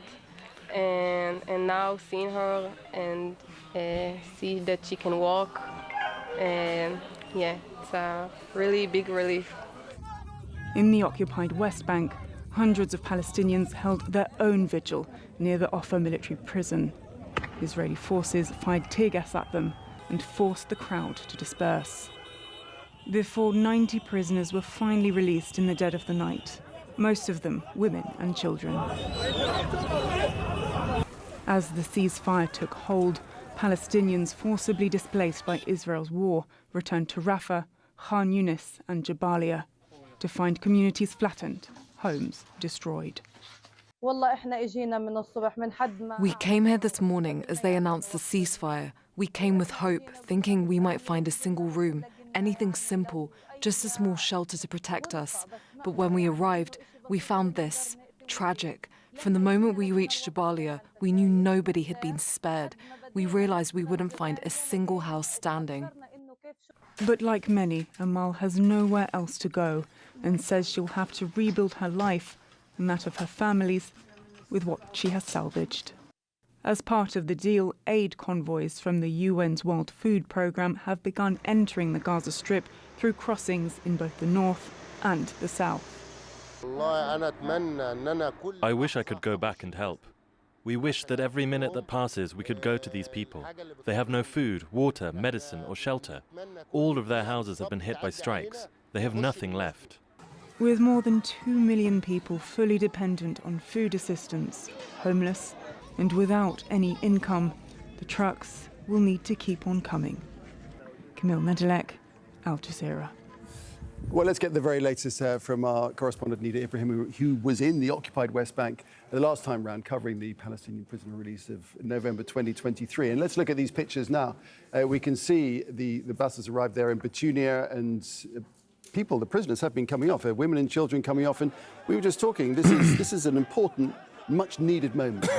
Yes, for Palestinians, for Palestinian families to be gathering in this moment together, singing, chanting, welcoming. This is illegal, by the way. It's indeed something that Palestinians were. They're doing it in spite of the Israeli government's warning. Devastating more than 15 months of this war on the besieged Gaza Strip, watching difficult images and videos of their fellow Palestinians being bombarded, killed day in and day out. And now they've not only seen the ceasefire take effect, but now also the exchange, the swap deal. In the occupied West Bank, the Israeli government has said that celebrations are not allowed.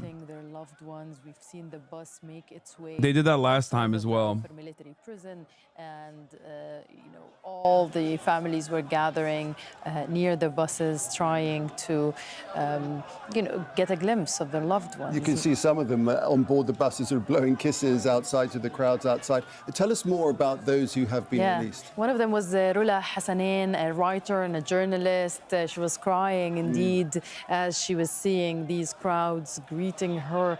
We've been speaking about her in the previous shows, that she had left. Intense clashes are currently taking place at the schools roundabout in the town of Beitunia. The occupation forces stormed the waiting areas of the families of Palestinian prisoners set to be released in an attempt to prevent any celebrations. The delay in the release of the prisoners so far is due to the absence of one female prisoner from the agreed-upon list. Her baby, a couple hours ago. Al-Hajj, we've interviewed in November 2023.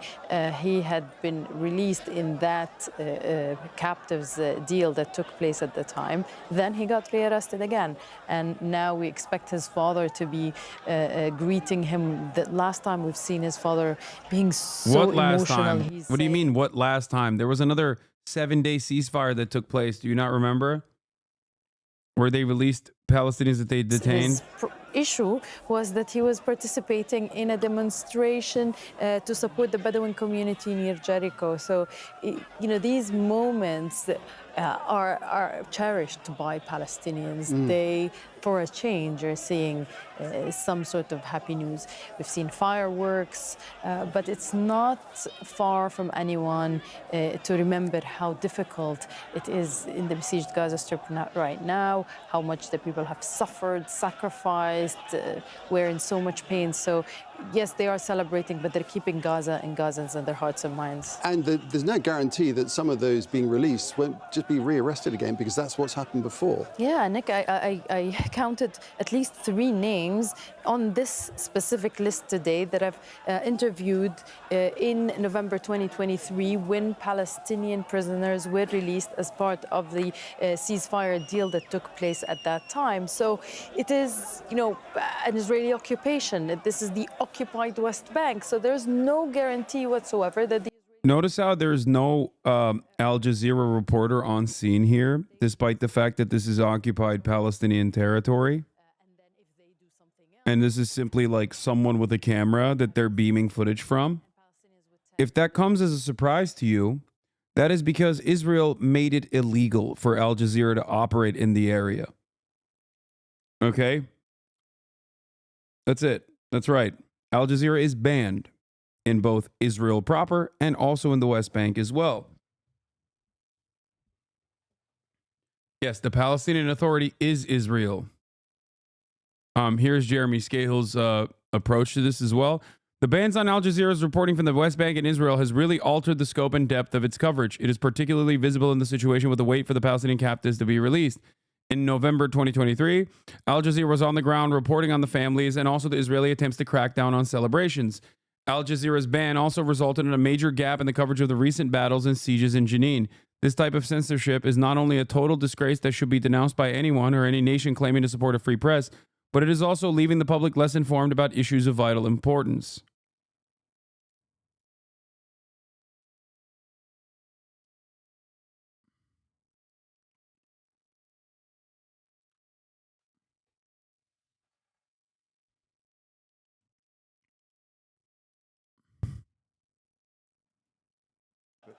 You can see people on the bus, just exactly what you're talking about, just waving to their loved ones as they come off.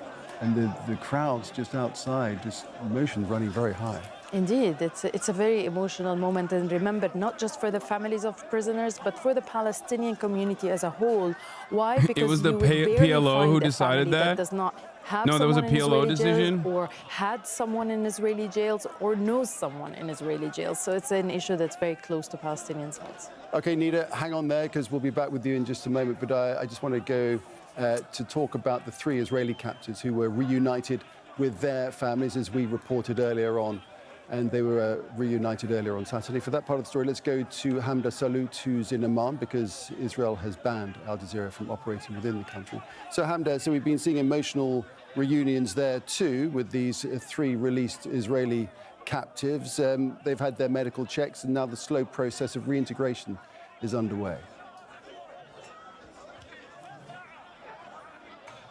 That's right. The doctors at the hospital where those captives were received actually said that they arrived in pretty good health, so they postponed some of those medical exams that they were set to have tonight so that they could spend the time reuniting with their families. The Israeli military had confirmed once those captives were in the hands of the Israeli army and that they were crossing the border from that buffer zone into Israeli territory.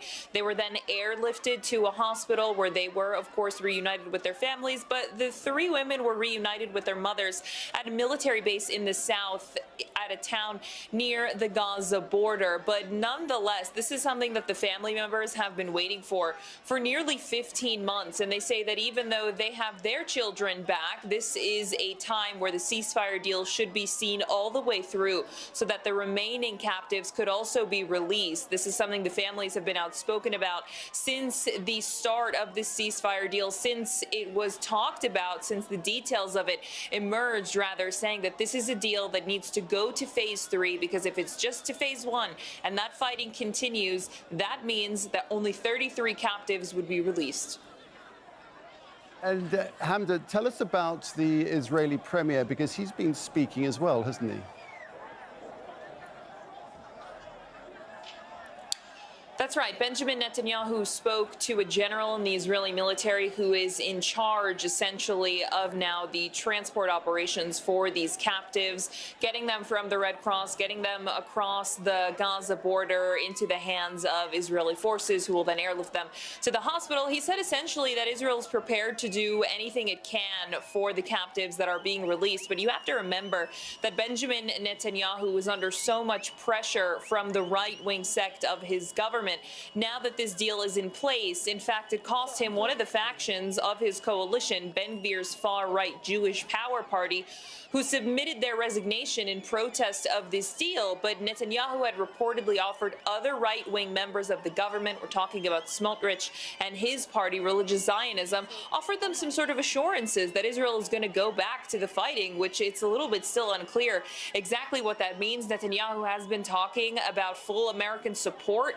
about going back to the war if Hamas violates the ceasefire, but there hasn't really been any talk from Netanyahu about what if Israel violates the ceasefire, of course. course. But nonetheless, a lot of pressure under Netanyahu. It took a lot of time to get here. It took more than 8 months after this framework was brought to the table to get to this place where captives were released, where Palestinian prisoners were released from Israeli jails, which also, I might add, was a huge point of contention for the Israeli government about Palestinian prisoners being released. This was something that the right didn't want to see at all, especially in this number, thousands that we're talking about throughout this deal. And Hamda, this is, of course, we must remember, the first phase of phase one of day one of the ceasefire agreements. Is a long way to go. There certainly is a long way to go. So phase one is 42 days, and the amount of captives that'll be released is as follows. So this is the first day. 3 captives are released. Saturday is day 7, in which 4 captives would be released. And then every week following that, 3 captives would be released until the 6th and final week of phase 1, in which 14 Israeli captives would be released at 1. But around day 16 of these 42 days, that's when negotiations for phase 2 would start. And it's a little bit more complicated because there are measures that the Israeli government had previously said were non-negotiables, like withdrawing from key areas like Netzarim and Philadelphia throughout the Gaza Strip. So there are these negotiations that are going to have to restart about phase 2. Netanyahu says that he has the right to go back to the fighting if the terms aren't what he wants, if Hamas violates the ceasefire. But again, everyone is waiting with bated breath to see what's going to happen, because surely this ceasefire came as a sigh of relief, but an end to the war is still not guaranteed. Hamda, we'll leave it there for the moment. Thanks very much, Hamda Salute there. Reporting from Amman, let's bring Nida Ibrahim back in, who knows the story better than most. Nida, haven't you been reporting on it for a very long time? And it's as we look at these emotional pictures, these emotional reunions taking place, important to remember that, you know, around the world we hear about Palestinian prisoners being released, but perhaps people who don't know the story as well as you do, people forget that these are their friends, their brothers, their sisters, their mothers, fathers, children of Palestinians. This is an important moment. Yes, indeed, and especially for the mothers who were trying to explain to us during the past release that, yes, you are seeing young boys who are 14, 15, who are trying to look like they are strong. These are still young boys living under a military occupation that are going through difficult prison time. These children, Palestinians, all of them, women, men, children, are tried in Israeli military courts where much of the time they do not have You'll never understand rights. this. We will never be able to understand this. Like, it's a military tribunal. It's so crazy. I remember interviewing someone who was responsible for the young boys in Israeli jails, a Palestinian prisoner himself. It's so and he crazy. was telling me, I had young boys crying. One of them was saying, I want my mom. And as we've been saying time and again, that when Israel charges someone with throwing rocks or Molotov cocktail at Israeli forces raiding the city, it does not necessarily mean that they've done that, but sometimes to avoid lengthy processes at courts and to avoid the high conviction rate. It's 97% at least. So they sometimes... All this is happening with Trump getting cut, and the stupid fucks still don't get it. Leading Democratic Party chair candidate Ken Martin says that Democrats won't take money from those bad billionaires, will take money from good billionaires. And we will take them. There are a lot of good billionaires out there that have been with Democrats who share our values, and we will take their money, but we're not taking money from those bad billionaires. Dude, this is an unserious party. I'm letting you know right now. It's just so bad. It's so bad. We're so freaking cooked. We're so freaking cooked. We're so cooked. All right. President-elect Trump arriving in the DMV area last night as he prepares to be sworn into his second term in office. The ceremony will now take place indoors due to those frigid temperatures along the East Coast. And we're learning that President-elect Trump appears to be focusing on a central campaign issue of immigration when he takes office, as sources tell us raids could begin as soon as Tuesday. Let's get more now from our White House correspondent, Mary Alice Parks. Good morning to you, Mary Alice. Good morning, Janae. President-elect Trump is waking up right across the street here from the White House at Blair House. It's the president's formal guest house. And yes, he says that he has big plans, especially on immigration, for his first day in office. Overnight, President-elect Donald Trump landing back in the nation's capital ahead of his inauguration, kicking off the weekend with fireworks and a private event at his golf club in Virginia. On his first day in office tomorrow, Trump promising to sign a series of executive actions, telling our Rachel Scott some will be aimed at rolling back President Biden's emission and pollution standards for cars. Others will be focused on immigration.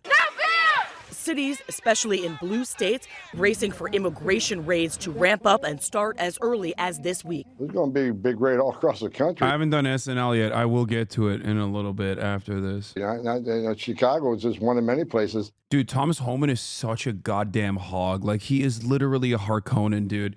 It is crazy to me that this gross piece of shit, who, by the way, Obama also used in his administration, is now like the face of the Trump deportations. He literally is a Harkonnen.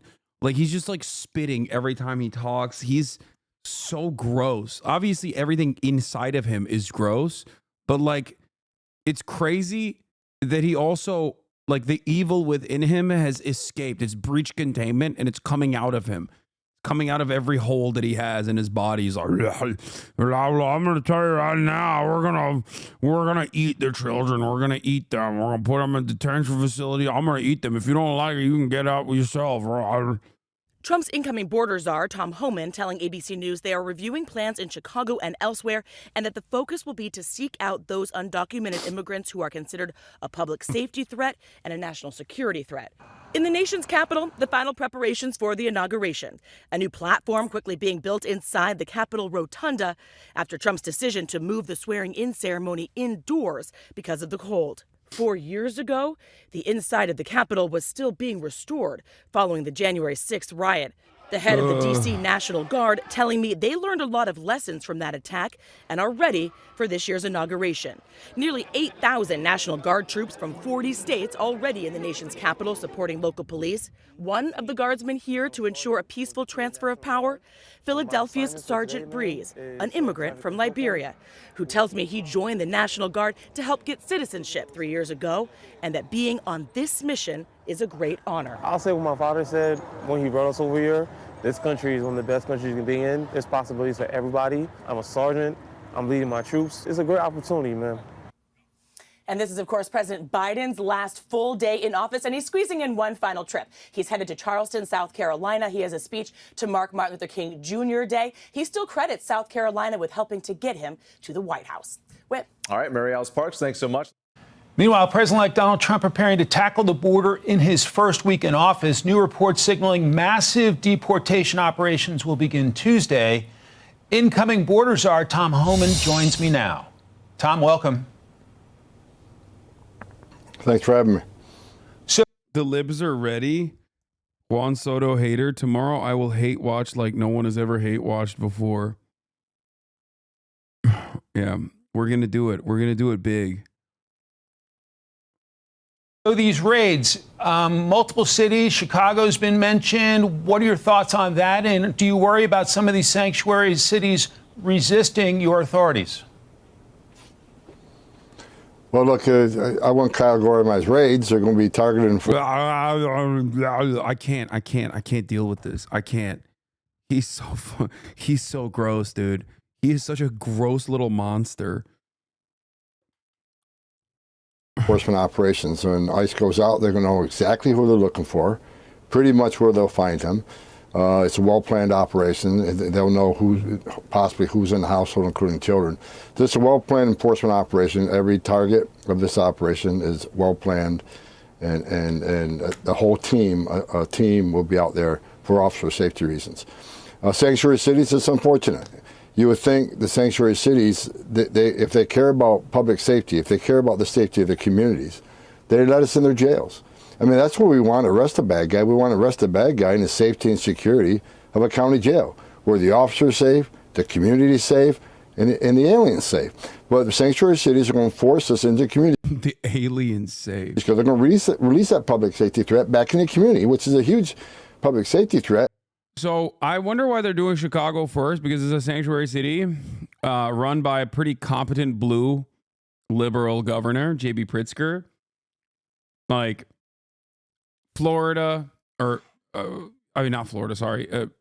California, Illinois, New York. These are supposed to be like technically sanctuary states. I don't know why they wouldn't start with like red states, but instead try to do a show of power in a blue state and a blue city. So we'll see. And it's going to force officers into the communities, and we'll find the bad guy. On his turf, we have access who knows what weapons, so it's very I also don't know how this works in terms of like constitutional overreach. You know what I mean? But when we find the bad guy, he's probably with others that are in the United States illegally. They may not be a criminal priority, but we're not walking away from them. So these sanctuary policies are going to force us into communities, and the result is going to be exactly what they don't want. More aliens arrested, more collaterals arrested, because they forced us in this position. We know from public opinion that people want deportations of those who violate the law, who commit crimes while they're here illegally. How soon do you expect some deportation flights to leave? First week. I mean, we have got over 700,000 illegal aliens in the United States with final orders of removal. President Trump has been clear from day one, from the campaign on to today, that he's going to secure the border, and he's going to have the deportation operation. There has to be consequences for violating our laws. To enter the country legally is a crime. Then to commit a crime against a U.S. citizen, President Trump's had it. He has no patience. We're going to start this operation. We're going to fulfill the mandate the American people gave him on Election Day. Do you worry about the ACLU or some other group trying to tie you up in court? Oh, yeah. Everything we do, we're going to get enjoined down. We'll get sued every day, but it's not going to stop us from doing our job. But President Trump's made it clear, public safety is number one on his list. How many young women have to be raped and murdered and burned alive until the sanctuary cities understand this? I'm going to be honest with you. Like, when a guy that looks like this and sounds like this is talking about like young women being raped and murdered and being burned alive or whatever, I'm thinking, is it the random Guatemalan dude that works at the Chinese restaurant down the street that's doing that? Or is it this guy? Ask a lineup of people, they're probably going to go, that's the guy that's doing it, right? Like, that's the criminal, right? Like, I don't think it's the random brown people that are doing that. You look like the guy who's doing that. Like, when he says stuff like this, he's almost like he's jealous. He's like, I want to be able to do it more. They're taking it away from me. It's just like my hard work. Doing the raping and pillaging. It's like hard work for an honest white man, Back in my day, you could do that.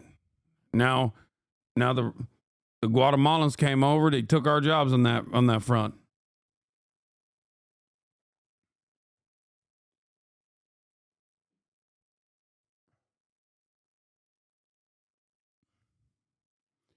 ICE raids are starting in Chicago Tuesday.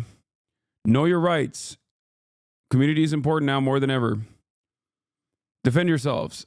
If immigration agents stop you in public, not while driving, ask them to identify themselves. Provide your name only. Remain silent. If you choose not to speak, remember to not lie. Ask for a warrant. Check to see if your name's on it. And if so, it's spelled correctly.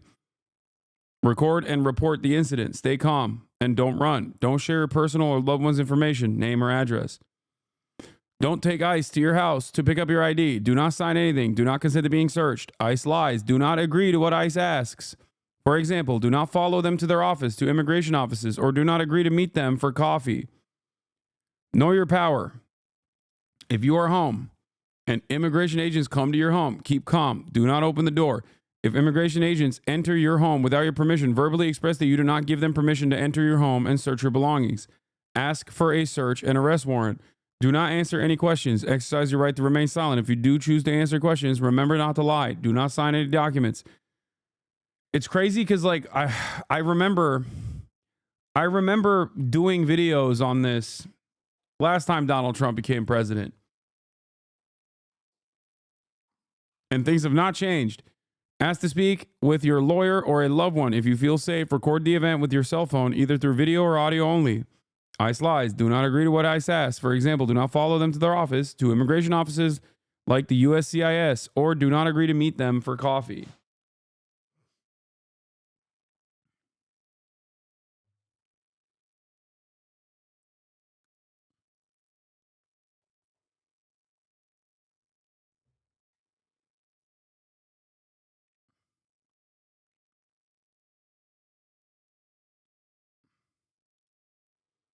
Holman says Trump admin reconsidering details of Chicago immigration raids after leak.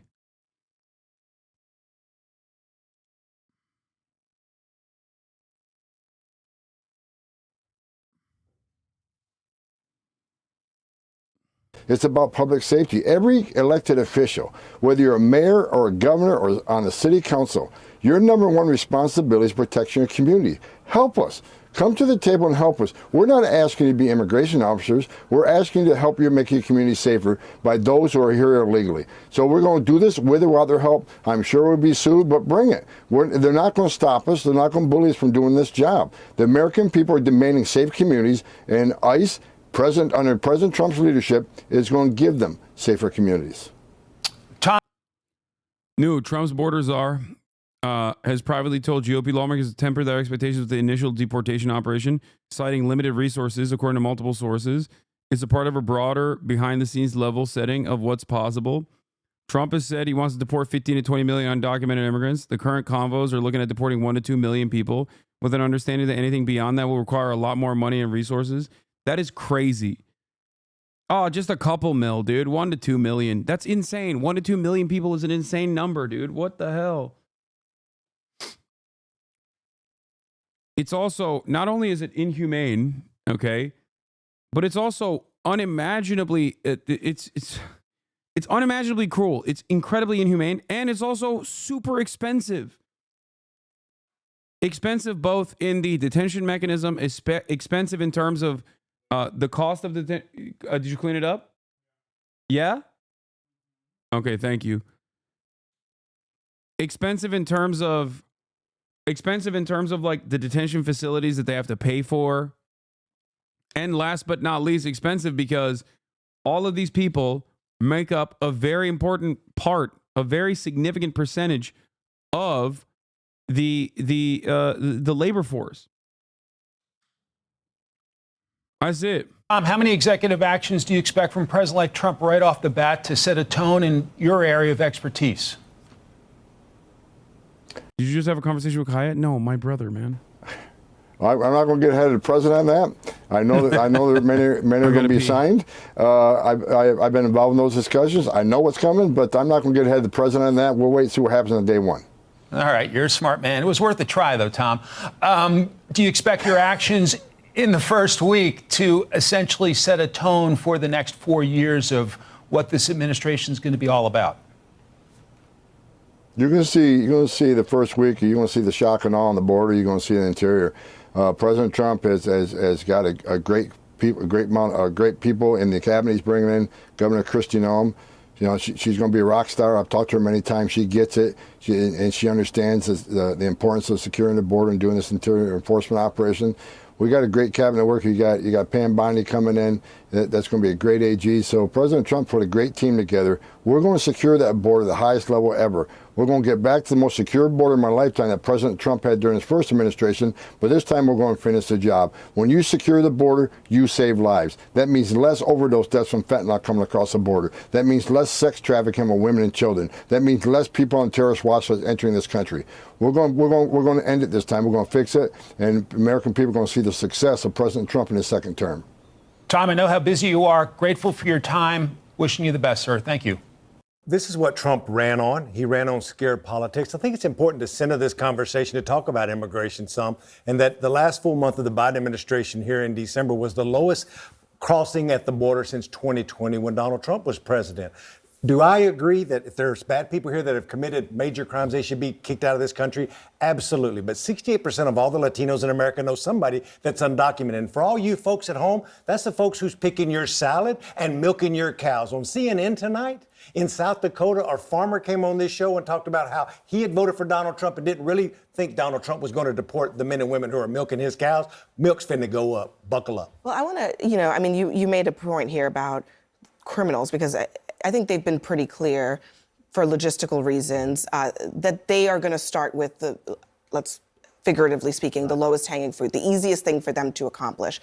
Are you, Keith, concerned about a plan that involves rounding up people who are already adjudicated as criminals? Maybe they have deportation orders, maybe they have final orders of deportation, and saying, we're finally going to get you and deport you as a court has adjudicated? Well, the devil's in the detail, and I don't really know where the details are. It seems like there's a lot of puff right now and a lot of scare tactics. They want people to be afraid about this. I just don't understand how they have the infrastructure to be able to pull this off on Tuesday. I mean, Tom Homan himself was saying, we need 100,000 detention beds in order to be able to do this. And we have like 20,000 or 40,000 or something like that. You're talking about doubling the number of detention beds in order to be able to keep these people in some sort of space before you can deport them. How are they going to possibly do this? So I think a lot of what is going on right now is they want people to be scared so that Trump can come in and pretend like he's doing something. We're going to have a lot of executive orders signed in the next few days, and we're going to think there's something happening, but I don't really think he's going to be able to do as much as he wants to do. But it will be dangerous, but not as quickly as he wants it to be.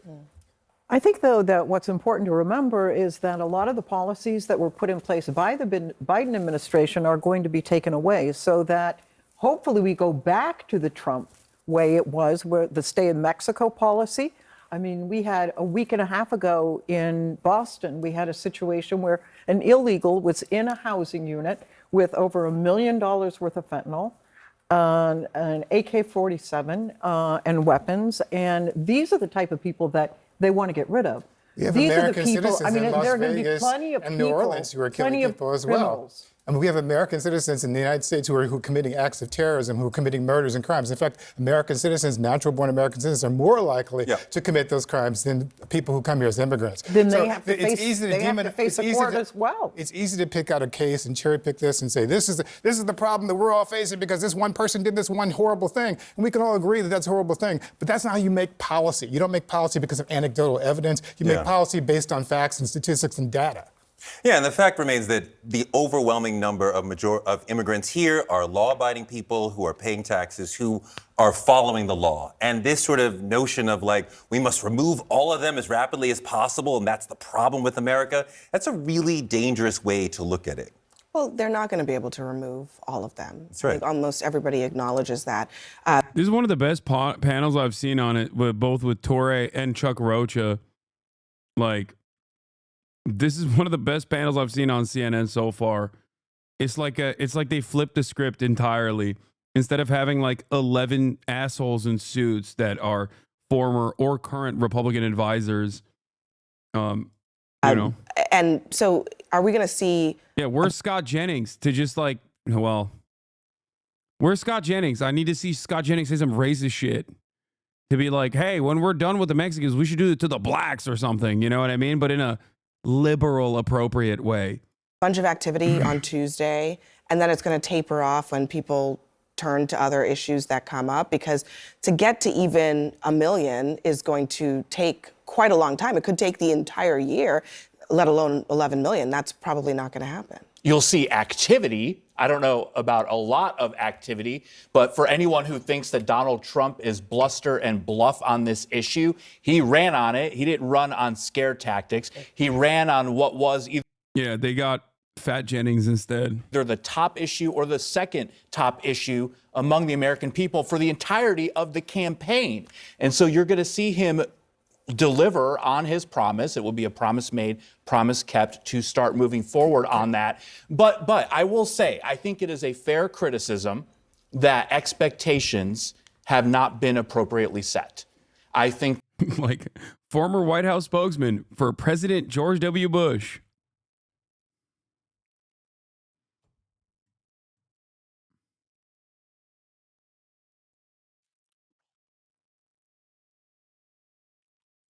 that Donald Trump, Tom Homan, the entire team needs to do a better job explaining precisely what we will see and when, because there are some folks on my side of the aisle, Republicans, who are going to expect everything to get fixed in 6 months, and there are others who will expect absolutely nothing will happen. Government is government. It's going to be messy. It's not going to be easy, and they need to be honest about What that. are we in for in terms of the legal environment? I mean, I remember almost like it was yesterday, that first week of the first Trump administration, when people were at airports, there was mass confusion both inside and outside of the United States. There were court cases being adjudicated in the middle of the night, all kinds of things like that. It was actual pure chaos. I remember that. That was going back to the Muslim ban and a lot of the stuff that was putting in. Let me live this in real life. Both of my business partners are immigrants. They've both been in this country over 20 years. One of them under DACA, the temporary service for kids who have come, and the other under TPS from El Salvador. Both went to their entire school in America. Both graduated with honors. Both of them now are business partners with me and make more money than a U.S. congressman and don't know the certainty of what their lives will be. Have they broke the law? No. But if they stay past March when one of their TPS expires, then they have, quote unquote, broke the law, to your points about devils in the details. So real people are living this, and I have a very, very good life. And folks around me have a good life. Think about the people who are just trying to make it every day and the uncertainty in their life. So if this had been an issue that both sides in Congress had been actually trying to fix for years, I could understand this. But this has been a problem that especially Republicans have lifted up and not wanted a solution so they could continue running on it. And this is like the ultimate I'm going to seem tough on crime moment. And it is going to be quite frightening for a lot of Americans to watch these sort of raids. This is not the sort of America that a lot of people. What's old is.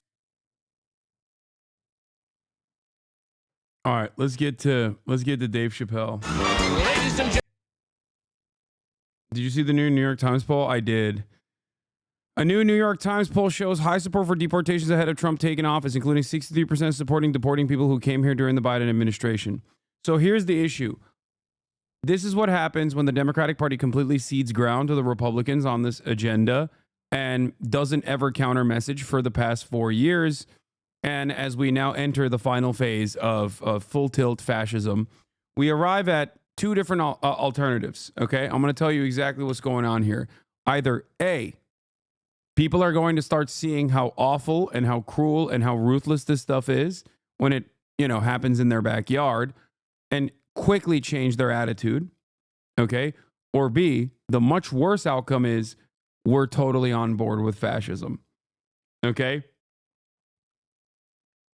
I still think A is more likely than B. I still think that people will, as is predicted, as it usually happens, once it starts harming them, once they start seeing it happening, they will most likely go, oh, I didn't know it was going to be this bad. This is terrifying. This is terrible.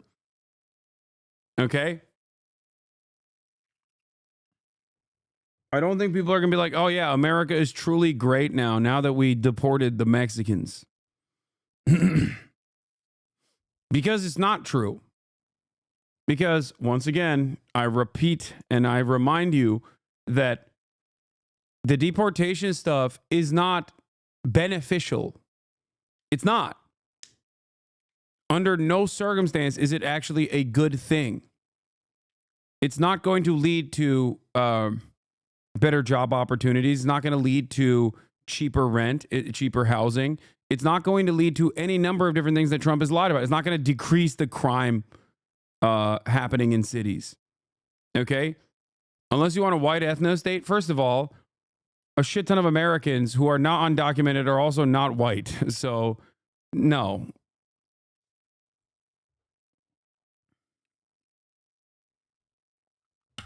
This is going to bite Americans in the ass because you will have nobody to clean your bathrooms or work in your plantations for the ridiculous salary that's paid.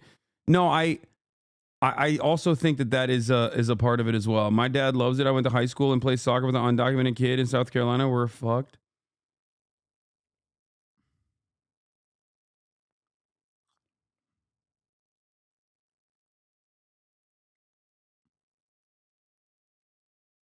The only people who truly are with it kind of recognize the negative consequences of such actions. But remember the Treat the Right Treaty, okay? Remember, Americans are little treat rights when the treat prices go up, or Americans are incredibly selfish when a person that they like, that they hang out with, that they see, that they wave to down the street, that takes care of their children, okay? Like when their neighbors start getting busted for this, they're going to be like, oh, it's not just the bad immigrants that are being deported. It's all immigrants being deported. What the hell?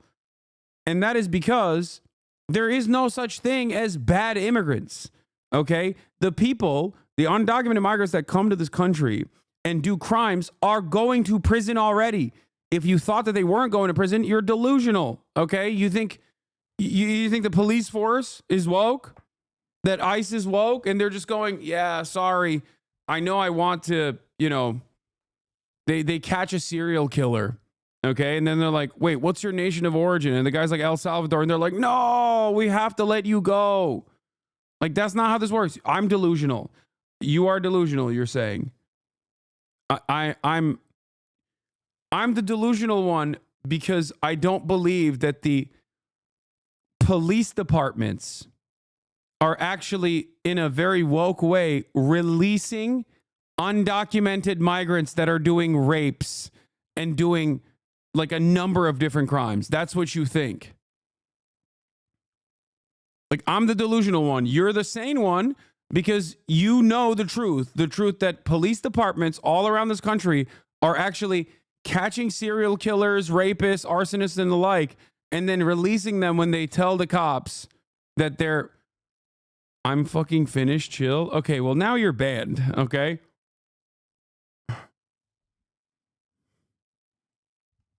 Stay out of American business. Oh, Asman just went offline. Got it. Yeah. Get your Finnish ass out of this conversation. You're finished. Okay?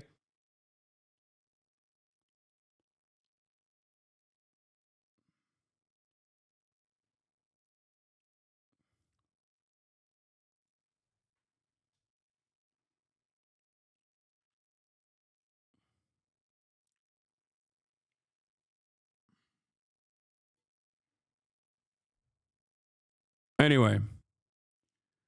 Do you support or oppose each of the following? Deporting immigrants who are here illegally and arrived over the last 4 years, 63% support. Deporting immigrants who are here illegally and have criminal records, 87% support. Deporting all immigrants who are here illegally, 55% support. Ending birthright citizenship for children who born to immigrants who are here illegally, 41% support. Ending birthright citizenship for children born to immigrants, getting 41%. Makes me kind of feel like it's not as much column A, but more so column B. Okay, where they're like, yeah, no, we do want to, denaturalize people. Ending protection from deportation. Ending protection from deportation for immigrants who were children when they entered the U.S. illegally. Ending DACA. 34% support. That is 3 times higher. The level of support for ending DACA is that last line, okay? The DACA program, the Dreamers program, Deferred Action on Childhood Arrivals program, had 10% support under the last Trump administration. It's never swayed away from 90% support to defend DACA. That means it's increased 3 times. That is what happens when there is no adequate counterbalance to the endless faucet of immigrants are rapists type arguments. Okay? And it is completely born not out of real data, but out of the manic, hysterical fantasies of the racist Republican right.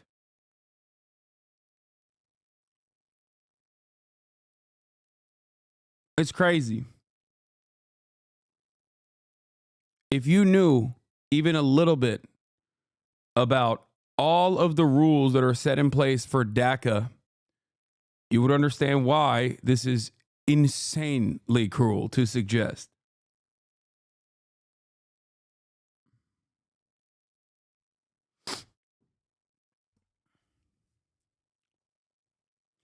You know how Biden can somewhat repair his legacy, Reagan-style amnesty? What are you talking about? It's over.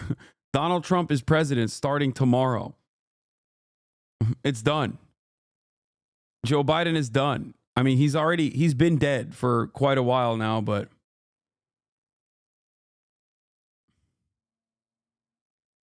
Biden's already asleep probably. It's about to be 8 p.m. on the East Coast. He's in bed. He's in his jammies already, sucking on his thumb.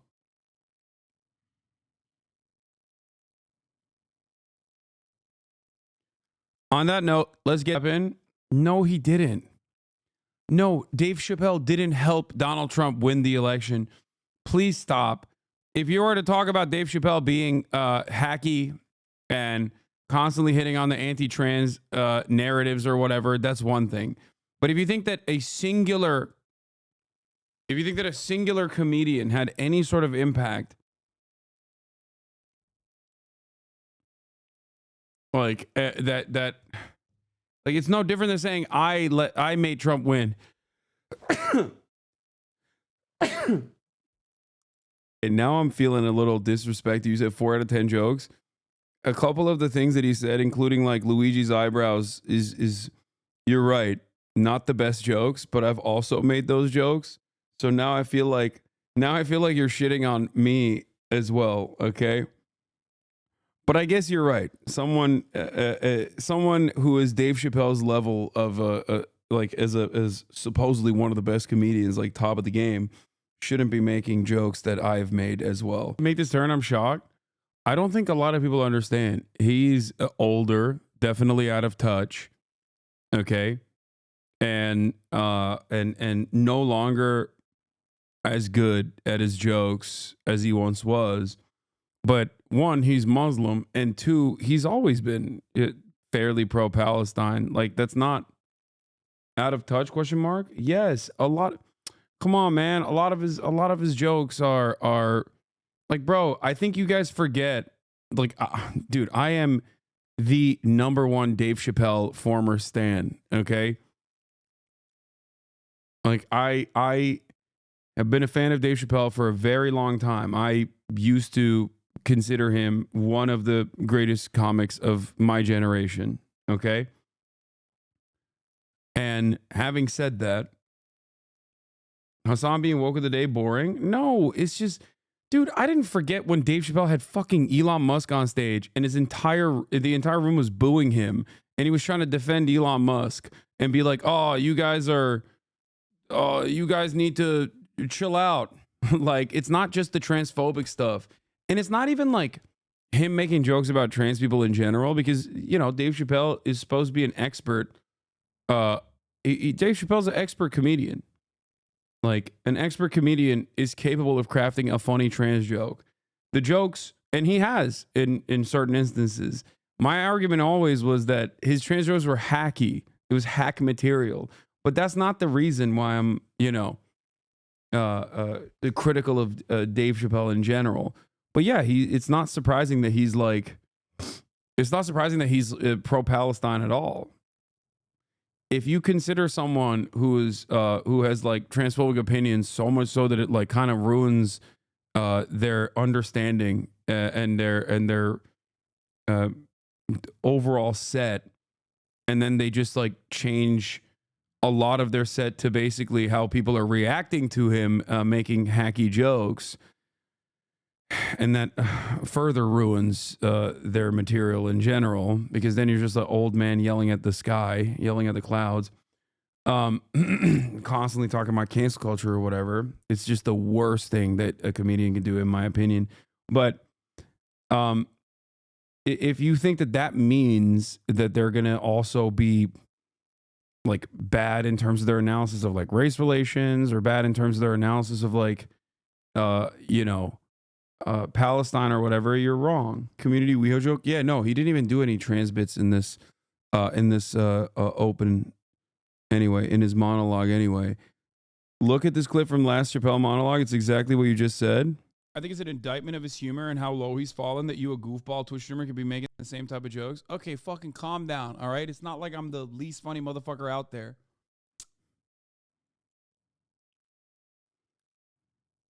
Okay. What? Semi-related, but didn't want to interrupt the video. Saw a directional sign outside of Moscow from 2019 coverage, and it has Ukraine in quotations.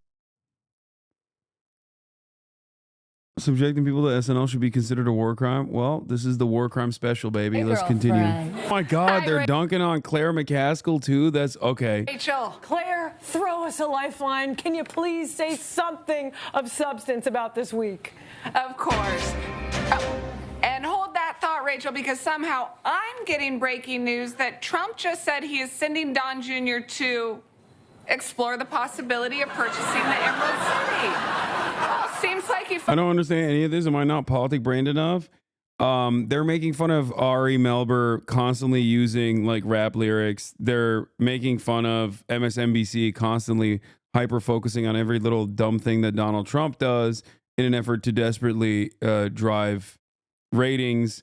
They're making fun of Chris Hayes looking like Rachel Maddow.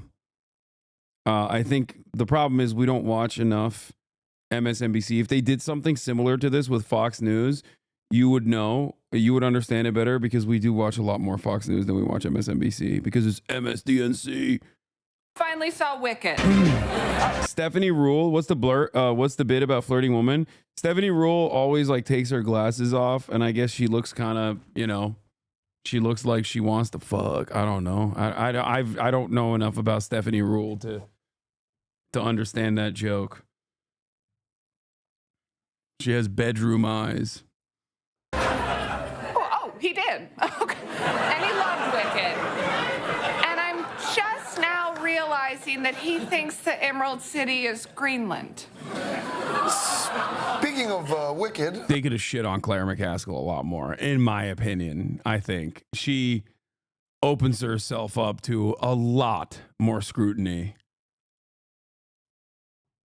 Of a new era. Donald Trump released his official inaugural portrait, and the photo was lit, I assume, by hell opening up. Trump No, he looks hot, bro. is trying to look so hardcore in this photo. You're a hating ass bitch. I'm surprised he didn't add a parental advisory sticker and a do-rag. Why does Connor Jaws get like the haircut of a 17-year-old?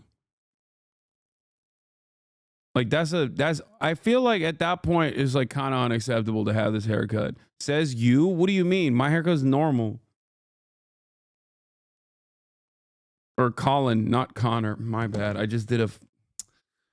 Oh my God, bro. I did another anti-white hate crime. Oh my God. I'm sorry. I'm sorry. Colin Jost. And then Trump also released the official portrait of J.D. Vance. Donald Trump's inauguration ceremony has been moved inside the Capitol building. Hey, just like last time. You have the haircut of a... Administration's accomplishments by ending every sentence with, "You ungrateful bastards." Meta CEO and Puerto Rican gigolo Mark Zuckerberg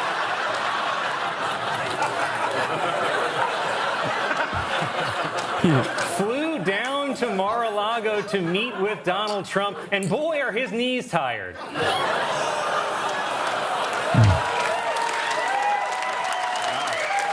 This is what I mean, bro. You get away with making Bill Clinton semen jokes. You get away with making that joke. You should be... There's definitely they could go way harder on Israel related jokes, like way harder. Show will double, and my heart goes Do you out see what to- I'm saying? Like, you know, if you can make a dark joke like that, then you can do better on. It's the Immigrant Dad Talk Show with your host, Joaquin Antonio Gonzalez Hernandez Suarez. Hello, and welcome to Immigrant Dad Talk Show. This is the show where we're talking about our children, the ones we love, and the sons as well. Today I am joined by my special guest, my black neighbor, Richard. Chat, y'all are so funny, and you should keep making that is just the yard jokes. All right, anyway, I gotta end it early today, chat. I have some guests here, okay? So that's all I got for today. But tomorrow I'll be live for the inauguration. I got another dental appointment, the teeth cleaning and stuff. So as soon as that's done, I'll be live and alive, ready to go, suited up and booted up to cover the Trump inauguration, the first day of the apocalypse. But I love you all, and I will see you tomorrow. All right? Peace. Starlock to the topic just begun. There he is again, Hasan is streaming. Hasan is streaming. There he is again, Hasan is streaming. Hasan is streaming. Reviewing the P.O. box, Uncle Uyghur's face. Sudden discord agitprop, great names take embrace. Tiny Bernie Sanders, LGBTQ Air Force. The whole left at your fingertips, on at your door. H3 crowded debate, the Young Turks online show. 3 full fucking years of this, plenty more to go. 90-day fiance talks of champagne bourgeoisie. A Trump rally live reaction, a mass riot at DC. There he is again, Hasan is streaming. Hasan is streaming. There he is again, Hasan is streaming. Hasan is streaming. Reading live stream fair comments, Austin show chat advice. And all the ways the right-wing pipeline can suck you in online. JCS react, Lord frame gets broken, cover blown. A full-blown mass pandemic, monster streaming at your home. Total radicalization coming out to find. The system you were taught to trust in was broken the whole time. All these daily streams, whether big or whether small, have helped me and so many find the meaning